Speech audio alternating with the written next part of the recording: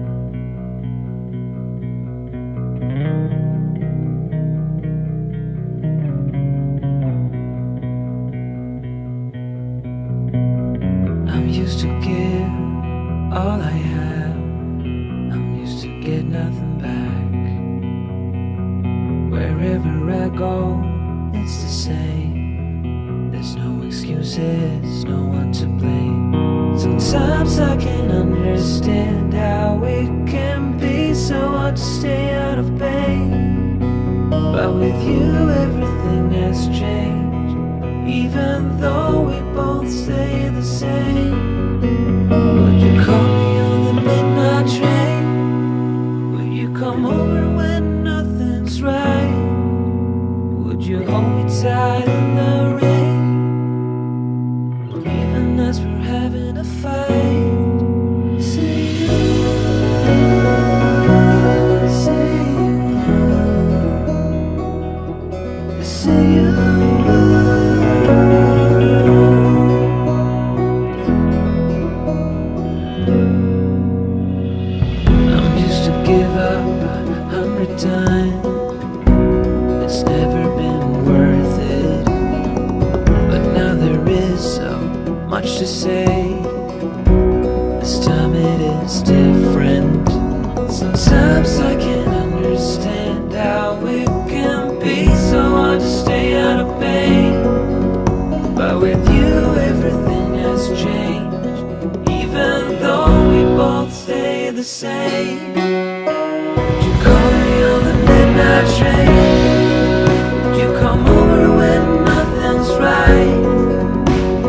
Hold me tight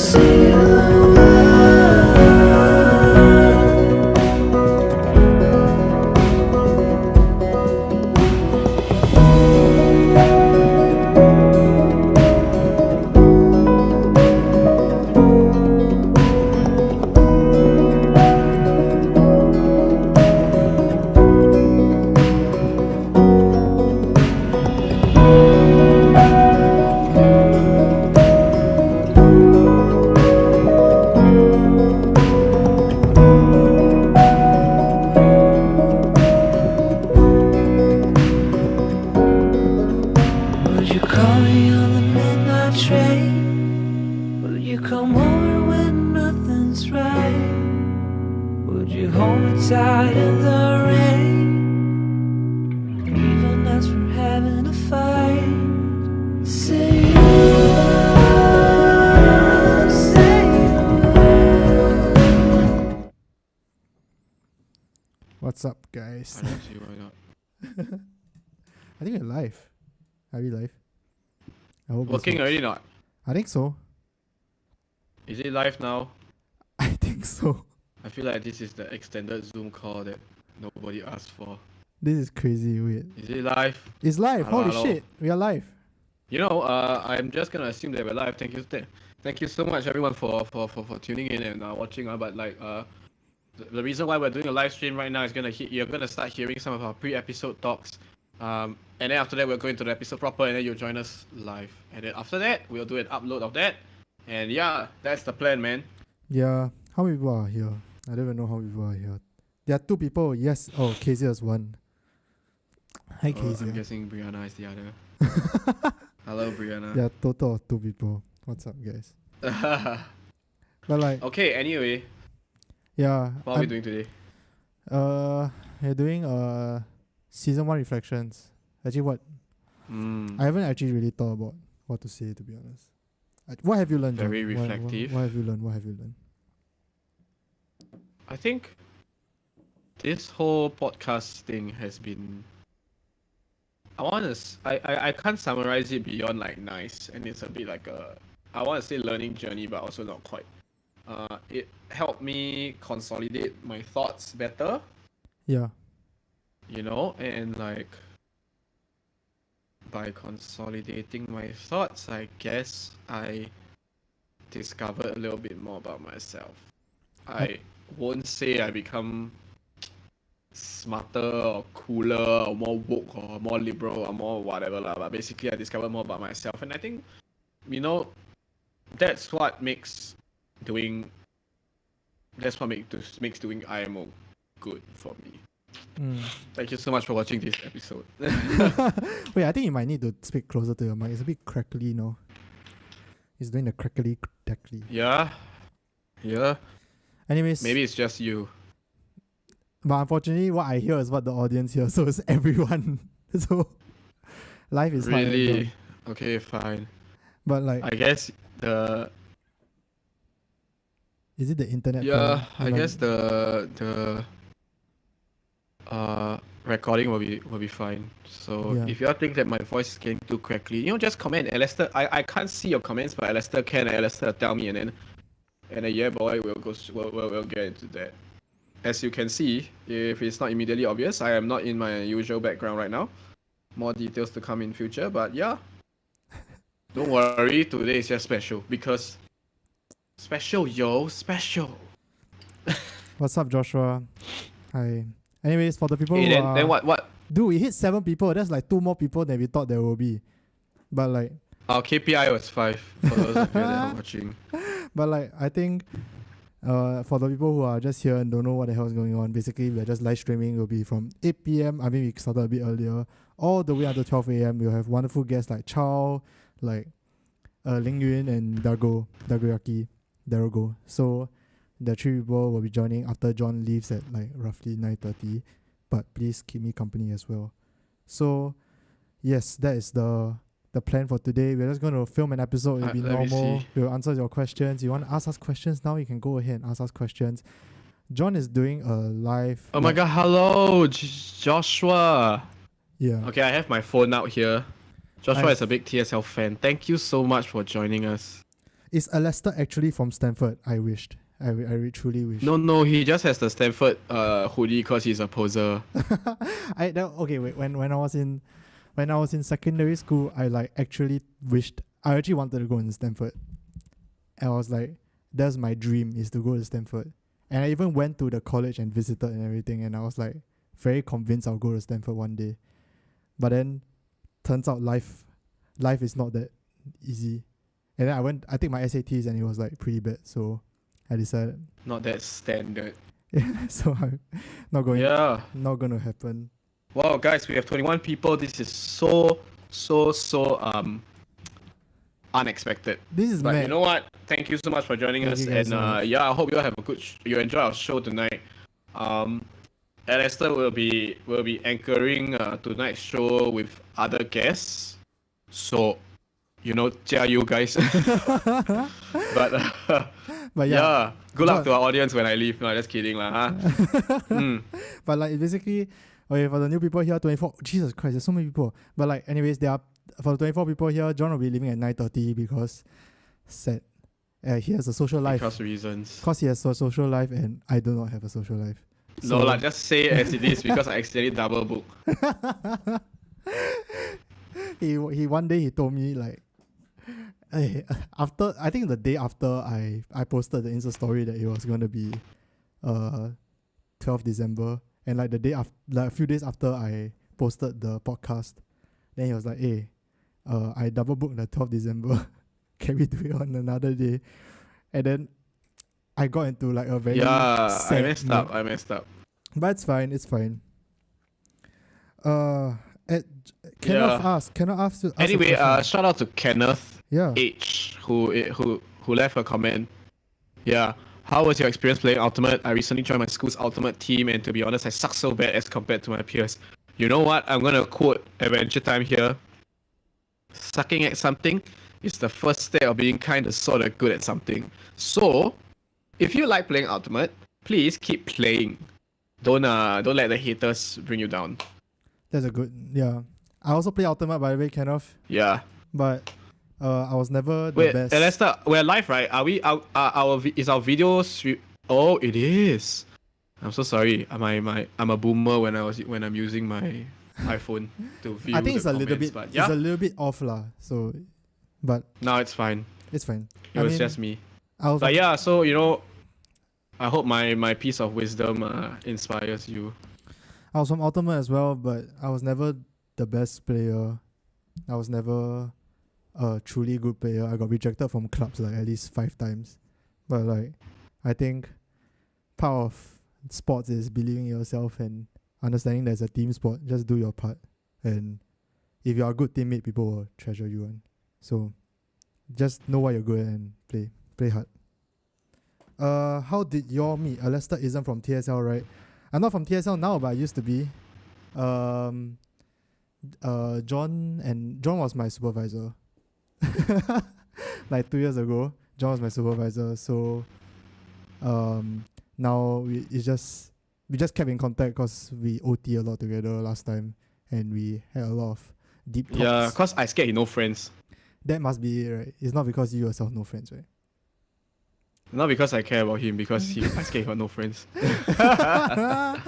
Definitely, but yeah, that's how we know each other. That's how I know most of the TSL people also, because I used to be from TSL.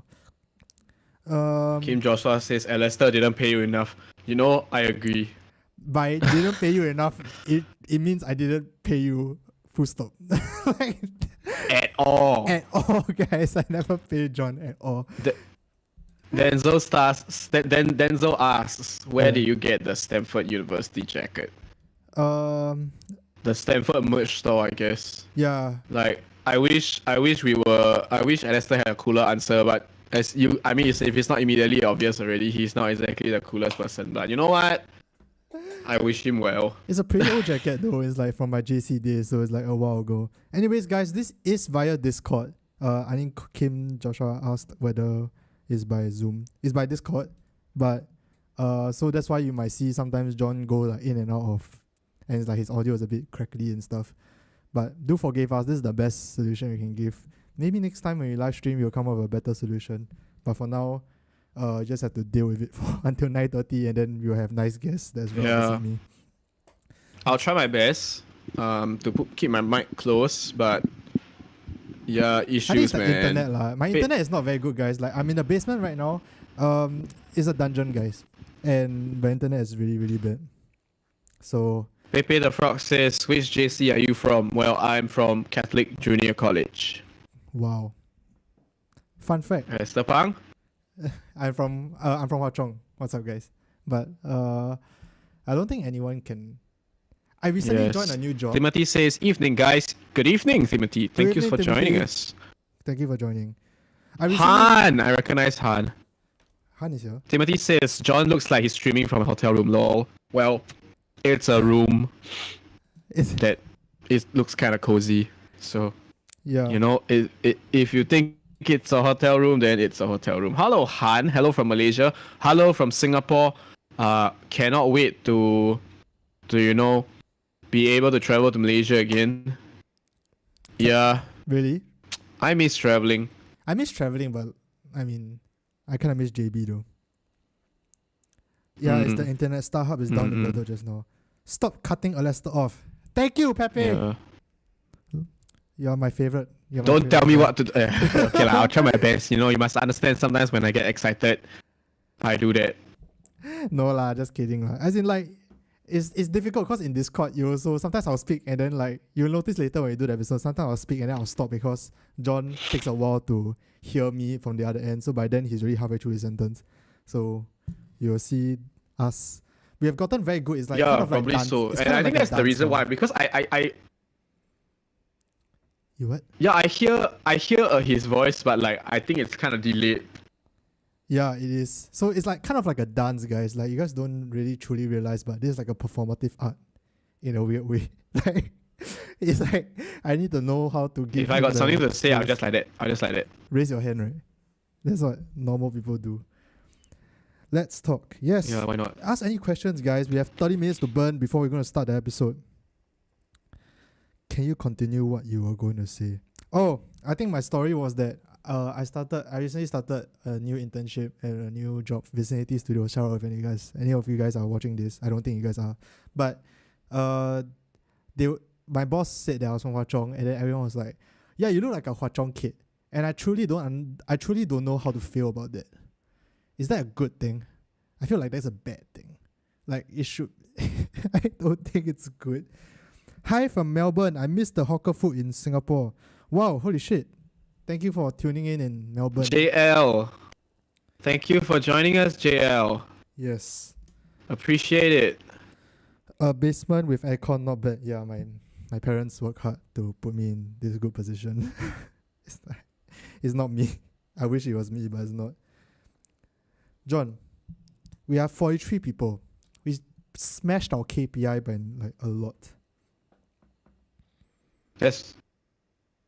It's Yeah. not- So maybe, you know, if you get more of your friends to join us, Alistair might actually pay me. Maybe. Who knows?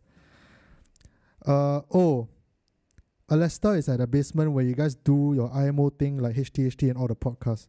Yes. So this is the basement. It's just a different angle. It looks big, right? But I can guarantee you it is really small. And I can pretty much broad jump from one end to the other. And that's not even a exaggeration. Because that's the couch that like Ben King and John Chua and Zenio has sat in. And normally John is in my seat now and I'm normally there. But that's normally what we do IMO. You see that that's why I see mine. Look at that, the beautiful Alester. Yeah. I mean, can't really see it, but like it's kind of there. What does a Hwa Chong kid look like? Rebecca, I know you're from Hwa Chong. I think it just means that we look like nerds who don't have a life. I don't know. Maybe it's an innocent look. Perhaps it's an innocent look. I have no idea. Still better production value than media. I wouldn't use innocent. You wouldn't use innocent? Okay, how would you describe a Hwa Chong person? How would it, like their looks? Well, firstly, not innocent. Nerdy, dorky, Yeah. owns too many hoodies. Needs a new wardrobe. I feel like it's becoming more and more specific. But no, right? You're talking about Hwa Chong people in general, right? But I mean, Yeah, they all basically just look like you. I have this like guilt. I don't know what is it Hwa Chong guilt, but like I'll call it Hwa Chong guilt. It's like when people recognize that you're from Hwa Chong, I immediately feel like I've let them down. Like when people ask me like what school are you from, then I say Hwa Chong, right? I immediately feel they're gonna follow up with Hwa Chong people fucked up. Like that's immediately what I expect them to say.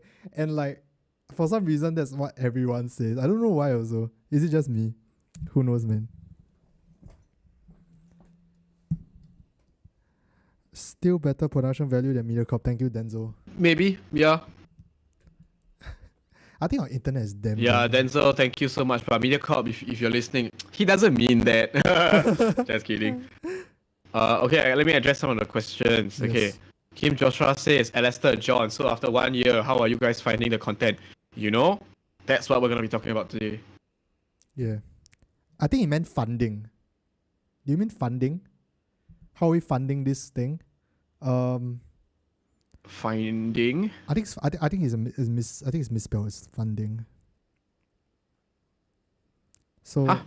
like, how are we still doing this with no money? Essentially, that's the layman's way of saying this question. I highly doubt that's the question. We're gonna place our bets here. So, Kim Joshua tell us it's finding or funding, and then the loser has to slap himself.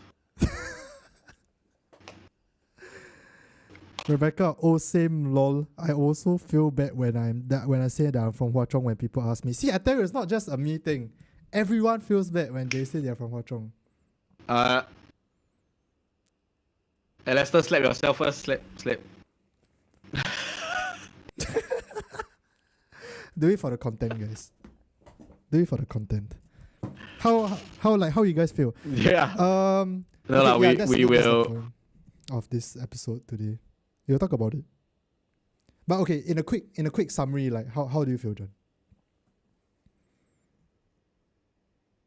I feel great. I think we have created a very unique community. Yeah. I think for the first time in my life, I feel that like on a YouTube channel that is out by our effort, right? The comments and the interactions that we get are not hateful or angry, and even if they are angry, they are delivered in a nice discussion kind of tone. Yeah. And I think that is the most rewarding thing about like doing this whole thing so far. So how am I finding the content? I think it's been great, and as a result of that, I'm also thinking that the community is super great.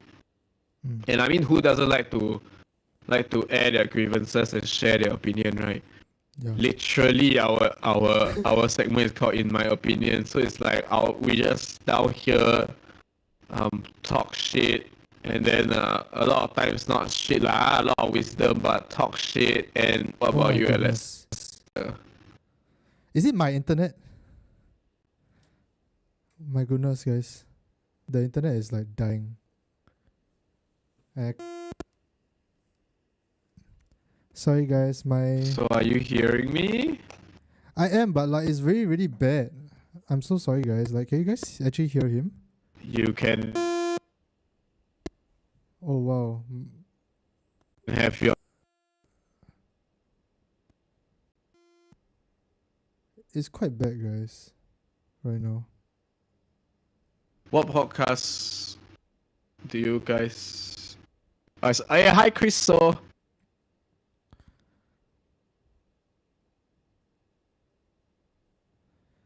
The internet is really bad, guys. I'm so sorry. The internet is damn janky, guys. I think it's my bad. John, is it your internet or is it my internet? I feel like it might be mine. John, I'm pretty sure. I just did a speed test. It's mine, right? It should be Pretty mine. fast. I'm sorry, guys, Pretty but like, fast. actually now it's okay already. I think it's just like once in a while. Life is like this. Just now, I heard That's not too. Just now I heard peeps in my ear. I think it's like I think it's my side. My internet is pretty bad. I'm sorry, guys. John's internet is chef kiss. I sound chopped up. You know what? Why don't I tell you again about what I said just now, which is basically my thoughts on everything so far. I thought that like basically it's been very enlightening, but at the same time I'm very, very appreciative of the fact that we have a very open-minded and friendly community, which is not something that a lot of content creators in Singapore achieve.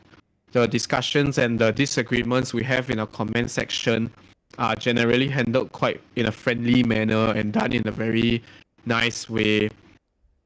And yeah, I think that's something that I'm truly grateful for. But how I feel about the content is like, like I mentioned, it's in my opinion. And Lester and I sit here, we just talk shit, and as a result of that, we have a great time. Who doesn't like to share their opinions, right? Everyone likes to air their grievances.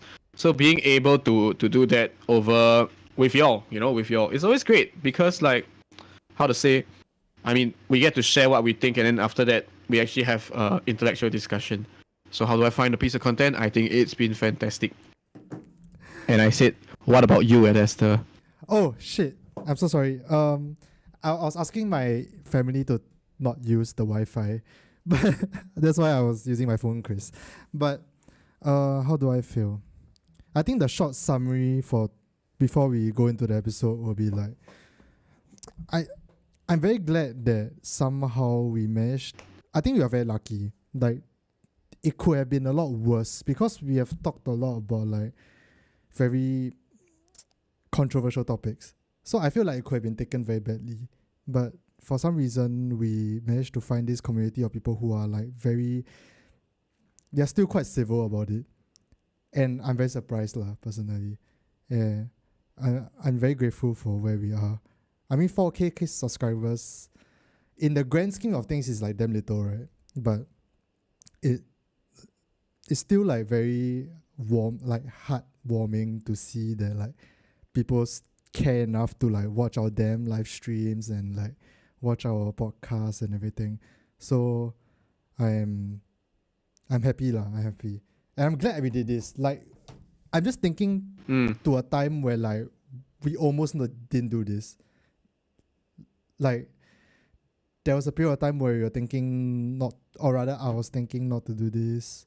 And there was a period of time that like we didn't think that this will go anywhere.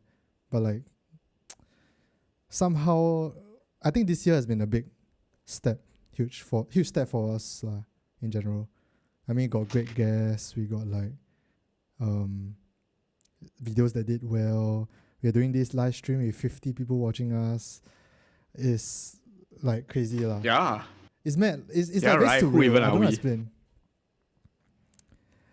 John, do you have any opinion on your views becoming more liberal with almost every episode? Not just on IMO, Yeah. but on MSN videos. Come on, John. Right. Okay. Very good question, Chris. Because I actually saw that prompt and I wanted to reply to that. Right. Firstly, I think the reason why my opinions seem to be increasingly liberal is probably because of the fact that I have been exposed to a lot of the arguments that surround the topics that we discuss. I still wouldn't say that I am a liberal. If I were to say, I still take a very moderate stance in that sense that, like, as much as right now I definitely look at ideas more liberally, I don't necessarily reject the more conservative perspective. I understand that, like, in our Asian society, we can't have everything that is purely liberal because our society is bound by certain rules, and as a result, we behave a certain way. Yeah. But is there more to gain from some liberal perspective? Absolutely. But at the same time, should we do away with all our conservative perspectives? I do not think so either. So I think that it's a good thing that my opinions are becoming increasingly liberal because I come from a very conservative background, and as a result of that, right, my views used to be very much more narrow because it's very, very easy for someone who has liberal thoughts versus someone who has conservative thoughts to kind of think it as a us and them kind of situation. And that's why I always try to be as moderate as I can, even though right now there's a lot more liberal ideas that I'm bringing forward. Because I think the things that I believe about, when people think, like, for the liberal point of view, people think about acceptance, people think about understanding and being kind to one another. Those are things that I believe in.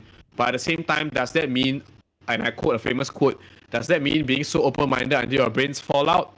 No, I don't believe in that either. So, like, I believe in finding a middle ground, and I also believe that the moderate view is different from person to person.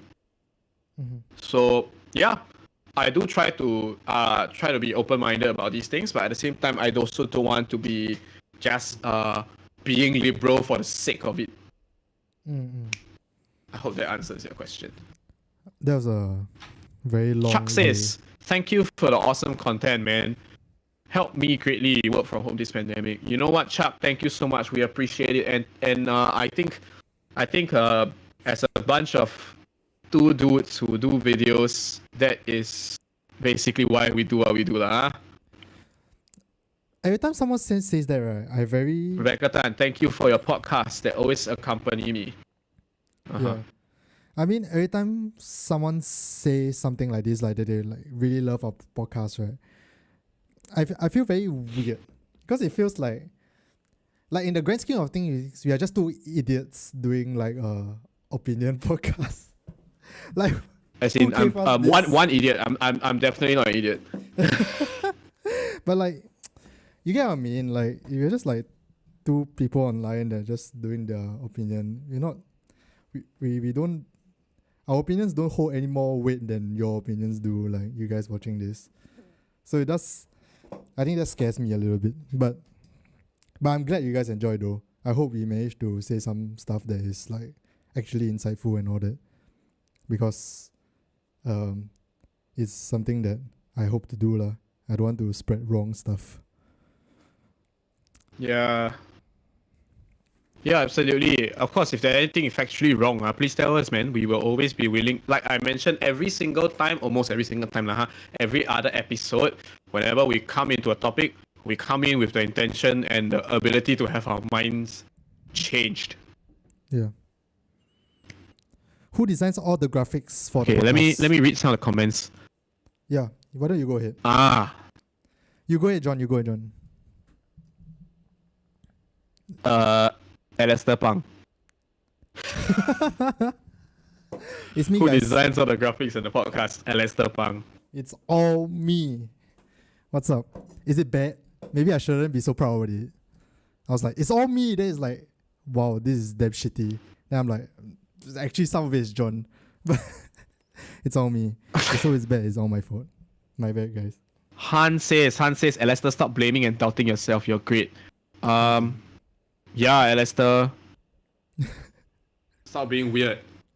I just want to say that like my monitoring is damn trippy. So it's like a bit delayed.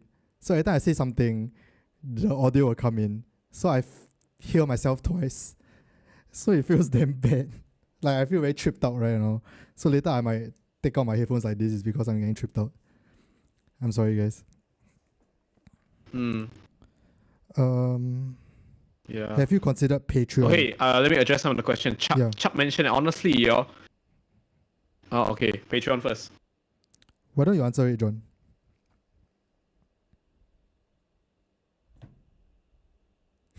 What? Say again? I didn't hear that. You answer the question. About what? The Chuck's question. Any question. Just go ahead. Any question? Okay, you know what? I'll Yeah. just answer Chuck's question first. Yeah, which is honestly, can you all talk about us Reddit threads? I think there's a gold mine of topics to talk about. Some of them are really entertaining too. Well, thank you for the suggestion, Chuck. I think that's something that we can explore, especially during season 2. In fact, funnily enough, we did an episode which was centered around "Am I the asshole?" So it's like we do take a lot of content. I would not say content. I do take a lot of anecdotes to reflect over from Reddit. And I think, definitely the internet has lots to give, and we are always open to suggestion. If we find out any more other ways to share more stories with you, more scenarios with you, why not, man? After all, we do all this for you guys. Only for you guys. What else? Maybe I should Yeah. turn off my What monitoring. else can it be, man? Guys, you're going to not see John for a while. Let me turn Yeah, off my maybe that's why monitoring. you're like hearing things like funny. Yeah. Let me give me some time. Charmaine guys. Lim. Okay, in the meantime, I just answer the questions. Charmaine Lim asks John, how do you ever feel unfilial when you remain quiet in your household to maintain peace? I do the same, but I feel unfilial. This is a fantastic question because I'm guessing, Charmaine, you're probably one of our longer viewers and watchers, because I think the issue is a lot of the time to maintain the family peace, what I do is I keep quiet and I just sort of stick to my own way or hide in my room. Do I ever feel unfilial? Sometimes I do. I do have to admit that sometimes I do feel guilty because it can get a little bit like hiding, but also not quite, because I feel that maintaining the peace is my way of showing my love to my family members. And I think every family operates very differently. Yeah. A lot of people are lucky enough to be able to have proper communications and proper interactions with their family members in order to talk things out. For someone like me, I always wish, like recently TSL did a video whereby they had their mothers do like truth or dare or something with their daughters. And I see myself never being able to do that because of the situation in my family, which does make me a little bit jealous. But at the same time, I understand that like that is just the way my family operates. So the thing about it is that I subscribe to the philosophy of the serenity prayer, right? Which is grant me the wisdom to change what I can, the serenity to accept Wait, what I I cannot can recite change. this. I can recite this, guys. Wait, is Okay, go for it. grant me the serenity to accept the things I cannot change, the courage to change the things I can, and the wisdom to know the difference. Woo! Yeah. I'm a beast. Continue. So like I think the feelings of being unfilial is something that would be a little bit of a trade-off in order to maintain the peace, because that is how my family operates. But do I wish to change that? Absolutely. Absolutely, when the time is right.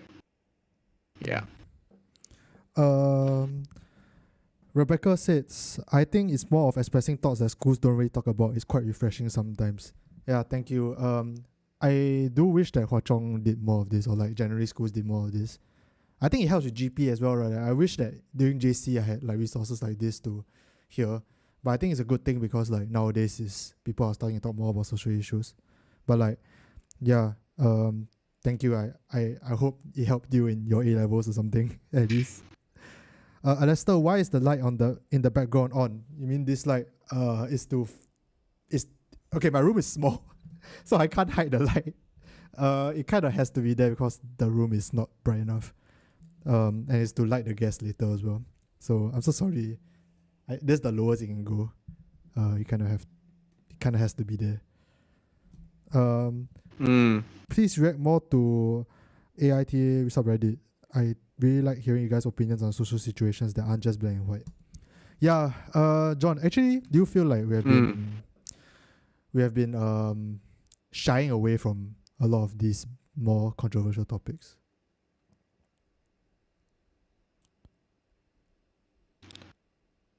No leh. But like, okay, am I the asshole? It's not always just covering controversial topics. It's just people who enter a kind of social gray area. Like, oh, I step on this person's shoe, then the shoe come out, the person actually has a prosthetic foot. Am I the asshole? These are I want to say hilarious, but like also kind of socially and moralistically gray. So like, am I the asshole? I think it's not where we get into the meat of the controversial issues. But definitely, man, I don't mind discussing some of these controversial issues. Yeah, I think it's with you, because a lot of the times I do have some of these views that are kind of, how to say, I'm opinionated, but I'm not an asshole. I like to think. You're alright. You're sometimes an asshole, but it's okay. I love you for who you are. Yeah, I just sound like an asshole. Actually, in real life, I'm a softie.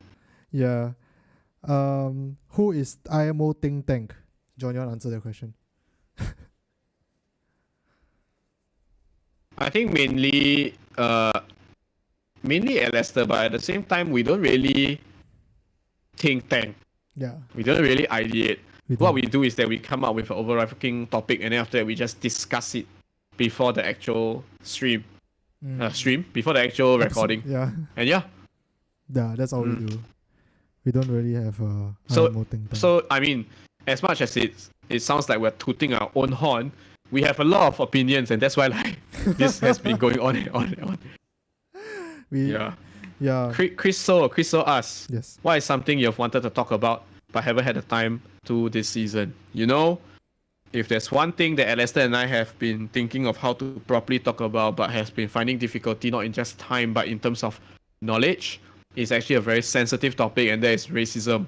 Yeah. And it's something that we want to also properly chaperone as a topic with Yeah. someone who is from a minority race, so that we don't just share perspectives that are ours, because Yeah. I think this is something that's very pervasive in our whole society, and it's very important and urgent. But the issue is that it's very difficult for just, I hate to say this, but just two Chinese guys over the internet to discuss this, and that is something that we are holding out for until we can properly serve the topic nicely. Yeah, I agree. I mean, racism is something that we like talk about for very long already. Like ever since the Black Lives Matter Black Lives Matter protest started, it's something that I've been telling John, like, hey, I think we need to address this one day. Like the racism, especially in Singapore. I don't know about America, but especially in Singapore. But I feel like it's one of those topics that I am not comfortable doing until I know I'm gonna do it right. And I think that's the same as John. Like there are some certain topics that Yeah. are like a little bit more like, I wouldn't say fluffy, but a little bit less consequences to it. Like, am I the asshole, that kind of thing. Or like, is Mulan that great? Like, in the grand scheme of things, no one gives a shit. No one cares. It doesn't matter. But there are certain topics, right, that I feel like deserves its homework to be done, deserves weight, and deserves us to consider it strongly and like not treat it seriously. Absolutely. Because those are some, I'm not comfortable with just going on the show and going like, talking about racism without actually knowing anything, without getting a guest on who knows more and everything, because they'll be doing you guys a disservice lah, and to us also. I mean, we want to do it right lah. Okay, let me address something in the comments. Yeah. So like Kim Joshua and Timothy, you all brought up some important points about racism. So Kim Joshua mentioned that Singapore not so much of racism, right? More overseas, and also mentioned that an LGBT here in Singapore can be quite touchy also. So the thing about it is that I want to agree that racism in Singapore may not be as violent and in your face as some overseas country, and that is true. So in that aspect, right, for a lot of us, we are lucky. Yeah. But the issue about racism is that even one racist is too many racists, and Yes. this is, and even one piece of casual racism is too many casual racism, and like this is something that we must strive to eliminate in our society. Is it something that can be achieved quickly? Yeah. Absolutely not.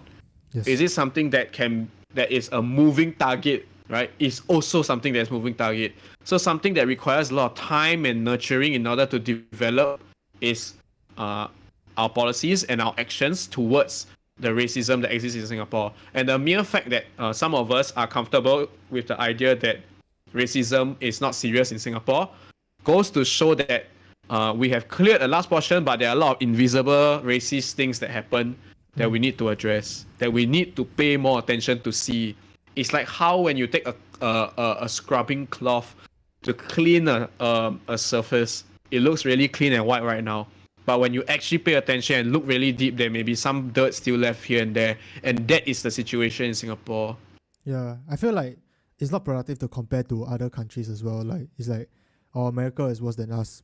I don't know whether it really is, but like, I feel like we just look internally to ourselves and ask whether this is where we want to be as a society. And I think when we do that, then we'll be able to improve instead of looking backwards. Because no matter what, there'll be some assholes that are worse than us. There'll be some people that are worse than us, but we should be looking forward and going like, is this really where we want to live in? A society that's maybe not as insidious, like not as obviously racist or not as violently racist, but it's still in the depths of it, still kind of racist. And that's something that just because it's not violently racist does not mean it's not racist. So there are actually a lot more different types of discrimination, and that is something that we eventually do want to address one by one. And you see, the issue about it is that it's very difficult to diagnose and properly give an opinion and an answer, because a lot of the times I am a Chinese man. I have a lot of privilege, and the issue is privilege can be very, very, very blinding. And a lot of the times, as a Chinese person, as a person of the majority race, just so happen that my race is Chinese, right? Because it's so blinding, there are a lot of blind spots and there are a lot of things that I don't even know. And that's why I dare not comment, because I do not want to just give you all things that are very surface level. And that's why Alistair and I are still doing a little bit more research to try to understand. And I ask you all to be patient about this as well, because a lot of times it's very easy to call someone who is unsure about situation and like, oh, you have a majority race privilege, right? Or you have Chinese privilege. But you also need to understand, especially if you're a member of the minority race, that privilege is incredibly blinding. And like blindness is something that we have to actively try to work together to get over. Yeah. And I mean, okay, so Chris raised a question, are you afraid of being cancelled? I think that's a very interesting question, actually. Am I afraid? I'm going to be honest with you guys a little bit. And like, here's the thing, it will never affect my opinion. Because I'm always afraid after I say it. After I post it and after everything is done, then I'm afraid. So like, I've always said my true opinions, but am I afraid of being cancelled? In the grand scheme of things, yeah, I am actually pretty afraid. But it's not in me being cancelled. I don't really care that I lose my social standing or I lose this YouTube channel. Honestly, this thing is not because I want to be popular or be famous. I'm scared of saying wrong things that will influence people the wrong way. And that is what I'm truly scared of. That's why it goes back to the whole statement of why we don't want to really talk about racism, at least for now, is because we don't want to spread misinformation. We don't want to spread opinions that are like bad, etc. Yeah, but at the same time, I don't want to discourage people from voicing out their opinions.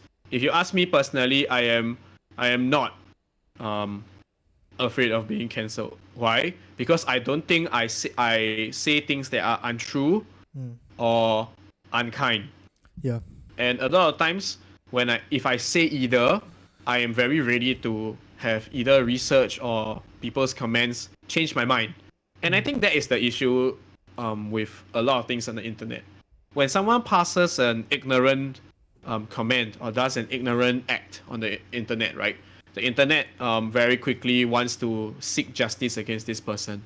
But the problem is, we do not try to actively also have our minds changed. So besides having justice served, what if this person is just being ignorant and this person actually is still willing to change their mind? And that is my approach. I try to put myself always in other people's shoes. Yeah. So I don't try to actively cancel people. I also don't actively try to shoot people down and potentially risk myself being cancelled. So am I afraid of being cancelled? No, because I like to think that I'll never say anything that's unkind or untrue. And if I ever do say that, I am not afraid of apologizing or changing my mind. Yeah. I think that's a good way of summarizing how I feel. Chris also asked a follow-up question. Do you self-censor due to the fear of being cancelled? If no, what is the most controversial opinion on a hot button topic? Do I self-censor? Okay. Here's the weird thing, guys. When I'm filming an episode, right, I never actually truly think about the consequences. It never once crossed my mind.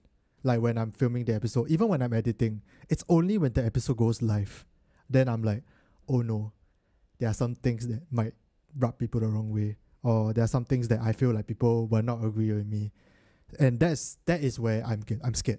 So do I self-censor? The answer is no. But I'm also at a point in my life where I understand that there are certain things that if I don't know, I just shut up. I know how to shut up. I think that's why it is. Like for example, like racism, like I don't know anything in the grand, I keep saying the grand scheme of things, but you guys get the idea lah. I don't know much. I have an opinion, but it's not based in a lot of facts or anything, even if it's the popular opinion. So I won't say these things. But do I self-censor? I don't lah. I don't self-censor. Is there anything most controversial opinion on a hot button topic? Button topic. Sorry guys. I think the Kickoff episode was probably the most controversial episode that I have done. And it was also because we not we, but like rather me, I was very emotional that episode, and I was essentially going against a huge amount of huge amount of social media people who were like condemning Nathan Hartono, condemning especially Nathan Hartono lah. And I was pretty much going against that, and there are a lot of people that came up and like DM me about it and say like, hey, they don't agree with me and here's why, and I really appreciate that. But I think that's my most controversial opinion. You guys can go and watch the episode. It's one of our Anyway, I'm just gonna address it in the comments. I think Chris hit a nail on the head here, because Alistair, you saying that knowing when to shut up is precisely self-censorship. Is it though? I don't think Is it not? That's basic human okay. That's self-censorship. Here's my opinion. I don't know about you, but like maybe okay, you finish first, then I explain my point of view, because I think this is a great question. Yeah, okay, so here's my opinion. I think when I think of self-censorship, I mean there are certain things that I think in my head that like I don't say it because of a platform. Like that's the idea, is because I have a platform and because I have 4,000 subscribers that I don't say, then that's self-censorship. But in private, I would say that kind. That's my definition. But in general, then in that sense, everyone fucking self-censors what? You won't say everything in your head. You won't say everything that comes to your mind because you know when to shut up, and you know some things that you just don't say. So are you self-censoring all the time? Technically you are, but like in my opinion, what self-censorship, the bigger construct he's going at is like because of a platform I have, I will self-censor and I won't say things because I know that I have like 4,000 subscribers. I know that I have people watching, and I don't think about that. So that's my interpretation of the question. So is that how Chris interpreted it? I have no idea. Okay. I have no clue. But okay, let me give you how I do it. Okay, so a lot of times, especially when we are filming this, right, I do not self-censor. But the thing about it is that I don't necessarily allow myself to make an emotional statement as well. So even though I have a lot of strong feelings for a lot of these kind of things, right, I tell myself to sort of like split the what I want to say versus what I actually feel to be something different, because I don't self-censor, but I try to deliver with as much tact as possible. Because a lot of times for more controversial topics, there are a lot of emotions tied behind each side of the argument. Yeah. So being able to navigate with tact is how you can make a valid point, a factual point, without offending anyone. And that can be done without self-censorship. And the only way to do that is to deliver it in a way whereby your emotions and the factual things are separate. Yeah. And delivered with tact. And that's how I do it. So I self-censor, especially on these episodes? I think not. Okay. Yeah. I think the roundabout way of answering this question, Chris, I'm so sorry, but we are very scatterbrained. But like, I think that self-censorship in of it itself is not a bad thing. I think it depends on the intention, and it also depends on the reason behind it. I think just as human beings, we self-censor all the time as well, because there are certain things that we shouldn't be talking about. There are certain things that like we might think but just fucked up thoughts that like sometimes you just won't say because that's not human, and we know what it's like to be human, and you want to be human, you want to be good people. So I don't think self-censorship is a bad thing per se. But I think No, never say that it's a bad thing. Yeah. No, I'm answering Chris. I'm just saying that like I feel like you can still self-censor a little bit while still being real. And I think that's where we are at now. It's like I don't think about our following, I don't think of this YouTube channel. When I film an episode, it feels like I'm just talking to John and I'm doing this. So I never self-censor in that way. The only way I self-censor is because like normally when I'm with John, there are just certain things I won't say because they're just messed up. So it doesn't get to me like the lights or like the camera or anything. You want to answer some questions, John? Yeah, for sure. First things first, let me address the thing about shutting up being an EQ thing. Yeah, absolutely, man. And this is something that I think a lot more people can apply to their daily lives. I mentioned it a few times to Alistair, but I think it's off camera that like right now I feel that on the internet in society, a lot of people have lost the ability to graciously and silently disagree. And I think if we're able to do more of that silent disagreement instead of trying to fight each other, we will have a lot more peaceful interactions with each other. But let me answer Denzel's question, which is, do you believe that being ignorant to a social issue like racism grants a second chance to improve? Or do you believe that people should have, quote unquote, known when to shut up before doing anything? This is a fantastic question.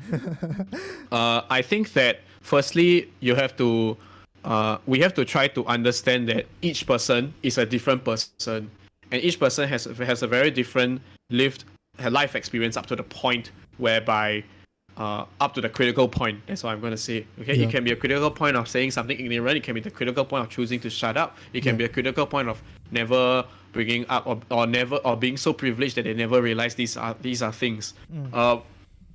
Does everyone believe do I believe that everyone deserves a second chance? Absolutely. Yes. Absolutely. Yes. Especially for people who are willing to change. And I think this is something that we cannot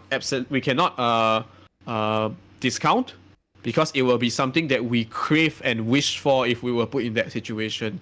So what I believe is that being ignorant to a social issue, okay, is fine. Ignorance by definition comes from, the fact that, the definition is that you don't know, right? Yeah. So when you don't know, it's fine.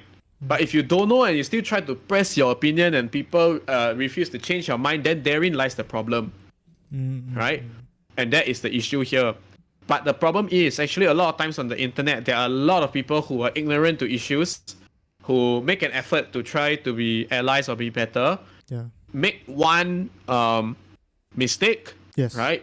And instead of addressing the ignorance, the internet takes it that there's blood in the water right now, the lynch mob moves in, and these people are actively attacked on the internet. And that is the issue. You see? So what happens becomes people cannot be ignorant, and if people also shut up, right? They say that they're not doing anything. So they are caught in an impasse. So this is something that has been unspokenly, and this behavior has been unspokenly shunned in the eyes of the internet generation. And that is something we have to try to break away from. Just like how we have things like the Yellow Ribbon Project to rehabilitate people who have made mistakes, we ought to make an effort to rehabilitate people who are ignorant to social issues as well. And as people who are in the know, always understand that as much as you are in a position of a moral high ground, because this is someone who has made a mistake, you still have to treat this person kindly, because when it comes to your turn to require a second chance, you will wish to be treated kindly too. And that's my philosophy for a lot of things. I believe that we just got to treat each other more kindly. We can disagree, we can have a lot of issues, we can have someone who is saying the wrong things, we can have someone who is saying the right things. Yes. Let's be kind to everyone regardless. I think, okay, last point before we move on to the next question, but like I feel like one thing I've learned is that sometimes people don't have a choice with the surroundings they grew up in, and they don't have a choice in how they are as a person, or because the way they were brought up is a certain way, their life circumstances is a certain way, and because of that, they might have opinions that are not in line with how society is going, and maybe not so progressive in that sense. But is that their fault? I don't think so lah. I personally don't think it's their fault that they just weren't exposed to these topics or these concepts beforehand. So I personally would say, like, even for mental health, for example, if people tell me that like they don't think depression is a real thing, or they think depressed people are weak, I'm a lot more accepting of it nowadays, because I'll be like, okay, let's hear why. And honestly, as much as I don't agree with their reasons, I don't think there's ever a good reason for it, they always have a reason. And I think that's important to understand, is that these people didn't choose their upbringing, they didn't choose their life circumstances, they didn't choose to have this, in some sense they didn't choose to have this opinion. So I think it's a good thing to go into these conversations, like try to change their mind and hear them out, because they will shut off once they hear you trying to be defensive or like berate them. They'll shut off already. And I think that's my personal way of doing activism, or like the way I want to change people's minds. Actually, I want to come back to go ahead, John. Esther, you got any more things to say? Okay, no, I want to come back to to an earlier point, which actually was a question that I accidentally left out. That was asked by Shanice way earlier, about almost 15 minutes earlier. Oh shit. She said, "Hey John, do you think your child-free stance will ever change in the future, or would you consider yourself a fence sitter?" I have been very vocal about this on IMO, that I don't want children until I'm ready. So, this is actually a good question. Personally, I feel that my child-free stance will change, and I think for some of my personal friends, you all also will have heard this. I tell myself that I only want to be a parent when I'm ready to be a parent, and when I'm ready to understand how serious this situation can be. Every day, I see stories from friends and people who were ill-equipped to become parents and have kids, and these kids have to live with the consequences that we can only see maybe 10 to 15 years later. And I tell myself that that's not a situation that I want to be put in. So do I eventually will this stance change? Absolutely. And in fact, I have told a lot of my friends, and I don't know if I mentioned this on the episodes before, that if I ever feel that I'm ready to be a parent, I don't even mind adopting to raise a child. Because if I'm ready to give myself as a parent to a child, it matters not to me whether it's biological or not. A lot of times there are a lot of lives that are already brought into this world that whose dice has been cast by parents who are less than ideal for them as people. And if I'm ready to be a parent, I don't mind changing the destinies of children like that. And that is when I know that my stance has changed. John, okay, wait. Yeah. Before we answer any more questions, I'm gonna do a little poll. John, you can vote as well. Do you guys want us to actually do an episode, or do you just want us to answer questions? Because I think we have a good thing going, and you guys are asking a lot of questions that I want to answer. So, do you guys want an actual filmed episode? If not, we can just keep going with this, and you guys can ask more questions, and you guys can get more opinions out of us. But in the meantime, okay, wait. Okay, John, this is directed at you. Loli asks. Yeah. I'm sorry, you can choose not to answer this, but what would you do if you want to recover and focus on your mental health, but your family is the number one trigger? Would you run away? Okay, very good question. Because I think the issues I face, I don't want to classify them as mental health issues, but they definitely do take a toll on my personality at home and take a toll on my behavior. I find myself being very snappy with my family members, but very, very impatient, especially when I'm at home, which is very not me. If you are close enough to me to have met me and understand, it's very not me, and this is something that I want to address eventually.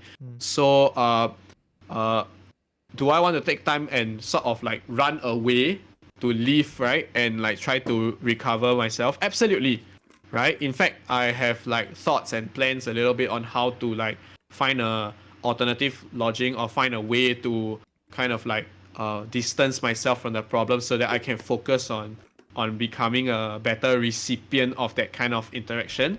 Yeah, those are things that I have plans for, but are absolutely they are difficult to achieve in practice. So what do I do when I make do, right? I create a little safe space for myself at home where I enter and escape to, which is the next best thing, unfortunately. And I guess as a testament to life being the way it is, everything has to be done in compromises. You can't always have your ideal situation. As much as I would like to, I want to go and get my own house now, I want to rent some place. Financially, am I able to support that? I may not be able to. And these things are things that if I cannot learn to accept that I have to compromise, then I will just live in further misery. And I don't want that. So I try to find adaptable ways to try to work on those things. And that's for me, you see. For other people and everyone else and anyone who might resonate with this, right, there are a lot of other options that you can seek to try to find a middle ground for yourself, right? But I understand that it may not always be ideal. You know what? I'm just going to straight out put it out there that in this world, nothing is going to ever be ideal. But we got to learn how to roll with our punches and compromise and take what we can. I think it goes back to like I'm not religious, by the way, but like it goes back to the serenity prayer as well. I think that's a very important part of being happy, is understanding what you can change and knowing what you can change and what you can't, Yeah. and working on the things you can and accepting the things you can't. And I know, you know what? I feel like Absolutely. it's a bit easier for me to say because I have a wonderful family, and I'm very lucky. And the reason why I can do this in my damn basement, live streaming to you guys, is because my family worked hard. My parents work hard, and I mean my sister's doing medicine now, so she's doing way better than I will ever be.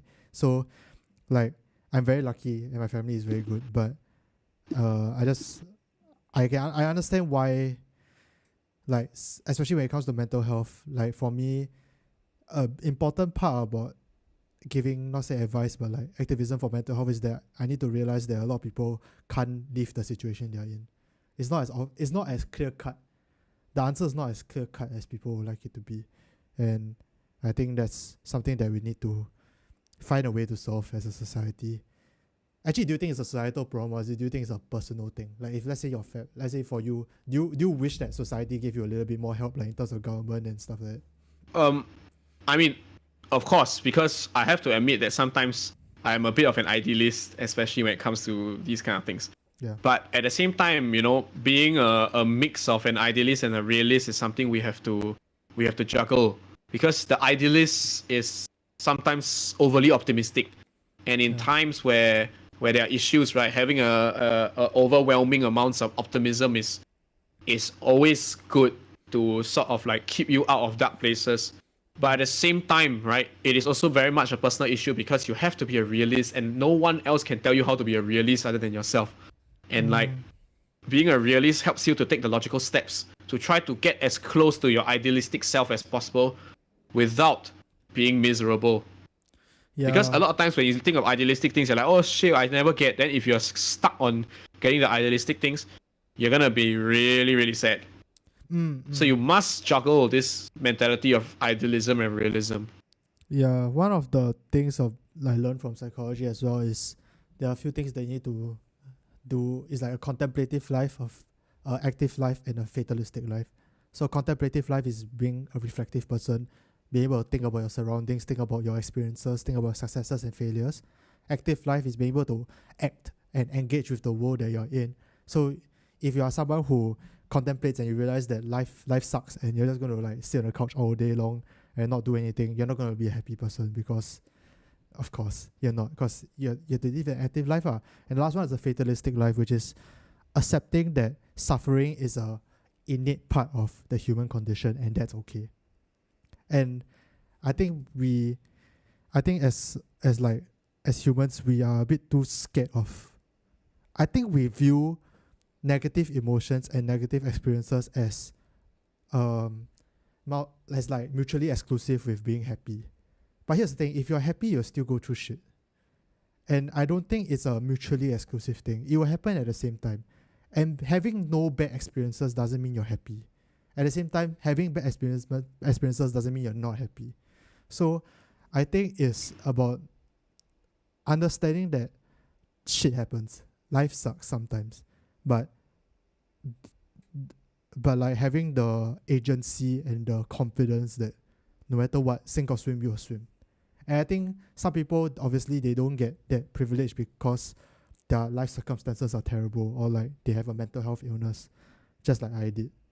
But I think in general, that's something you should be working towards, with or with help. Let's say some people like other people with no mental illnesses, you'll be able to get there without help. Hopefully, you'll be able to get to that mindset of like growth, of like understanding and contemplativeness and everything by yourself. But people with mental health illnesses like me, like I needed help, and eventually I got there lah. Yeah, and this this comes back to the point about privilege and improving yourself. Now I remember very early during like circuit breaker earlier in the year, right? Somebody got a lot of backlash for saying that like, oh, if after this circuit breaker you did not become better, then you only have yourself to blame, blah blah blah blah blah, all that kind of things, right? Yeah. This person definitely meant well. Yeah. But delivered in a way that the internet did not like. Yeah, right? yeah. But the issue is, when it comes to talking about these kind of things, especially when it comes to mental health and self-improvement, I think if you are in a position of privilege, don't be guilty. I'm not being privileged. Yeah. I think if you're in a position of privilege, right, I am in a position of privilege. My parents are well-to-do. I live a comfortable life. I don't have to work extremely hard to maintain my lifestyle. I am in a position of privilege. Yes. And it is my responsibility to not only understand and reach out to the people who are less privileged, but it's also my responsibility not to squander my privilege. And that's where the guilt thing comes in. If you spend your time being guilty because of something that happens on the internet regarding your privilege, or because you identify that you have privilege, right? Then that is not something that is ideal. And this is where I'm really moderate about this. Being kind, working to minimize the gaps of privilege is one thing, but on the other hand, you must not squander your privilege. Fully utilize it, fully realize the potential of the privilege that other people do not have, but you do. I think privilege is a I think privilege has a very bad has a negative connotation these days. Like people always use like, oh, you're privileged, or you have Chinese privilege, you have rich privilege, you have like Hwa-Chong privilege. I don't know, but like basically, privilege is used in a bad way. It's like a negative connotation these days, but I don't think it's bad, and it's not your fault. It's very weird. It's very weird that I have to say this, but it's not your fault that you're privileged. It's not your fault that you're born Chinese. It's not your fault that you're born a male. It's not your fault that your family is well-to-do. But I think from there, understanding your privilege, and then from there, understanding what you can do with it, I think that's important. And trying to give back to society, trying to do your part. It doesn't have to be monetary. Absolutely. It can be like helping someone who's in need and having good intentions, trying to be a good person. I know it's hard, but like it's hard to be a good person, but at least try. And I think at the end of the day, if you do that right, you can. It's like you won't have like any guilty conscience or anything because you did your part lah.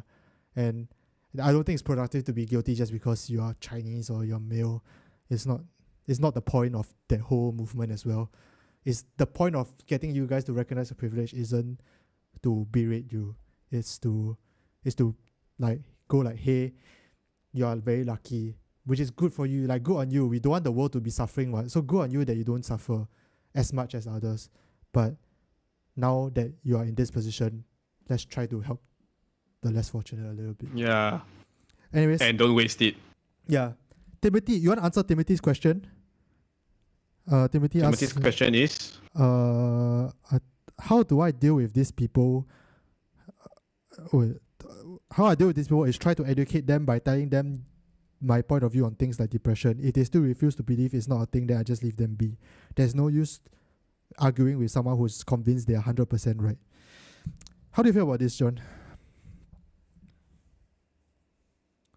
Firstly, I'm just going to agree with the fact that there's no use in arguing with people in general.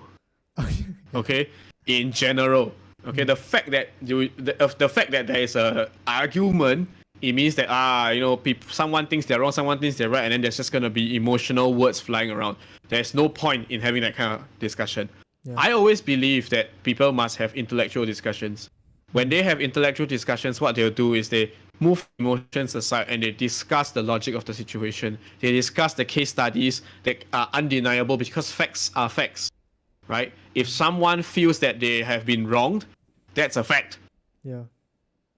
You know? Yeah. And I think that like a lot of times when we try to educate people about points of view for things like mental health, it is extremely difficult for people who don't experience it to understand.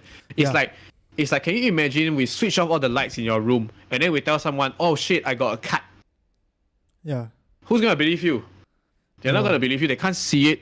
It's invisible to them. And then they'll be like, my body feels fine. Why don't you just like suck it up? It's just a cut. And that's the thing. And a lot of times that like it's very difficult to be arguing with people to try to convince them otherwise. What you should try to instead is to bring up the facts to this person. If this person is not willing to address it with you, then 100% leave them be. Leave them be so that eventually when y'all both are in a better place, y'all can bring this topic up again. Find your other pillars of support. But that is not to leave them be forever or to cut them off forever. Because I think every single time there is a bit of ignorance, it is the responsibility of people who are in the know to at least bring up the topic. Yeah. And then in a way that is like, if someone is shut off, you keep knocking on the door. You keep knocking on the door, but you don't judge them for shutting the door. I think we said this in the episode before, but we said something along the lines of like, okay, this is just a concluding statement for this topic. Is that sell your activism like it's a market pitch, like it's a advertising pitch, or like it's a any form of marketing, because that's what it is. You're trying to change people's mind. You're trying to convince people, and when there's some marketings do and don'ts, so I think it kind of applies to activism as well, and it's that's just how it is. That's how I believe. Of course, there are people who disagree with me, and that's a topic for season 2 or something like that. But I think that's our opinion, lah. Actually, Dago asked you. Let's go into something a little bit less serious. But Dago asked you, John. By the way, Dago is going to appear at 11:15 on this show. So, like, you want to meet the handsome Dago Yaki, please stay on until 12 a.m. But yes, Dago asked, John, do you have plans to do your own content in the near future, excluding IMO over Leicester? Good question. I haven't really thought about it, but as Annette once very elegantly put, creatives are people who will just make their own thing. You just need to give them a nice environment. Creatives will create. Yeah. So, will I make something? I do have plans because I do like I do like making my own types of content. Okay. But at present time, while I still spend most of my creative juices in TSL and working with Alistair for IMO topics, I don't think there's anything that is in the immediate horizon. But definitely a lot of ideas. I think I have a lot of quirky things that I would like to share with people. Like my hobbies are a little bit unorthodox. Those of you who don't know, I like calligraphy. I collect fountain pens. I listen to vinyl records, cameras, film photography, digital photography. All these visual creative things are my thing. Yeah. Eventually I would like to share this with you all, even though I don't do it enough. But at the same time, I feel that I can't mentally juggle so many things at one go. So it will take some time, but who knows? If you all got more ideas, you all can always share with me. Maybe I'll start a TikTok channel. I love it. But we are trying to do more segments for my channel as well, which might be rebranded to something other than my name. So look out for that. But we are thinking of other segments as well, other than the podcast and IMO and HTHT and all that. So if you guys have any ideas, you want to hear John rant about his wonderful calligraphy hobby, tell us, and we'll do an episode about it or something. We'll do a video about it. That'll be cool. Actually, why not, right? See, this is the best part of being my own boss, is that I can decide that that's cool enough and it will fly, even though in the grand scheme of things it's not very cool. Okay, wait. Denzel asked, is there a possibility that IMO could be longer for season 2? Also, are you guys considering a Patreon? Maybe then we won't have so many camera breaks. What? Oh my goodness! Denzel, you must be so happy that you have a screen between me and you right now, because I was about to punch you. No, asking, but why? No, asking. I feel like she's throwing shit at us. No, he's not. I'm gonna start. Please don't listen to Alistair. Denzel, me and you have beef from now on. His YouTube beef. Don't listen to him. Views.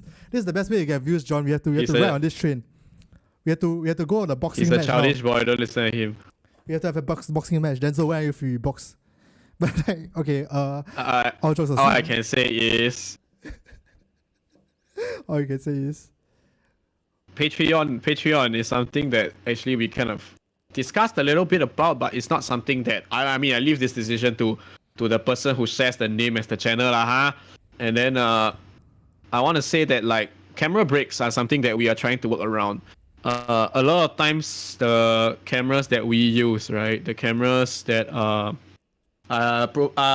manufactured by this particular brand, to have with S 30 minutes. S starts with S and rhymes with Tony. I never call them out. It's Alistair. Okay, anything happen at Alistair Pang. But anyway, so this particular brand that we all like to use because their cameras are fantastic. They have a half an hour recording limit. So this is something that we're still trying to work around. But here say that they have new models that come out with unlimited recording, and that's something that we're excited to eventually acquire. So Will we start at Patreon to try to work towards those things? I think it's something that we can definitely think about. Will you guys But actually at the donate? same time, That's a good but at the question. same time, we are also, as you can hear from our dialogue, we also don't necessarily aim to make this as the major moneymaker, but we do want to try to make it more sustainable. So it's something we'll think about. But yeah, it's still in thinking about phase lah. Yeah. Camera breaks, then they must reassemble. My God, Chris. That joke flew over my head, and that was so bad. But okay, wait, yeah. Camera breaks is because we only need 30 minutes. We only have 30 minutes recording, and there are certain cameras that nowadays don't need already lah. But because we are on a budget, and this is like our cameras. So, Cameras are expensive lah, huh? We cannot just buy. yeah. Yeah. Life is like that lah. But actually, okay, wait. Poll right now. You guys actually donate?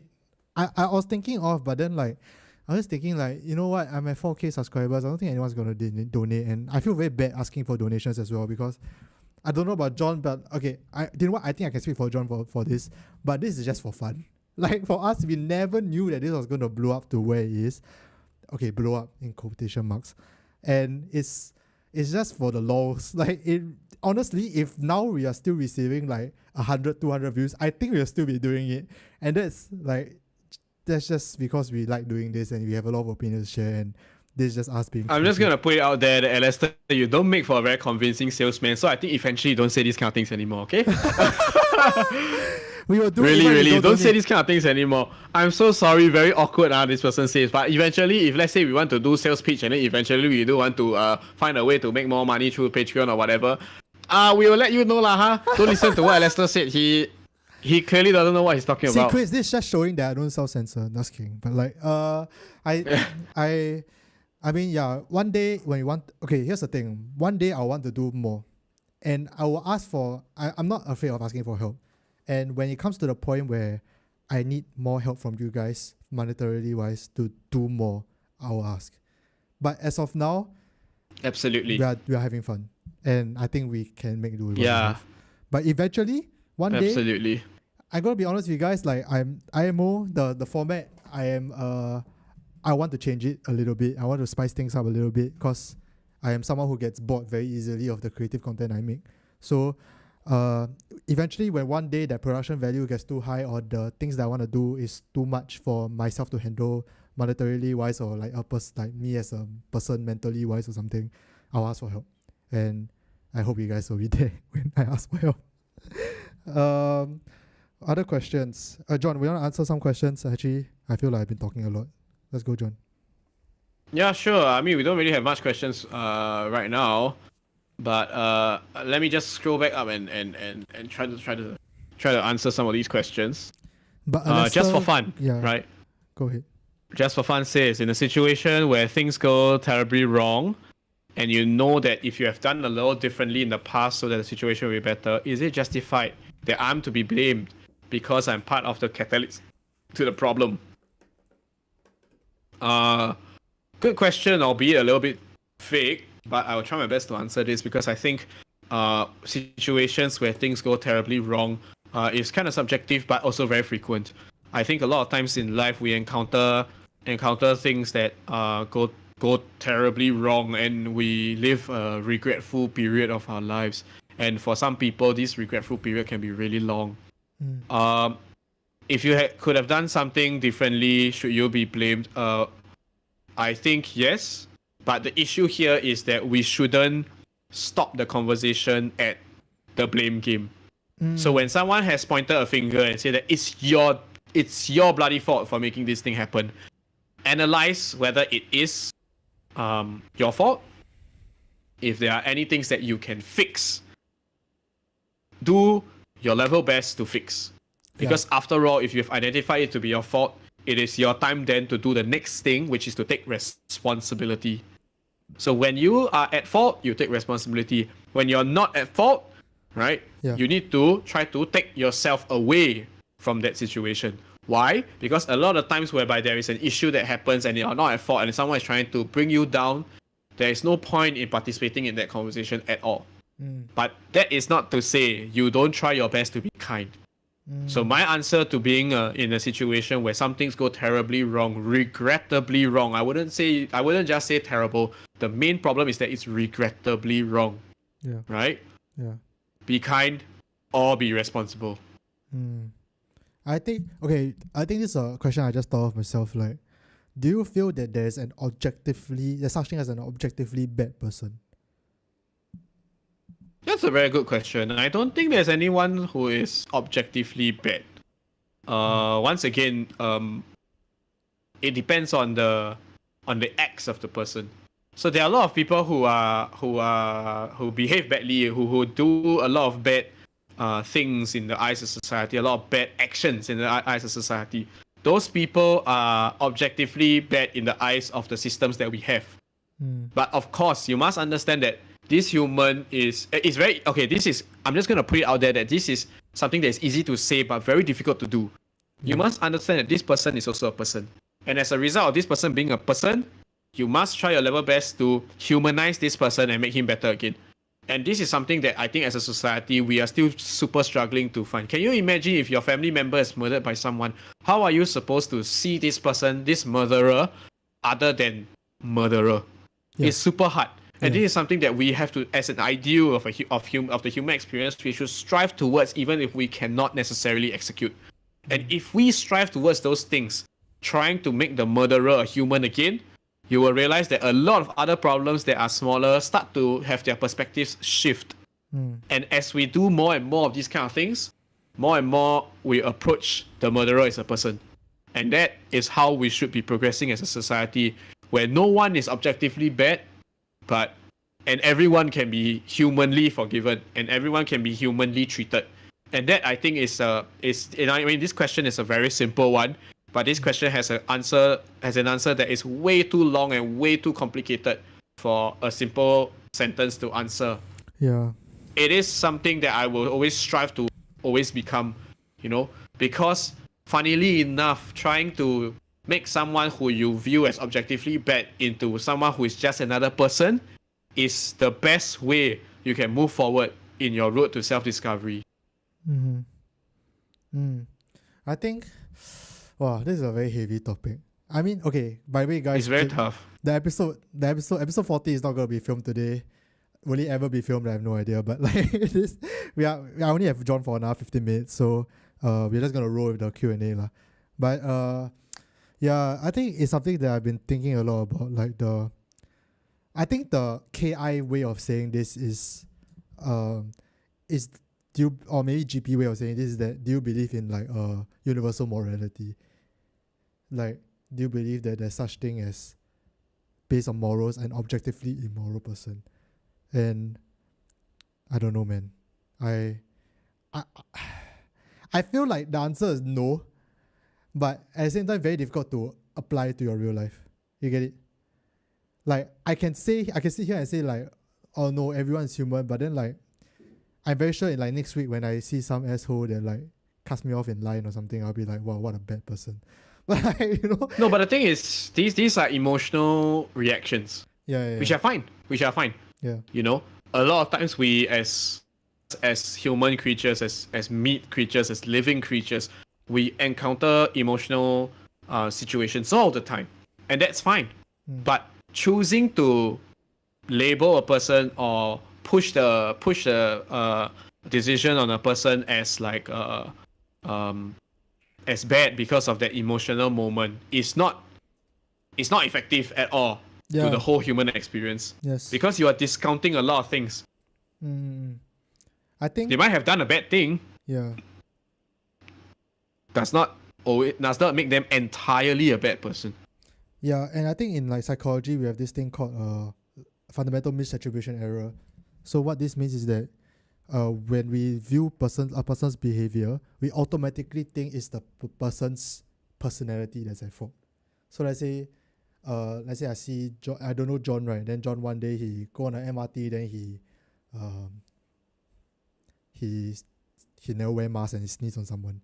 Then you automatically think that John is just a bad person for not wearing a mask and not being civically responsible. But more often than not psychologically proven is that people there are a lot of external attributes, external factors that affects our behavior more so than we think it does. So a classic example I would like to give is that do you know that if you ask for donations on Sundays, it will be more successful? It's because it's after church and people after church just feel like donating a little bit more. Is that how much of that them being a genuinely good person for donating is up for debate. But there's also undoubtedly a factor of their external circumstances and their environment that affects their behavior as well. And that's something that I think a lot of people don't realize, and they don't immediately think of when they see bad or good behavior. It might not be the person. It might be an external circumstance that they do not have any control over. And I think if you take a step back and think about it, or like ask the person, or like get someone, like talk to the person, maybe you'll understand a little bit more lah. Chris asks, is it possible for a person to be objectively good? I think it's the same. Same answer. About it's a similar situation. Yeah. It's only easier to label because everyone wants to be labeled as good. Right? Yeah. Because being accepted socially is a human instinct that we cannot get rid of, because it used to be a matter of survival and it's written into our DNA. Humans are social creatures. So being objectively good is something we can always want to strive towards, but it is also a fallacy to be called objectively good, because it's not possible, right? It's something that just because someone has done a good thing does not mean they are entirely good. Yeah, there's no such thing. I feel like there's no such thing. Yeah. Everyone has flaws, and I think that's something that we have to accept. That the best person you know probably has flaws and he has bad sides. Does that make them a bad person? That's up for debate. But I personally think no. I personally think that everyone has a bad side. Yeah. And as much as maybe on camera it seems like I'm like an alright person, you have no idea the bad shit I've done. And like exactly. He a psycho, man. You have no idea any other side of me, and I don't know. I think maybe that question is like a little bit not saying misguided, but like a little bit no point. I think is there an objectively good or bad person, a bit no point to discuss, because it's never actionable. Maybe I think that's my opinion lah. I don't think it's actionable. I think the actionable thing to do is just try to be a good person, and try to do your best in society, and try to like live your best life and stuff like that. But we have 10 minutes left with John. I'm gonna answer one of the. Yeah, sure. Denzel says, John, you always say that you will want to take photos of President Halimah Yacob, but have you considered becoming president instead? Well, I'm flattered. But I think the only president that I am qualified to be is, I don't know, some school's student council president lah. And that's about it. But thank you, Denzel. John for student council president. Okay. Love it. I move on to an actual question. Okay. Yeah. Shani says, okay, any philosophy/core principles that you guys live by? Yes, John. Why don't you I answer start? first, okay? Yeah. So I do have a few like very key quotes in my life that I live by, that I try my best to live by. One of it is actually on my body here, right? It is that if your nerve deny you, is by Emily Dickinson, my favorite American poet. But I have not like read enough of her works for you all to quiz me, so don't quiz me. But the thing about it is that like there was this quote that stuck with me. It goes, right? I quote, if your nerve deny you, go above your nerve. Right? And this is something that has stuck with me for the longest time, because a lot of times we encounter life situations whereby the thing that stops you is yourself. Right? And these are situations that call for you to rise above yourself. And this is something that always sticks with me. And this is something that I hope all of y'all, I hope for everyone, you know, because whenever we face a situation that the only force that is stopping you from overcoming it is yourself, that is the time where you have to try to look inwards and rise above your old self. And that's how we all become better. Okay. What about you? Oh, I think that I have a lot of quotes that I live by, but one of them is the serenity prayer, but No, I'm not religious or anything. It's just I think that that's a good way to live life. But okay, I'll give another quote. I forgot. I honestly forgot who it's by. But I heard it in Coach Carter, the movie, and it's about our biggest fear is not that we are inadequate, it's that we are powerful beyond measure. And I think that that's very. When I first heard it when I was in secondary school, I was like, "What the hell does that even mean?" But now that I've gone through a little bit of like, okay, a little bit, like really a little bit, 23 years of my life, I start to understand a bit more, like what it means. Basically, in a society where everyone is trying to beat you down to be normal, to fit in, I think it's important that we are not afraid to rise above it, and we are not afraid to dull. We shouldn't dull or shine. You get what I mean? Like if you are good, there's no shame in being good. If you have good grades, there's no shame in having good grades. There's no shame in being great. There's no shame in being wonderful at your job. And I think a lot of people, like, they'll try to put you down, like maybe a bit subtly, maybe in like JC, like kind of like you do great, then like, oh, this guy mager, this guy like, wow, nerd, that kind of thing. But like, I think it's important for you to rise above that and go like, I'm doing good. So like, I'm not here to dull my shine. I'm not here to be a lesser person than I am. I'm here to do my best, and I'm here to give back and try my best to be a good person. And I think that's something that stuck with me. I'm not, don't doubt your shine. And truly, the biggest fear is not that we are inadequate, it's that we're powerful beyond measure. And I think that's what's important. So I think for Shanice, I guess our philosophy is one of self-excellence and self-betterment, because I think if everyone strives to do that to themselves, I mean, the world will become a better place, man, because people just want to be better. Yeah. Wait. Oh, my friend Denon, what's up? Hi Denon. He's my new colleague. Hi. Please do not watch this anymore. Please go away. But hello, Denon. Okay. What else? Chris So asks, yes. Do either of y'all have an uncommon role model, i.e. not quote unquote my father? Alistair, do you? Uncommon role model. I really look up to Conan as a talk show host Conan.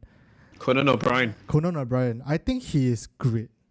I really respect him because there are some videos of him talking with like protesters or like talking with people who don't want him there. So he went to, I forgot which country it is, but like this country really don't like Americans because they feel like Americans come in to like basically portray them as a poverty-stricken country when it's not actually true. So they feel like America is just trying to belittle them.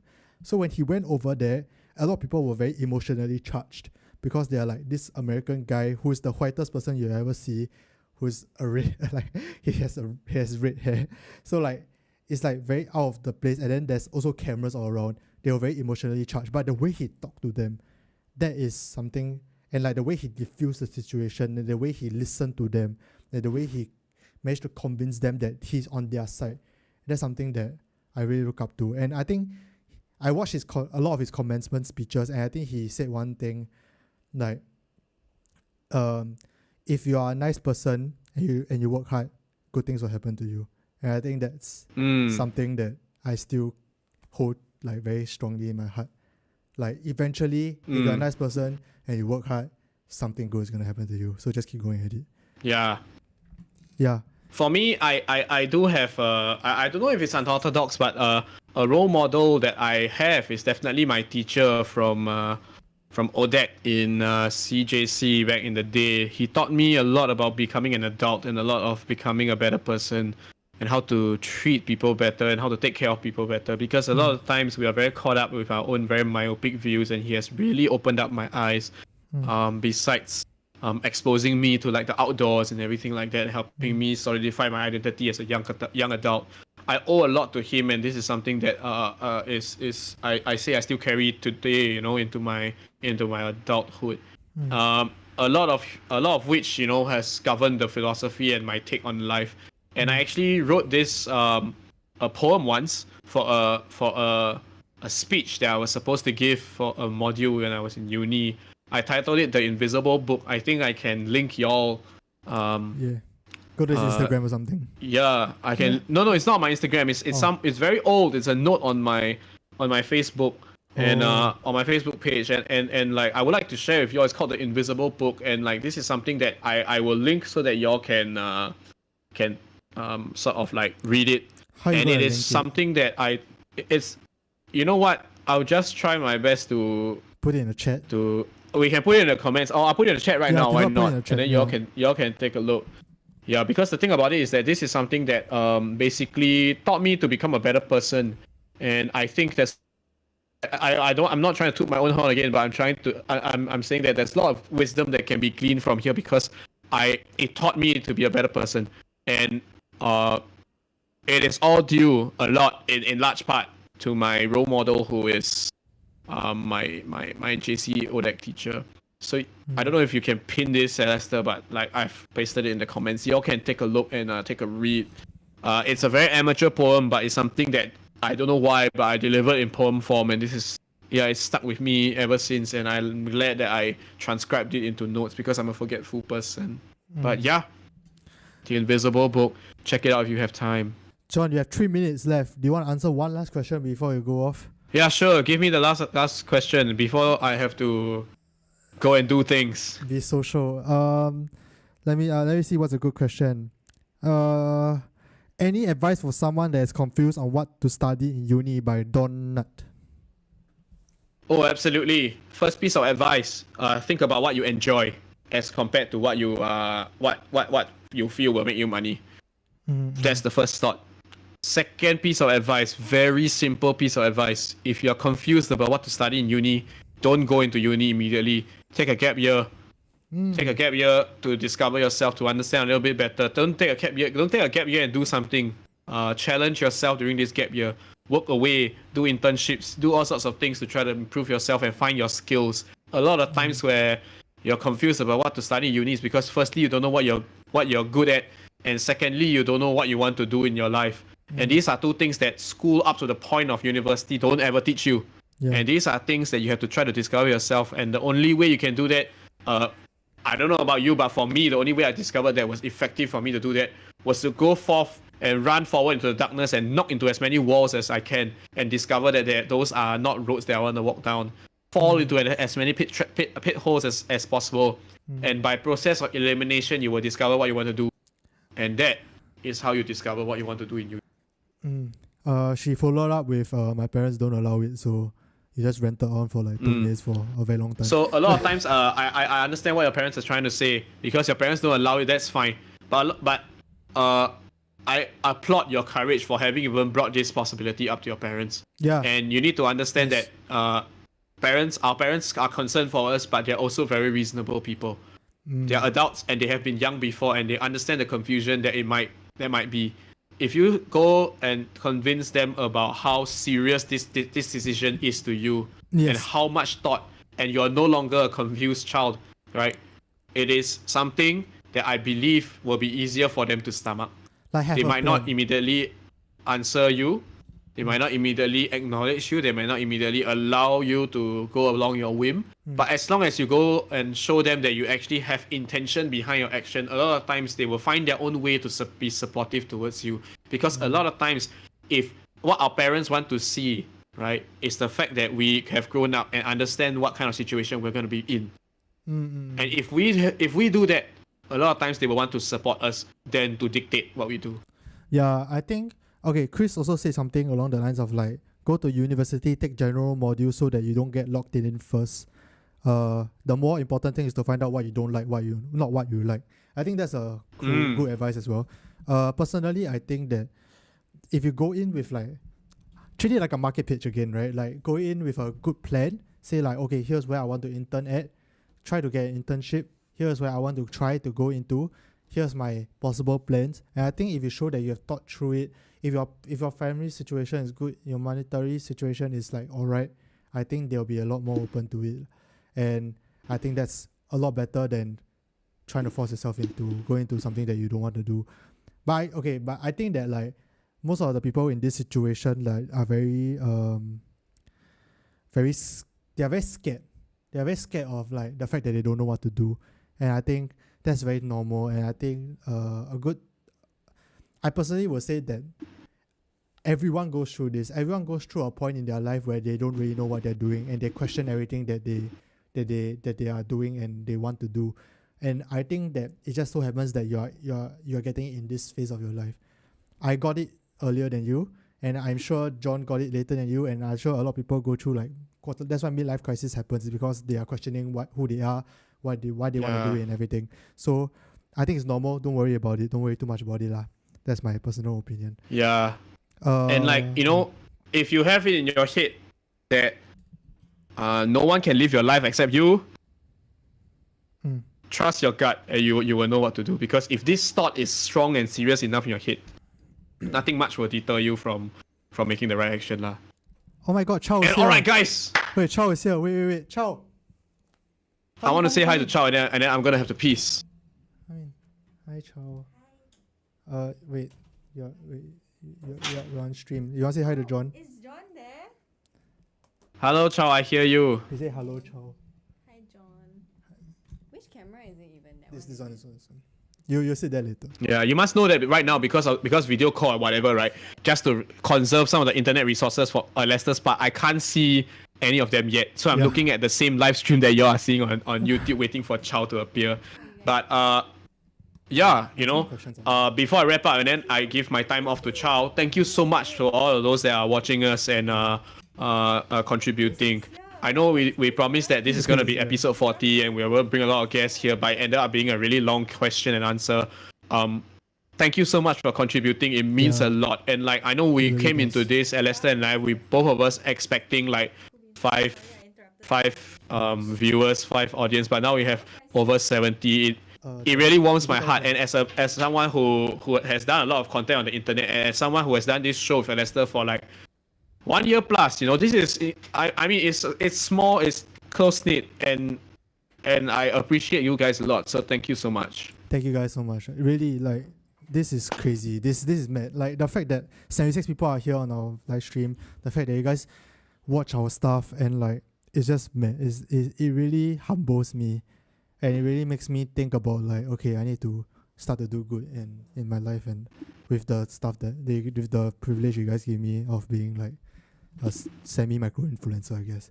But like, thank you guys so much for the support, and we won't be here without you guys lah. Honestly speaking, like, we really won't be here without you guys. As much as I say that like we are self-motivated people and we'll be doing it even if you are not getting views, getting the views and getting you guys here commenting great stuff, commenting very encouraging things, really helps us to keep going, especially during the tough days where like we are tired as hell, we don't really want to do anything, we just want to go and sleep. These comments are the ones that like keep us going lah. So I really appreciate it. Thank you guys so much. John, do you have any final words before you leave and Chao takes over you? No man, please go and read my Invisible book. I link already. I don't know if Lester got pin or not lah, but I think he never pin but I think can pin one. If he can pin, go and pin. If not, right, go and scroll up and like pin the comment. Oh wait, yeah. John, are you gonna leave soon? And yeah, I'm peacing out right now. So thank you so much, guys. We'll see you in season 2. I'll try my best to still continue to contribute in the chat. But yeah, man. Thank you so much for watching John Edward on In My Opinion. Woo! And I'll see you next time. See you guys. No, wait. I'm still gonna be here, guys. Wait. Bye, John. Yeah. Endure. For 3 more hours for me. Okay, bye, John. Alright, 3, 2, 1. Boop. Guys, this is crazy. Wait, let me change it into there you go. Ciao. You can go there now. Wait, okay, just move away the camera. Wait, let me set up your stuff. Yeah. Wait, you try speaking to this. Yeah, sure. Just take out the. I'm gonna be honest with you guys. I'm very urgent right now. I kind of need a pee. Wait, you want to answer some questions or something? You can ask Chao some questions. Go ahead. Let me. Yeah, this is the camera. John's not on the. It's just the two of us, really. There's no John? There's no John. Let me go pee and get some cups because we have soju for Chow today. It's hanging. Oh no, don't view the video because it will hang my internet. Just look at the comments, can we? Hi Nat. Hi Joshua. Wait, say something? Mic check. Can you hear me? Wait, go near. Hello. Hello everybody. More time. Hi Joshua.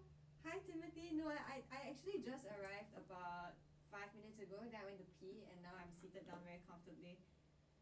Say something? Hello, can you hear me? Oh shit, say something again. Mic check. Hello. One more time? Hello. Okay, I think there might be some issues with the audio. Say something more time? If you guys can hear me, can you give emoji in your favorite emoji in the comments? If you can hear what I'm saying, just put your favorite emoji in the comments. Favorite emoji. Am I even connected? Are you? He cannot hear me. Chris said he cannot hear Chow. More time? Hello, can you hear me? Chris said that we can't hear you, Chow. But I'm right here. Joshua said there's no sound. Is it because the mic is not connected? I feel like... Okay, guys, I am so sorry. I've never done this before. I'm hyperventilating now. Relax, stop. Say You make me worried. Chow, say something, sorry.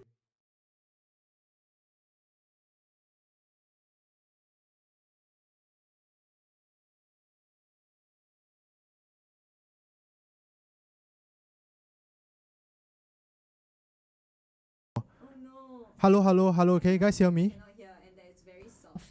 Oh, wait, Maybe let her use your mic first. Her I mic got is it. muted. It's solved! High five, Chow. What do we do? I don't know. I don't know. I'm gonna be honest with you guys. I muted her accidentally. No wonder. It's okay. I'm so I'm used sorry. to being treated as a second-class citizen. It's fine.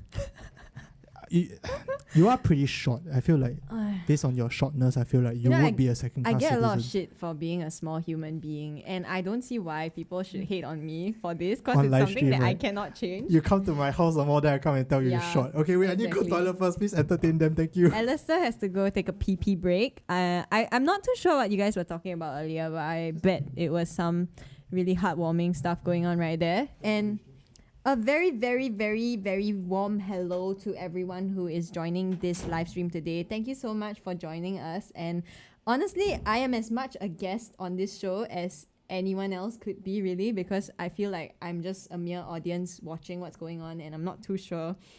Hey, everybody say can. Okay, I just want to say hi to everyone who has been like screaming hello Chow in the comments because you guys are the sweetest. Right up, right? I just want to say hi Chris So. I'm so happy to see Chris So on the stream because I've been wanting to meet Chris for a while now, but my schedule has been bad. So it's just nice to know that I can still have a conversation with him here today. And I have a bunch of tea that I want to pass to him also. But I don't know if he's sick of tea yet because he was supposed to get a bunch of tea for his new teapot. Okay, anyway, I digress.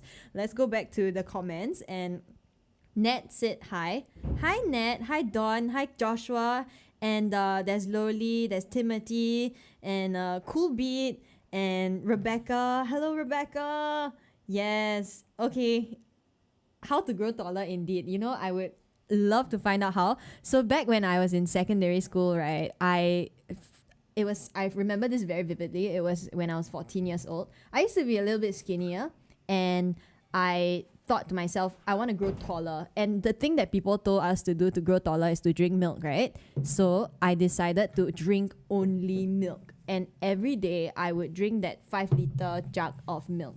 It was, I think it was Meiji milk, the light blue one. And then I would just drink that. Whenever I wanted to drink water, I would just drink that. I didn't grow taller, FYI. So I save you some time and money there. If you are intending on trying that out, don't try it because you don't grow up, you just grow vertical. You just grow horizontally. So unless that's something you want to do, then do that. But I'm cool with that. Wow, Chris bought tea. Oh, okay. Timothy thought that I meant tea as in tea drama. I mean, we can spill some tea here, I guess. Would you like to spill some tea with me? What tea do we have to spill? Oh my god, can I IG story this? Sure, go ahead. So let me just IG story Get this. me more of your fans on this I don't live have stream. fans. What are you talking about? There's some nonsense. I really don't. Honestly, I'm just a... you know how chill I am. I'm really, honestly, someone can just walk up to me on the street and say hi, right? I'd be like, yo. I know. I'm not saying that you're not chill. I'm just saying you have friends. I don't. I really And don't. those are not mutually exclusive. Do you want soju, by the way? Yes. So like, Chow is a great fan of soju because during HTHT, because of HTHTA. we fed her grape soju and then she fell in love with it. I And don't she's think- now an alcoholic. Nonsense. So if you want lies, go look there. If you want some truths, you can look here. So what happened was I'm not really a alcohol person. Like I don't drink regularly. I think I used to drink to feel pumped up and stuff. But like Go clubbing. now I don't even club, Do dude. you not club? I don't club. I barely club. Like, even when clubs were open, I barely clubbed. It wasn't really What a part of my nonsense. lifestyle. It's true. I know Alester has some like raunchy ass No, club I don't. stories. What but in the world? I have none. Okay, you know when you have that friend that goes clubbing a lot, right? And usually they have a lot of cool stories to bring to the table.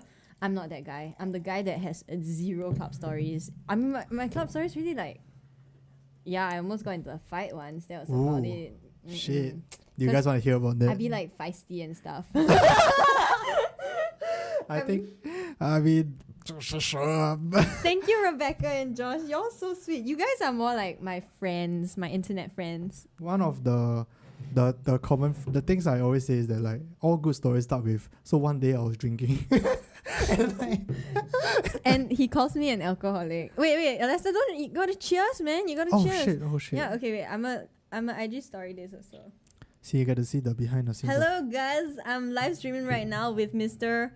Alester Pang, and we be drinking soju. So if you guys want to come hang out with us, right? You guys want to come and just drink and chill with us? We're live right now. You can swipe up to watch. Yeah, see you.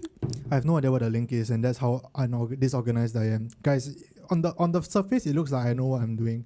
But I'm going to be honest with you guys, I have no clue what I'm doing right now. I have no clue what's going on. Honestly, that's like me for most of my life. So don't worry, Right? man. You are not alone.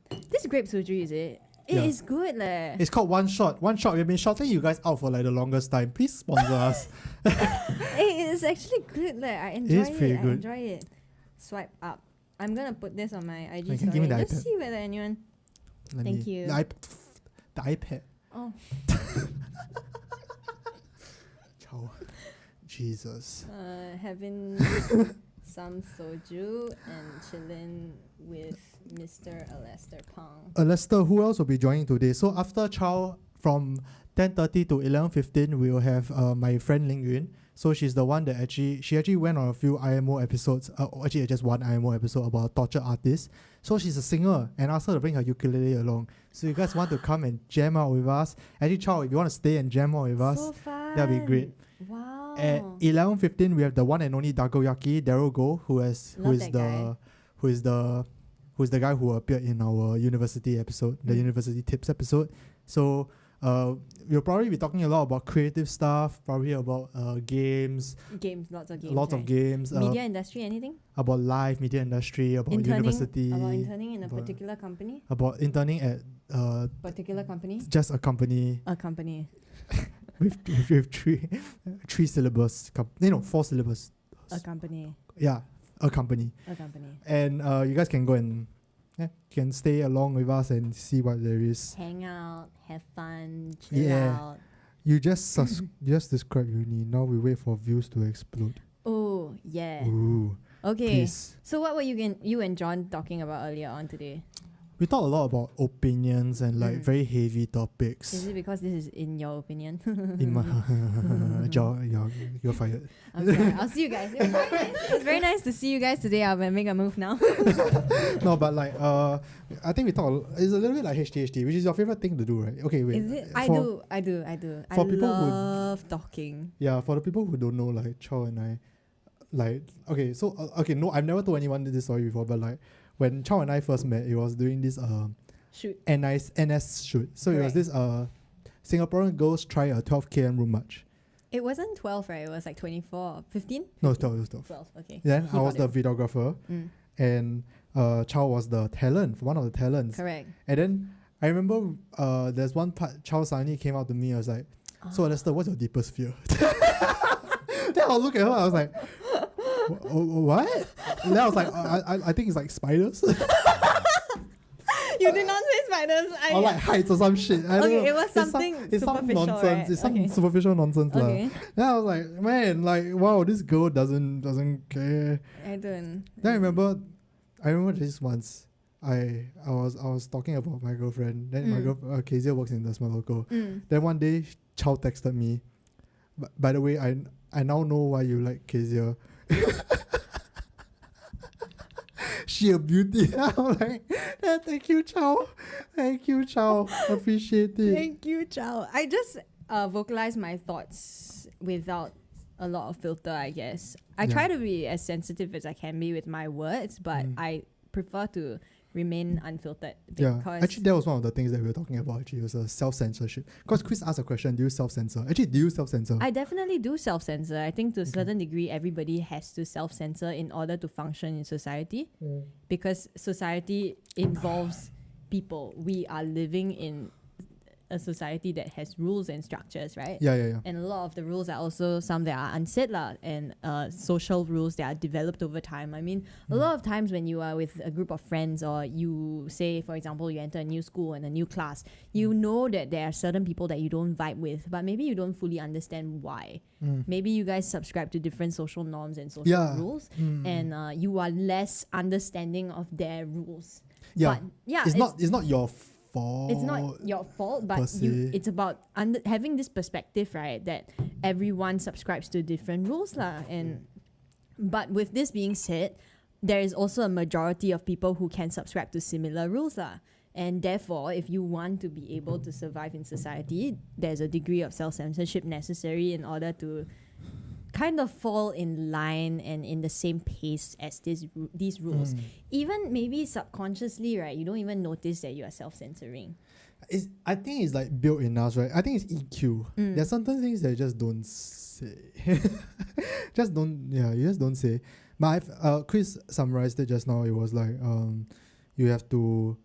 There must be good, like the intention behind it and what yourself is censoring is important. So, like if your intention is to like the only reason why you are self-censoring is because you don't want to be cancelled, or like you want to earn a favor of like the government, let's say for example, then maybe that's not the best reason to self-censor. It is, but okay, a perspective, right? Not the best, but is it necessary for you at that point in time, lah? Say perhaps if you are self-censoring in order to gain favors of a certain power or entity, right, like the government, for example, then there must be a reason why you're doing that, and maybe it is because of your livelihood. And say if you're self-censoring for the sake of survival, then bro, I do not judge you at all, man. Do what you need, you know. But maybe over time, I don't know how sustainable that would be for the person, lah.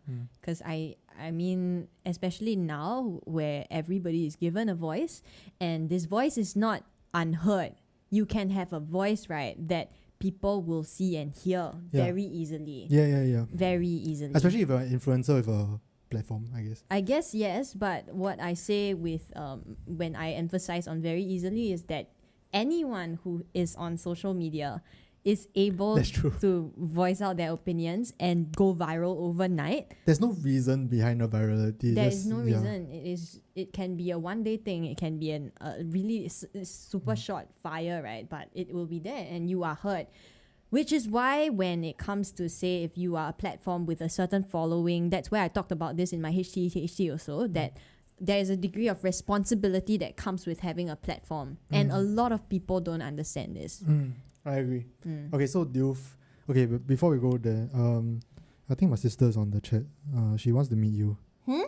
If you can come down and say hi, I guess. Wait. Your sister? Is in. I thought I met her before the last time I was here, and then I talked to her about who stole the bihun or something. Chow, you're testing my memory. Life is high now. I don't need to remember these things, man. No more exams today, Lester. But there was this. What's your sister's name? Xian Zheng. Xian Zheng. I think it's her.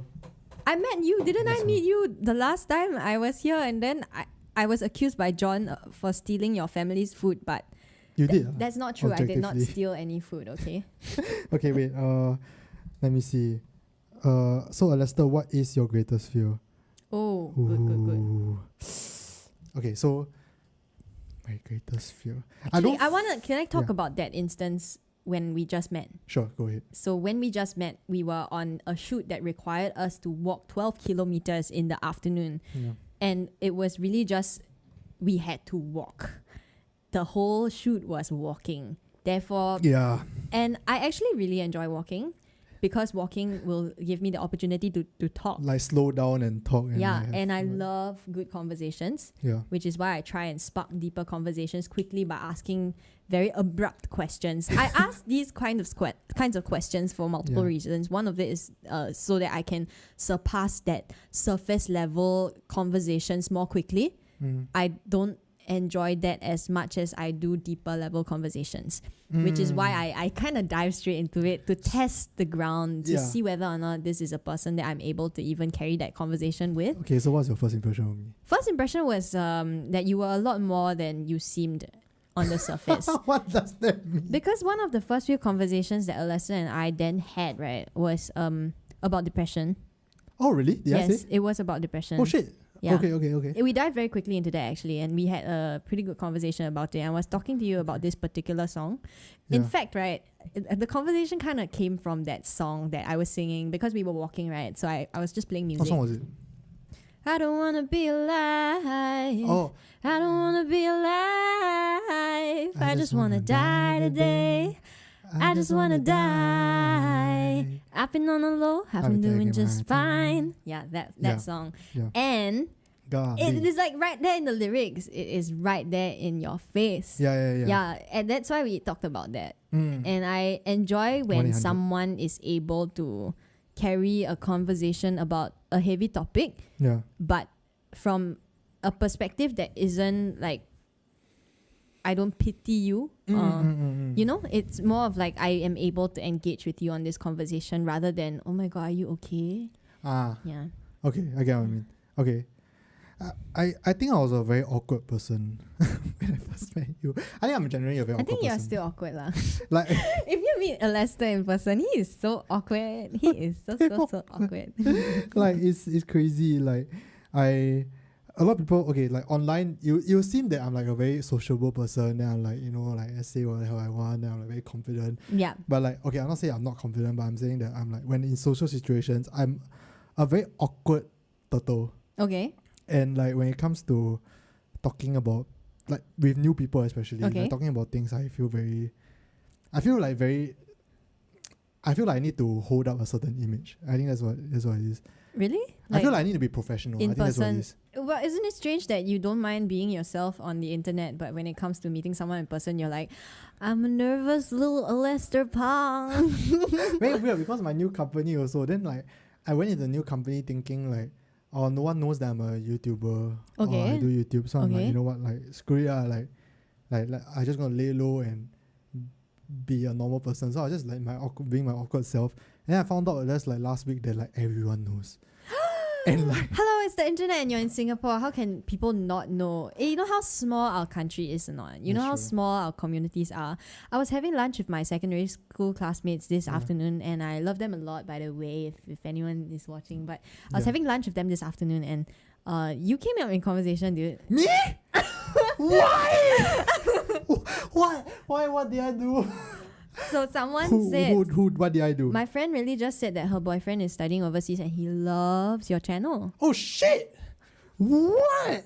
I wish you guys That can see blows his my face right now. mind. I wish you guys can see his face. No. Can you please just look in the camera and Who's- give everyone Who this? are you? Why do you like me? So they say that the conversations you and John have are very relatable, and Wait. You want to say someone's hi? at the door. It's my sister. Hi! Hello! You're on camera, by the way. Hey, put your face here. The camera is here. Alessa's sister, everybody. Hello. This Pang Xian Zheng. You can just look into the camera here and then just be like, yo, what's up, everybody? I didn't steal your food, right? Hello. Ah, you're no. so cute. Okay, so did Charles steal your food? No. Yes. Okay, bye bye. Oh, you're such a nasty brother. Sit here and join us, lor. Just chit chat, lor. also, they can still see you there, you know. Really? It's a white. It's a- white you can white. see the entire talk into the Hi. He's so cute. She studies medicine. Hi. She Year what? is also single. Single. Year Year 3 med student What do you mean single. also single? You're single, man? No, he's not. I'm not. Oh, but Charles is single. I'm not also Oh. so I don't know where he was going with that, but if you need me to be single for like this hour, I can be lah. Just to accompany you lah, yeah. Okay. Wait, what are we talking about? I don't know. Bye. Lovely. See you. Bye bye. Have a good time. Studying No. then hanging out, chilling. Watching TV. Ayo, I thought, oh yeah, no more school now. Forgot, I right? got school. She got Okay, school. Then what are you doing? Hello, miss. No, I got okay. Yeah, I'm Ciao. Yeah. I'm joking. Don't study Golly. already. Golly. Don't study. Don't study. Don't study. 不要紧啊 don't fail then fail Don't lah, it's think, okay. don't think. Excuse me. Hello. At most Maybe D only. Very easy to get into med That's school. what I say. At most D only. Bye-bye. Okay, what are we talking about? Socially awkward. Socially awkward, Alester. My friends Okay, love yeah. your channel, and Why? her boyfriend studies overseas. So I Yeah. think when you are away from Singaporeans, right, anything local with a local flavor, content with a local flavor, really just hits you. Hits and different. pulls your heartstrings, you know. Yeah, and yeah, I yeah. feel like this IMO pod and Lester Pang YouTube channel, right, is one of the few platforms in Singapore that brings forward conversations that are meaningful without any clickbait shit like boobs and what Yeah. else? Boobs and sex and Yeah. and drugs and alcohol. Hey, wait a minute. Oh, What is wait a minute. this? Alcohol! Wait a minute. What You do we guys found out our say? plan. Just put alcohol into everything, right? Then we attract all the young adults. Alcohol. Okay, wait. I think the clickbait thing is a very important. It's a conscious effort. Mm. Honestly speaking, it's really a conscious effort. Like, I remember there's this once during the Dikosh incident, Ben King came on HTHT. And we Okay. actually asked him about Dikosh. Okay. Or like roughly about the Dikosh incident. lah. And I remember I was asking myself, do I put it in the title? Do I put Ben King talks about Dikosh? Oh. And then I told myself, Don't No. be that person. don't be that person. And like honestly speaking, I think I lost a lot of views because of that. But like But hey, whatever, man. I think personally, I think it's a personal choice. Like don't clickbait, don't be a tabloid. That's just a branding thing. I feel like I don't want to be a tabloid. I don't want to be clickbaity. I mean, there are definitely some clickbaity elements to my titling and stuff. Like how to be happy is kind of clickbaity, or like I mean, yeah. But it's I think it's like within reason. I'll do it within reason. Like as long as I'm not being sensationalistic. I think that's the correct. word. Yeah, I think that's the word. That is really the key. Because Yeah. I mean, ultimately, right, your title is going to embody things that you talk about in the live stream. And hey, if you did talk about how to be happy, you did kind of Yeah. cover that topic. Actually, if you want to pull out on your like the live chat on your phone, so you can answer also. I actually just did. Oh, you did. Okay. I'm one nice. step ahead of you. Thanks. Yeah. Hi, everybody. I can now read the comments. Okay, It's wait. not alcohol, it's truth serum. Oh wait. Okay. Hey, wait. what kind of, on a more lighthearted topic, what kind of drunk are you? I haven't gotten drunk before. What's wrong with you? Seriously? I'm a person who knows my limit. Okay, fine. I think okay. If I were to guess, I think I'm a very boring sleepy drunk. Oh dear. Okay. if I had to guess, especially if it's like late at night.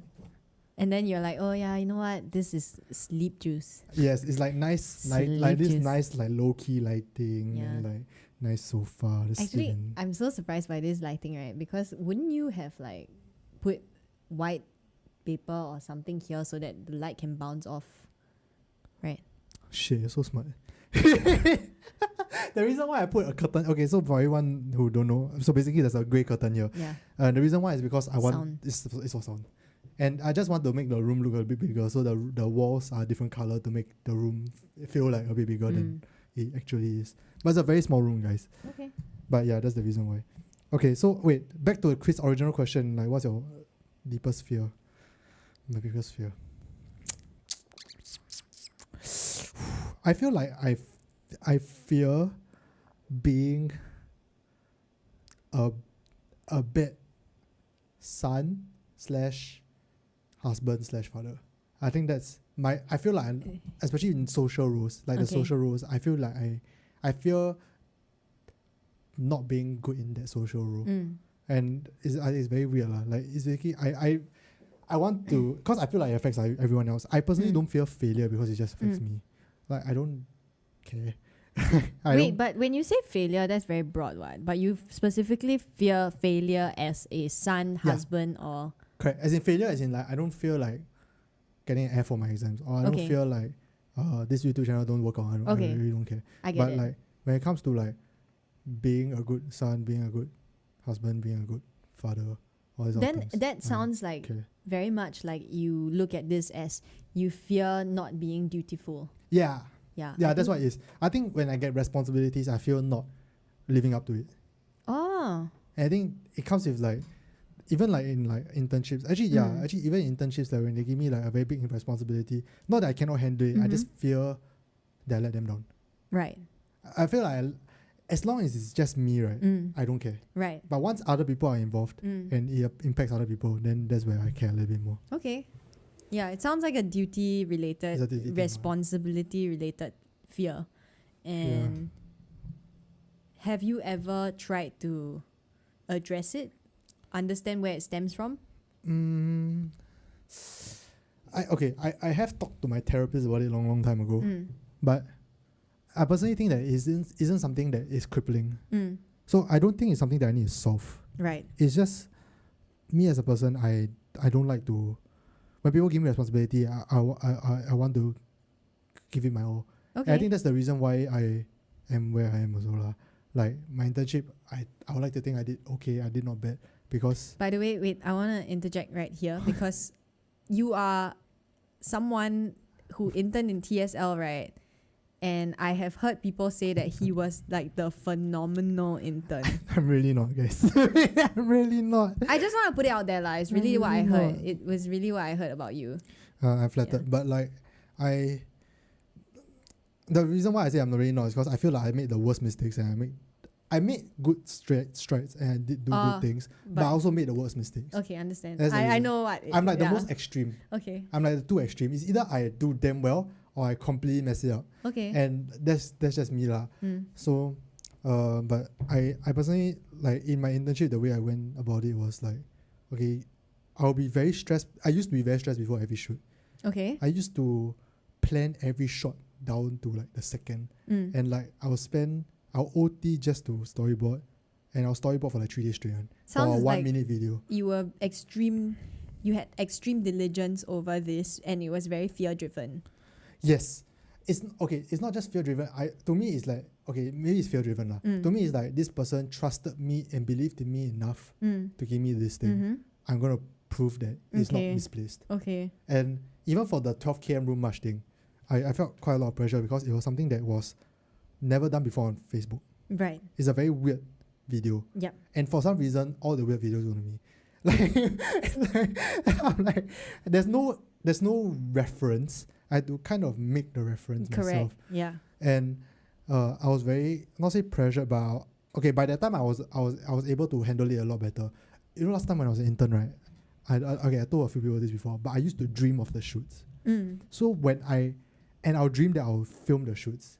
Because I Google so much and research so much that I already know the place before I get there. So I'll dream of the shoot. So by the time I go there, right, it's like I did it the second time. Right. And it's mad. But nowadays I don't do that. By the way, it's very, very tough on your mental well-being. It does. Yeah. But it sounds very overwhelming, actually. It is lah. But Hi, like, Dago. the second time I interned, but even for the 12 km room march thing, it was a lot lah. I was very stressed. I mean, you can tell also lah. Like sometimes I go out to you and I was like, ciao. Life is hard, ciao.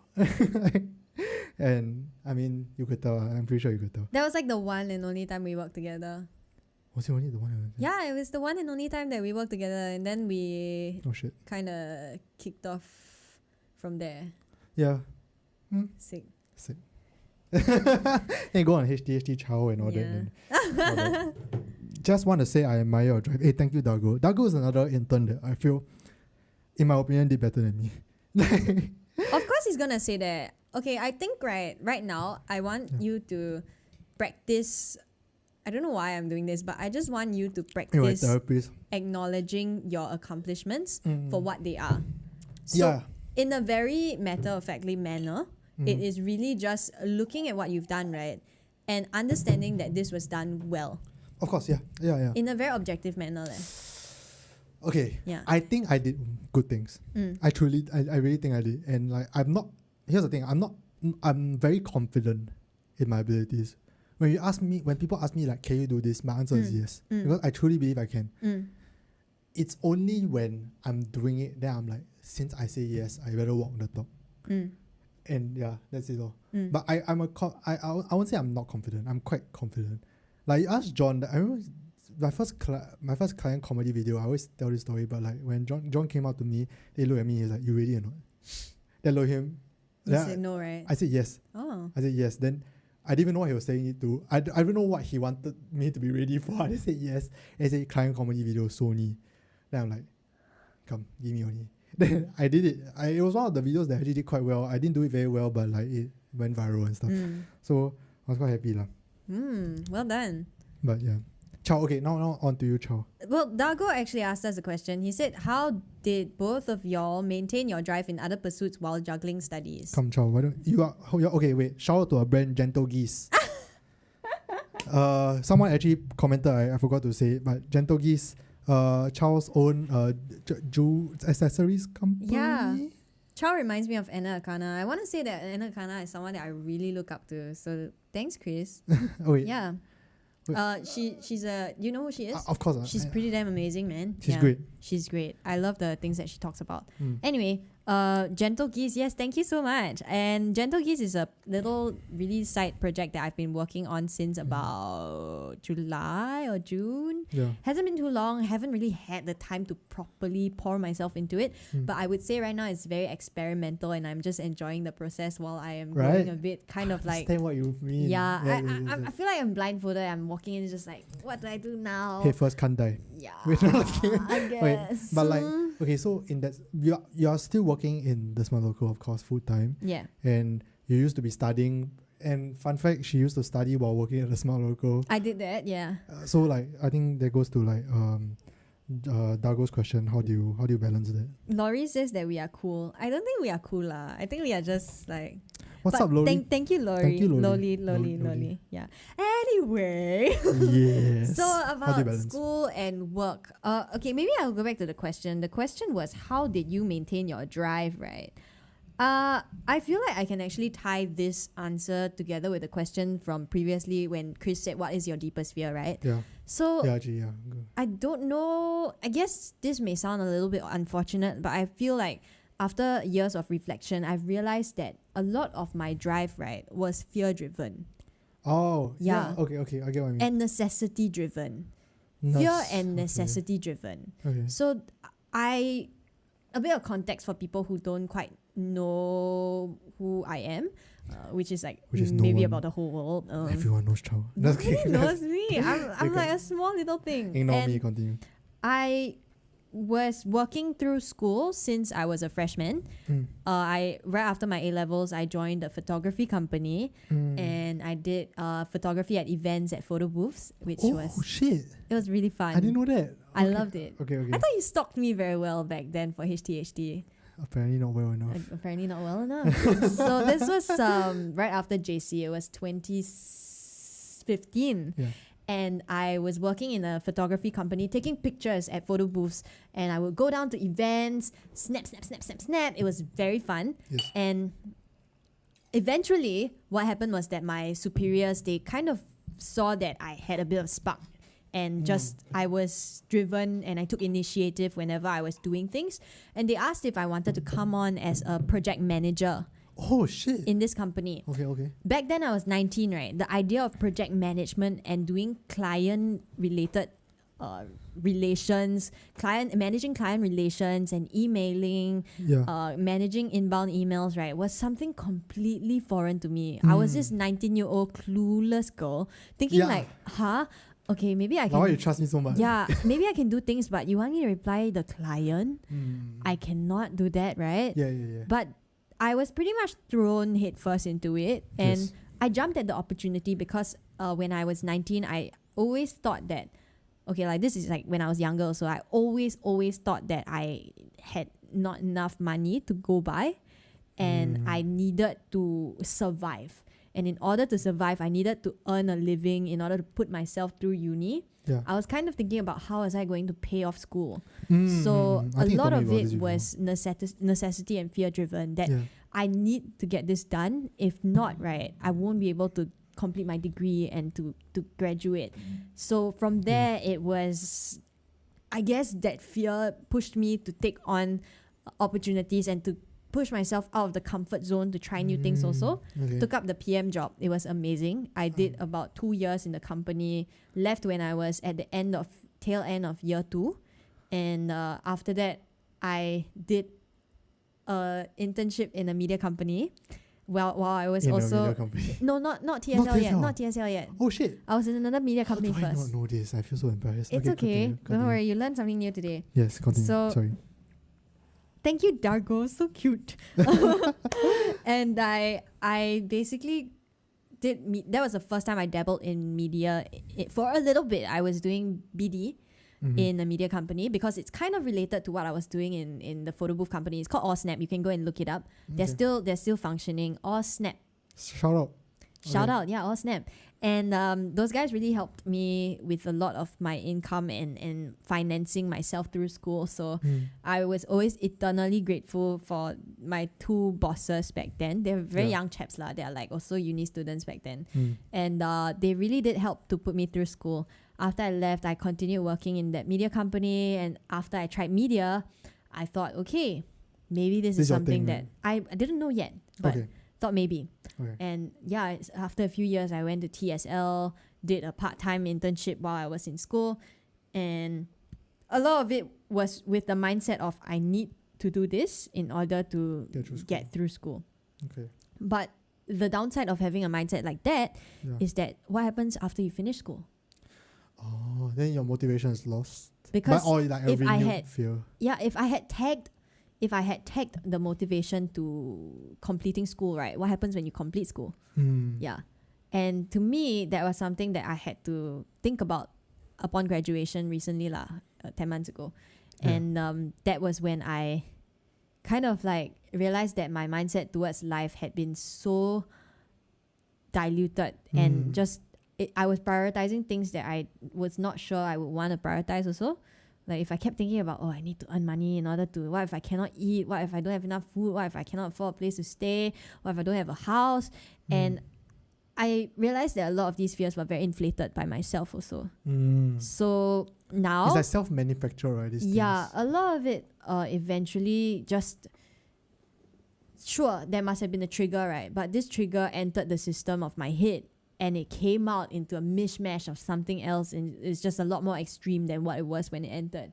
And I think because of that, right, I felt very lost about my own direction in life, because if all my life I was kind of like living to survive, then I'm not living, right? Yeah. So I felt very, very lost at the start of this year. I didn't really know like what I was going for also. And So what clicked? Like what? no, Did it click I haven't really got out of the slump. Okay. I think this whole year has been a slump. Yeah.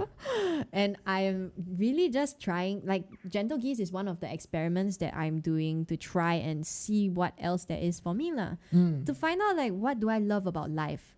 What keeps me going? Why do I want to wake up every day? What's the point of being alive? I And think it's good that you're not scared to do it though. Like not scared to experiment and go out of your comfort zone. yeah, I Cause think a lot I'm of people are very grateful. scared. I'm grateful that I mean I'm scared, yes. Okay. I'm scared that it will fail. But I also think about what's the worst thing that can happen. I fail, then you move on. Yeah. And I think I've taken enough beatings to know that It don't last. you just long. move on. You really just move on. Like time doesn't stop for anybody.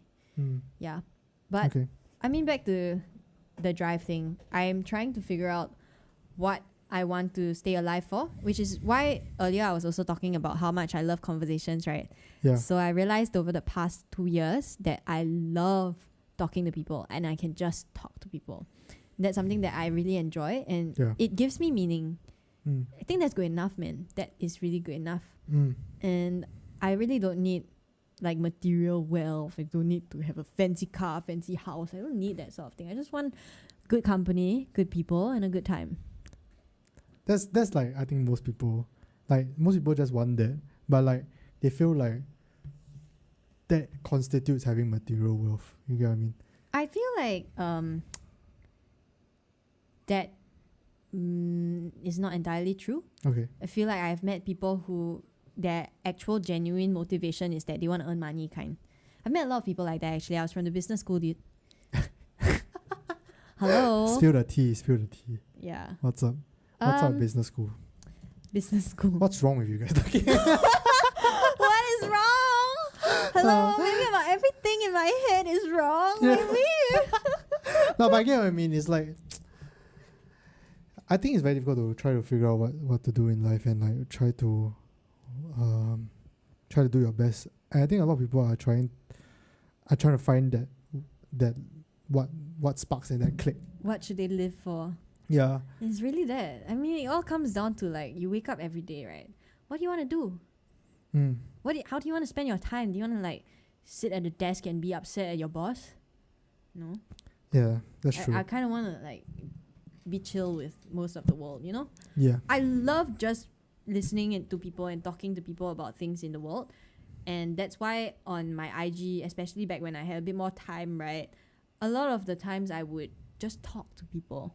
Yeah. And that was like a great way to spend my time. I mean, that's what you're doing right now, right? It's true. I just want to share a piece of good news that I received today. Yes. One of the girls that I talked to on Instagram, I talked about her before. Okay. She's a girl that messaged me on Instagram about her stress over school. And she was talking about how she's very young. She's about in secondary school basically. And she was telling me about... Is there someone there? I think my sister is there. Oh. May. Mimi. You want to come in? What do you want to say? Oh, Yeah. Sina. Are you sure you're being camera, you know? I put a mask on. She's chill. Why you put the mask on for what?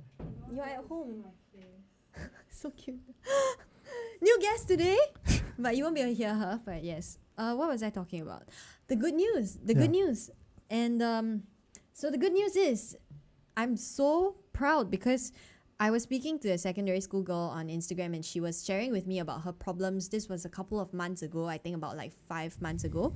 That's when she first reached out to me, and because I felt like she was in a situation that was a little bit more crucial, I gave her my Telegram and I chatted with her there, and kind of talked to her about school. Okay. Yeah. That's cool. Yeah. And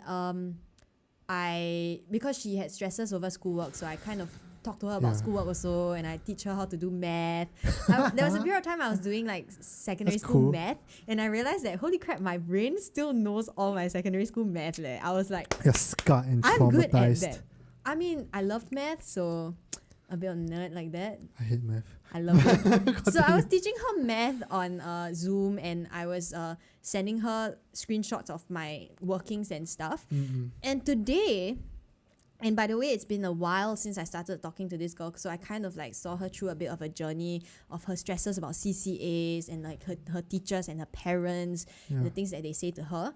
Yeah. And today she sent me a picture of this letter she received. It was like the EduSave Good Progress Award. Oh shit, that's cool. Yes, and I was just Good on you, man. so proud of her. I told her, I want you to know that I am so proud of you, and this is amazing work that you are doing for yourself. And honestly, you gotta be proud of yourself also. Even if people that you face at home are like kind of brushing it off as nothing special, right? I want you to know that this is a good reflection about your work and the things that you have done for yourself in this past few months only. But this doesn't mean that you end here, This is just This is a start. This is a start what I can do, right? Yeah, and you're gonna go on from here and just do even better. Yeah. And I was just so happy that she sent me that so it was amazing.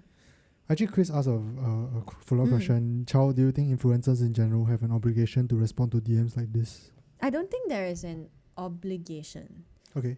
Because as much as I want to, speaking from my own personal point of view as much as I would want to have a conversation with everyone, right? It's literally impossible for me to pour my entire being into everyone that's messaging. Limit, right? Yeah, for sure. And when there's a crunch time, like right now, I haven't really been able to reply as much DMs as I used to. Because now it has been like crazy hectic. But it's literally impossible, so I don't see why there would be an obligation to lah. I feel like an obligation would step in if there's some sort of responsibility. But in this relationship, influencer and follower, I don't think there's a responsibility. lah. Yeah, because follower makes choice about what to do. Yeah. Influencer has no choice about whether follower is going to Say something. anything, Or yeah. like ask you to do something. Right? yeah. So That's true lah. it's hard. It's hard. Yeah. Honestly, Some- it's very stressful also. I don't yeah. To it have, sounds very like I'm complaining, but like it's really not. But like I used to answer comments on YouTube, but recently I stopped because it's like really, really tiring. it takes up a lot of time. It takes out a lot of mental energy also. And like normally I don't respond to a lot of DMs unless it's like normally respond to DMs is like mental health related, right. and like that's when I respond. But like stressful. It's very Time consuming it's- lah. I'm not complaining, and I really Yup, wish yup. that you do DM me. Mm. I think the stress comes from I'm scared of giving you bad advice. You feel like you have a responsibility again, you know. Yeah. It's like a recurring trend that you kind of apply to your life regardless of any aspect. Exactly, like I'm very scared of giving you bad advice. I think that's what it stems from. I want to help, and I think another thing is that like a lot of people tell me their problems, and then I feel like because I understand, right, I feel like nothing I can say will help. And honestly, I think that's kind of true. There's some things that like no matter what you say, it cannot help one. Like, I that's understand how it that. is. You know, I feel like this is something John would agree with me on. But when it comes to mental health issues, right, these are very sensitive topics, and everyone faces it in a different way. It's personal experience, right? Yeah. And as much as I may be someone who has my own fair share of experience and my own idea of what's good advice, right, I'm not a professional. And we are not professionals, and we are not able to properly guide you through whatever crisis you are facing. Yeah. So even if we are able to share our opinions on things, right, we are not professionally trained lah. We are not and like, but I do think that when we say some, because we are influencers and like, I just say I'm an Did he influencer. just call himself? Jesus, I'm not an influencer. We are people with a platform, and people I like that. we are people with a platform, and like, as much as I don't want to be what I call the digital Jesus, right? Unfortunately, there are people who are going to view me that way. Okay. Yes. Because I have a platform, and because they agree with what I say and they respect me enough to respect my opinion and like want my opinion on things. And because of that, I feel very not say burdened, but I feel like a very heavy responsibility to not abuse that. Right. The I think that responsibility. is responsible use of platform. Yeah, but it's very scary. I feel like I've tested that limit a few times. Do you feel like you have tested the limit a few times? Give me an example of how one tests the limit. Like, have you said anything you regretted? I haven't actually. Oh shit, I have. I haven't. Okay, you haven't said anything. I've you regretted. actually I have received messages about depression Yeah. and seeking for advice, and I've received suicide threats from people who DM me, Oh fuck. and okay. I have, with enough information, I have sent them emails about the emails and numbers about the right people to contact Yeah. regarding this, and Of I have course, yeah. told them very, I would say firmly, I have told them firmly that this is an issue that is beyond my capacity to manage, and if you are serious, you must seek professional help, and this is where you can reach them. Okay. And I cannot tolerate anyone who converses about death and mental health and depression lightly In that. and to okay. use it for attention. Because I've, like, say for example, if Yeah. the same person is constantly telling me this, right, in order to elicit a response from me, then Yeah. that is not genuine anymore. And I don't want to be the person to doubt you, you know? So Yeah. you go and Go and seek Go and professional seek help. Because no professional matter whether you are Yeah. serious or not, like you definitely are not capable of like holding the responsibility Yeah, of someone's life in exactly. your hands, I said email this person, send me a screenshot after you email right? Okay. to make sure that they do it. Because if you are serious, you will do it. Okay. By the way, I think the next guest is here, so let me go Oh. and greet her. Is it already 10:30? It is already. You can stay on if you want to. My goodness, I didn't even know You wanna that stay time on, really Chow? just flew. I can stay for a while. Okay, wait. Yeah. In the meantime, Chris wants you to talk about what you don't like about me. I can read comments, don't worry. Yeah, you can come in. Oh my god, so cute! Come. Love it. Can we get Alesta's sister to give us a few words about what she likes and dislikes about Alesta? Where's the camera? The camera's Oh, here. it's there. What I like about Alesta, Yeah. Like and Oh. dislike. So I maybe always- likes first. I always think that he will make a very good boyfriend. No, as in, cause he's very Wow. nice, very caring. Like you know, Okay. most guys like they don't know how to talk, right? Okay. But then he always like knows how to like comfort people. Like he understands like where people come from. Like compared to. So he has a lot of empathy and compassion, is Mm. it? Yeah. But he On- doesn't really. I mean, I'm not sure about you lah, cause I'm the sister, but you are his friend. Mm-hmm. But like he doesn't really like to talk, or rather like trouble us about like stuff that troubles him lah. Understand, yes. Yeah. So in that aspect, it's like whenever he's upset, he doesn't really want to talk about it, which I can understand. Cause like when I don't feel well, I also don't really want to talk to anyone about it lah. But it's more of like if you don't open up, then no one understands. Like Yeah. It's hard Yeah. it's hard to be able to reach out to someone when they are closing you out. Hi. We got it's another my guest Nanyang here. idol. Yeah. You guys have fun. I will go to the toilet. Okay, sure, no worries. Yeah. What does your shirt say? It says. Actually, what does it say? Can I read it? It says Nanyang Nan- Unite. Are you from Nanyang Girls School or Yeah. something? Nanyang Unite, come show your might. We'll walk to the fight in red and white. Oh my god, that's so okay. Yeah. Wow, poetry. Can I duplicate this? I think it's a bit unfair. Okay, Timothy Tan said, I think it's a bit unfair on your end to be burdened with this responsibility. After all, we are all humans and we make mistakes. Like, how did being popular on social media automatically, magically mean you need to be better than usual human? You know, you're absolutely right. I don't think popularity on social media means anything about you. And even people with no personality can become popular on social media. Right? You just need to like show some titties. It do be true. It do be true. And it is. And I mean, I'm not saying I have no hate on these people at all, man. You do you. You do you. Everyone can do whatever the heck that they want. No judgment. But I agree with Timothy that there's no direct obligation that this person needs to be superior in any way. Yes. Anyway, I don't know if Alester actually heard the things that his sister said about him. So let's keep it that way. You Yeah. don't, you don't have to We keep it repeat that way, You but don't need to watch it again. I feel like that was a very interesting perspective from a family member lah. Because you know, usually when I talk about Alester, I talk with Alester, it's in a friend context, right? Mm. So I don't really see what Alester is like in his home lah. Yeah, which is pretty cool. I haven't met you yet. My name is Ling Yun. How do I see the live camera? You can't. I can't. It's fine. No need. Dago okay. says, Chow, please stay so I can say hi to you. Dago, you know, I really, when I saw that you are coming on at, what time is it? Is it 11:30? Yeah, and then I was just like, damn, I really do want to just say hi to Dago. Is his name Dago? Dago is how I know him. Oh. Yeah, and it's so funny because when Dago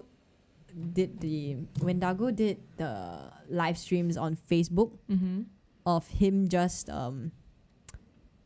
playing video games, I actually watched. Yeah, Dago, I watch your live streams. Hey, you wanna go in? Alright. I think he's Yeah, from NUS actually- also, is it? Is he from Alright. NUS? Anyway, for everyone who is still here, thank you for just staying with us. And I really enjoyed the conversations in the past hour with Lester as well. But now we have another guest up. Oh, wait, you just attached another mic, ah? Yeah. Oh, I thought I had to go. Oh, I have to go. wow. I'm gonna go pee. Okay, Oh. Alester's gonna go and take a pee break. But now we have Alester's sister. Yay! And you wanna say hi? Hi, I'm Ling Yun. I'm Alester's friend from Hwa Chong. Yeah. Cool. Cool. Can I wait? Say something again. Hi. Okay. Yeah. Can. Okay. Were you also from Hwa Chong? Mm. Were you from Nanyang? Yeah, yeah. That's why I recognize this shirt. So funny. Yeah. Yeah, Cool. can go. You look like a Nanyang girl. That's what I always get, like from You everyone. really look like a Nanyang Really? girl. I don't know. Okay, Like I thought it'd be more Chinese-ness. Raffles. Really? I don't know.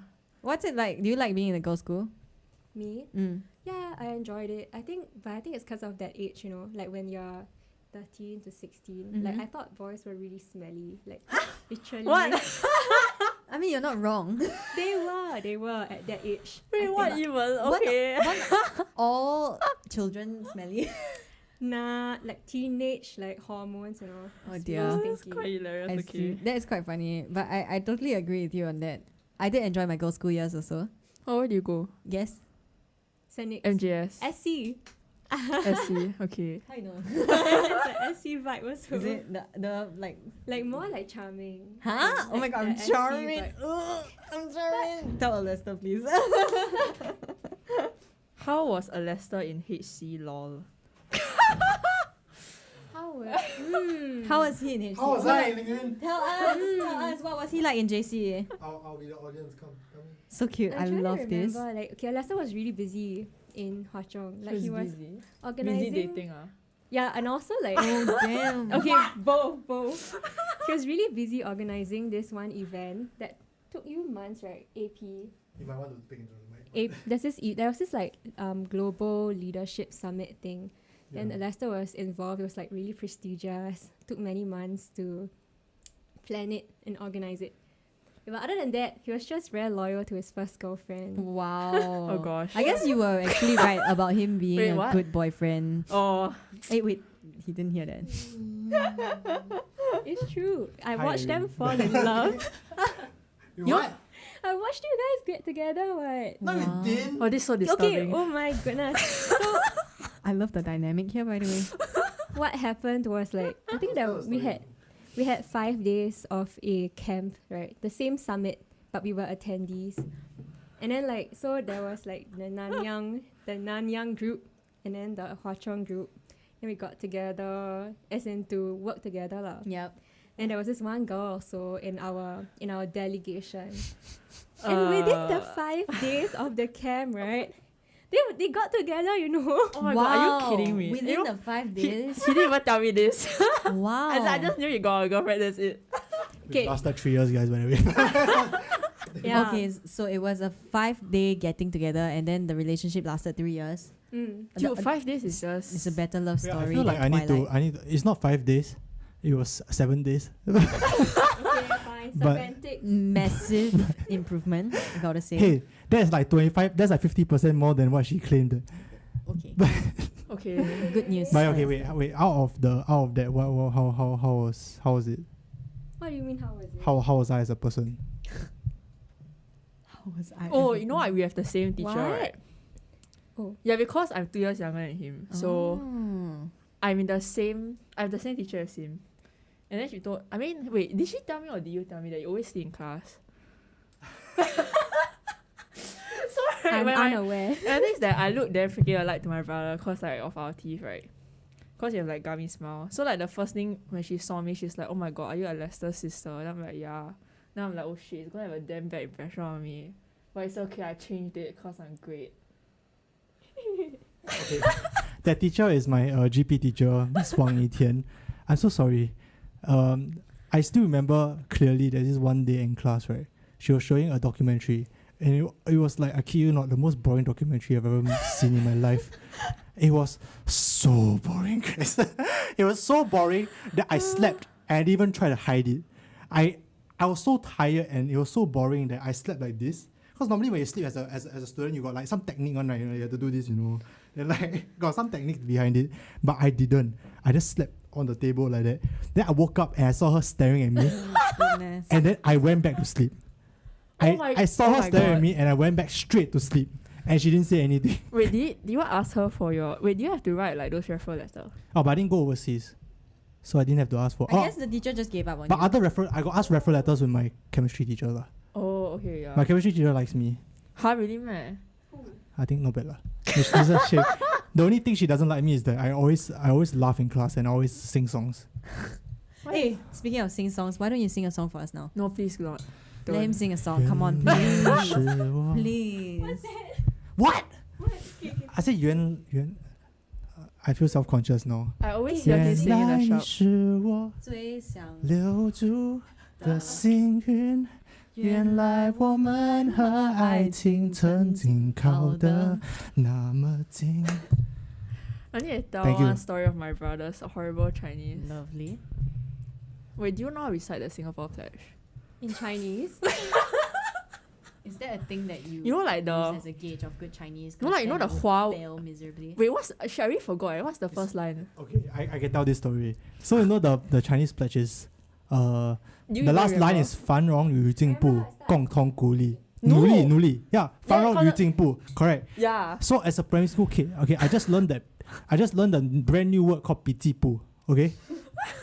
It's like a brand new word. I've never heard of it before in primary 1. So I was very eager to use it, you know? Okay. Correct. Okay. So I was an eager student, alright? So I heard the pledge and I was like, 繁荣与进步 sounds like 繁荣笔记簿.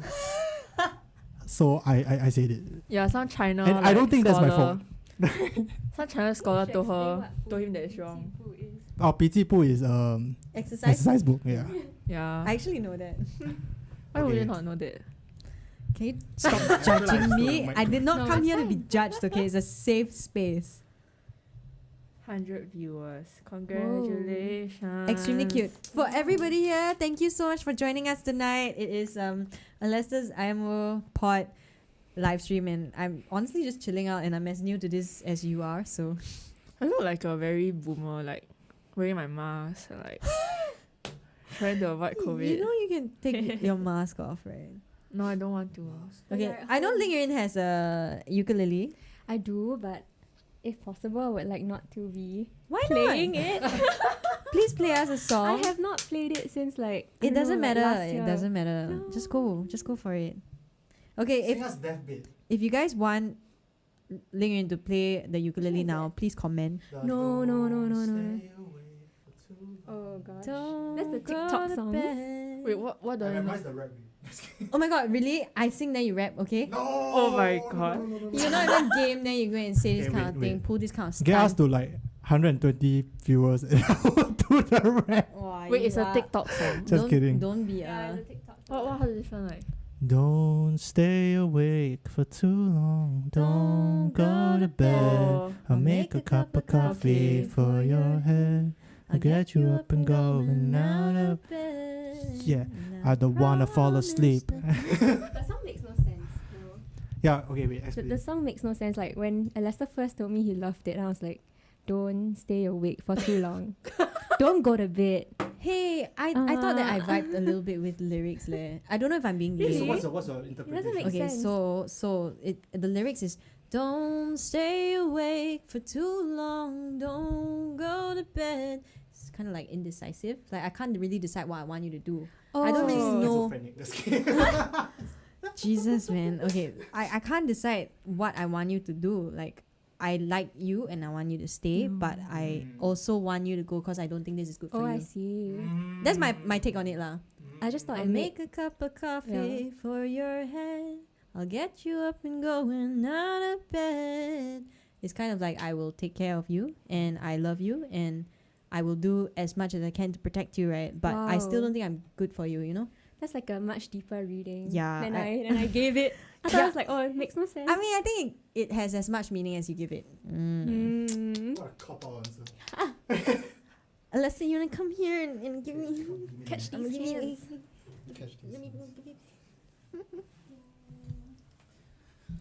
Alright.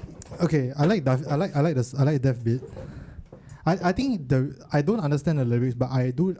Okay, the original song is very different though, cause when Powerful remixed it, Oh, I have no idea. Okay, please. so the original song is, after like don't stay away for too long, don't go to bed. Then there's a makeup before your head. Again, that I promise that one day I'll feel fine. so hard. I was I promise that one day I'll feel alright. That one day I'll feel fine. Yeah. It's like I don't feel great now and I am not in a good place. I don't have the capacity to give you what you need. Therefore, I don't think I'm good for you. But I love you. Yeah. And I will try my best to take care of you lah. But you know what? This is shit and don't stay with me because I am a wreck. Yeah, I get what I mean. Yeah. I think the Powerful is, yeah. Go ahead. The Powerful remix, like the one that went viral, the one with the rap. Give me the video. I don't know the rap, so I don't know rap. I Okay. don't TikTok. The song was about like a guy who is gonna die, and it's a letter to his dying to while he's dying to his partner. Right. That's why it Okay, was no like- wonder it's called Death Bit. Yeah, it was. I don't want to fall asleep. I don't want to pass away. I've been thinking Love of our future because I'll never see those days. I don't know why this has happened, but I probably deserve it. I tried to do my best, but you know that I'm not perfect. But you know that I'm not perfect. I've been praying for forgiveness. You've been praying for my health. When I leave this earth, hoping you'll find someone else. Cause yeah, we're still young. There's so much we haven't done. Getting married, start a family, watch your husband with his son. You know, this kind Oh of... my gosh, you really memorized Yeah, it. he really yeah, did. I really did. The whole thing. Honestly, the lyrics kind of goes with the chorus also. Like my interpretation of the chorus. That I love you very much, but I don't think this is good for you, and Yeah. you shouldn't be with me. Maybe. But I think Mm. what's very interesting about Powerful and like that TikTok trend, right, is that I realized that having bedroom pop is a big thing nowadays. Like having low production value for some reason is a new good- Lo-fi. ah I think it's like vulnerability, honestly. Okay. Okay, wait, like, I think, like, okay, I'm on TikTok. I mean, I watch TikTok. Ooh, you're on TikTok. I'm low-key addicted now. I'm not really on TikTok. But I think, like, there's a huge difference between, like, TikTok content and Instagram content. Because, like, TikTok content is, like, people with, like, no makeup on, completely disheveled hair, just wake up in the morning, like, say Yeah. some shit, and then it goes viral. And that's the kind of content that gets rewarded there, you know? Whereas, like, Instagram, you have to be, like, perfect. Like, it's more polished. Instagram is more false, I guess. People feel like they connect better on TikTok, I guess, because it maybe seems more genuine. I'm not sure. Do you feel like you are a false person on Instagram? I don't think so. Okay. At least not for me. Okay. Yeah. Personally, I'm pretty raw lah. You are lah actually. There are a I got lot of nothing like to hide. videos I've seen you like on the floor answering questions. Like, dude, my IG story is no makeup on. Why would I be wearing makeup at home, right? I'm just lying on the floor, bro. That's about it. Ling, are you stressed when you come on my show? yeah. What? This is not. I've never done this in my life. How stressed are you right now? Like one Okay, time. no, I'm fine. Now Like, it's chill, right? 4 out of 10. The Why first not? time you came on the show, how stressed were you? I was online, right? I'm sorry, Yeah. it wasn't like live, so I wasn't that stressed. Oh. Okay. Yeah. You Now I'm like, okay? So before IMO, Ling Yun actually appeared in one of my videos. It's a "Call It What You Want" cover by Call It What You Want by Taylor Swift.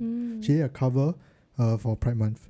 So that was pretty cool. I like that video a lot actually. thanks. And she sang really, really well. Wow. And- No, it was just fine. But yeah, I like that video. It was before IMO. It was before HTHT blew up. Wow. It was before everything. Oh, it was like the first few videos. It was like one of the first few videos. That's I actually. think I've been cool. like Alastair's guinea pig for like lots of projects. Wow. Like Yeah. when so to get into TSL, I knew I needed a portfolio, but I was really into film photography and photography, but I didn't have a portfolio because when I started photography, I was like, just like do what I want lah. I don't need to care what, right? Then I was like, okay, to get into TSL, I need to have an actual portfolio.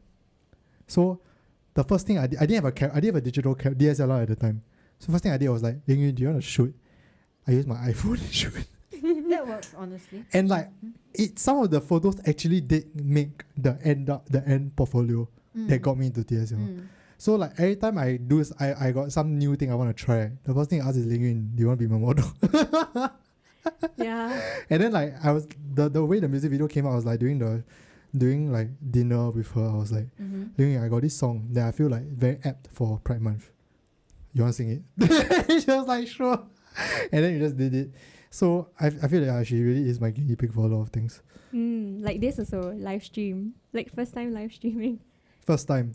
And then I asked Ling Yun, Saturday if you're not. Codfish says, can we get Ling Yun to sing a song, please? Can Let's I go. sing it without? Should I use the ukulele? Up to you. Up to Do you prefer We a can use cappella? double mics. I do, but it's okay. We can try the ukulele. Okay. Why don't you set it up and I'll answer some other questions? All right. The core of sharing photos just for the hell of it is not as strong anymore in Instagram. Do you agree? Actually, I do agree. Repeat the question. Dago said, The core of sharing photos just for the hell of it isn't as strong anymore. yeah. I think that depends on the user, honestly.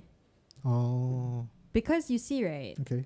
if Depends on your Your- intention. Lah. Yeah, if your platform is just a damn platform for you to have fun, right? Mm.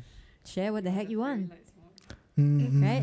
Then you just like, it's really just do what you want, right? Yeah, It depends on what you want to use the platform for. correct. If you What's want to your use it objective, for lah? like, to be a Portfolio, business, then maybe not. Lah. Yeah, I think it almost has become like a creative portfolio even. Okay, yeah, I agree.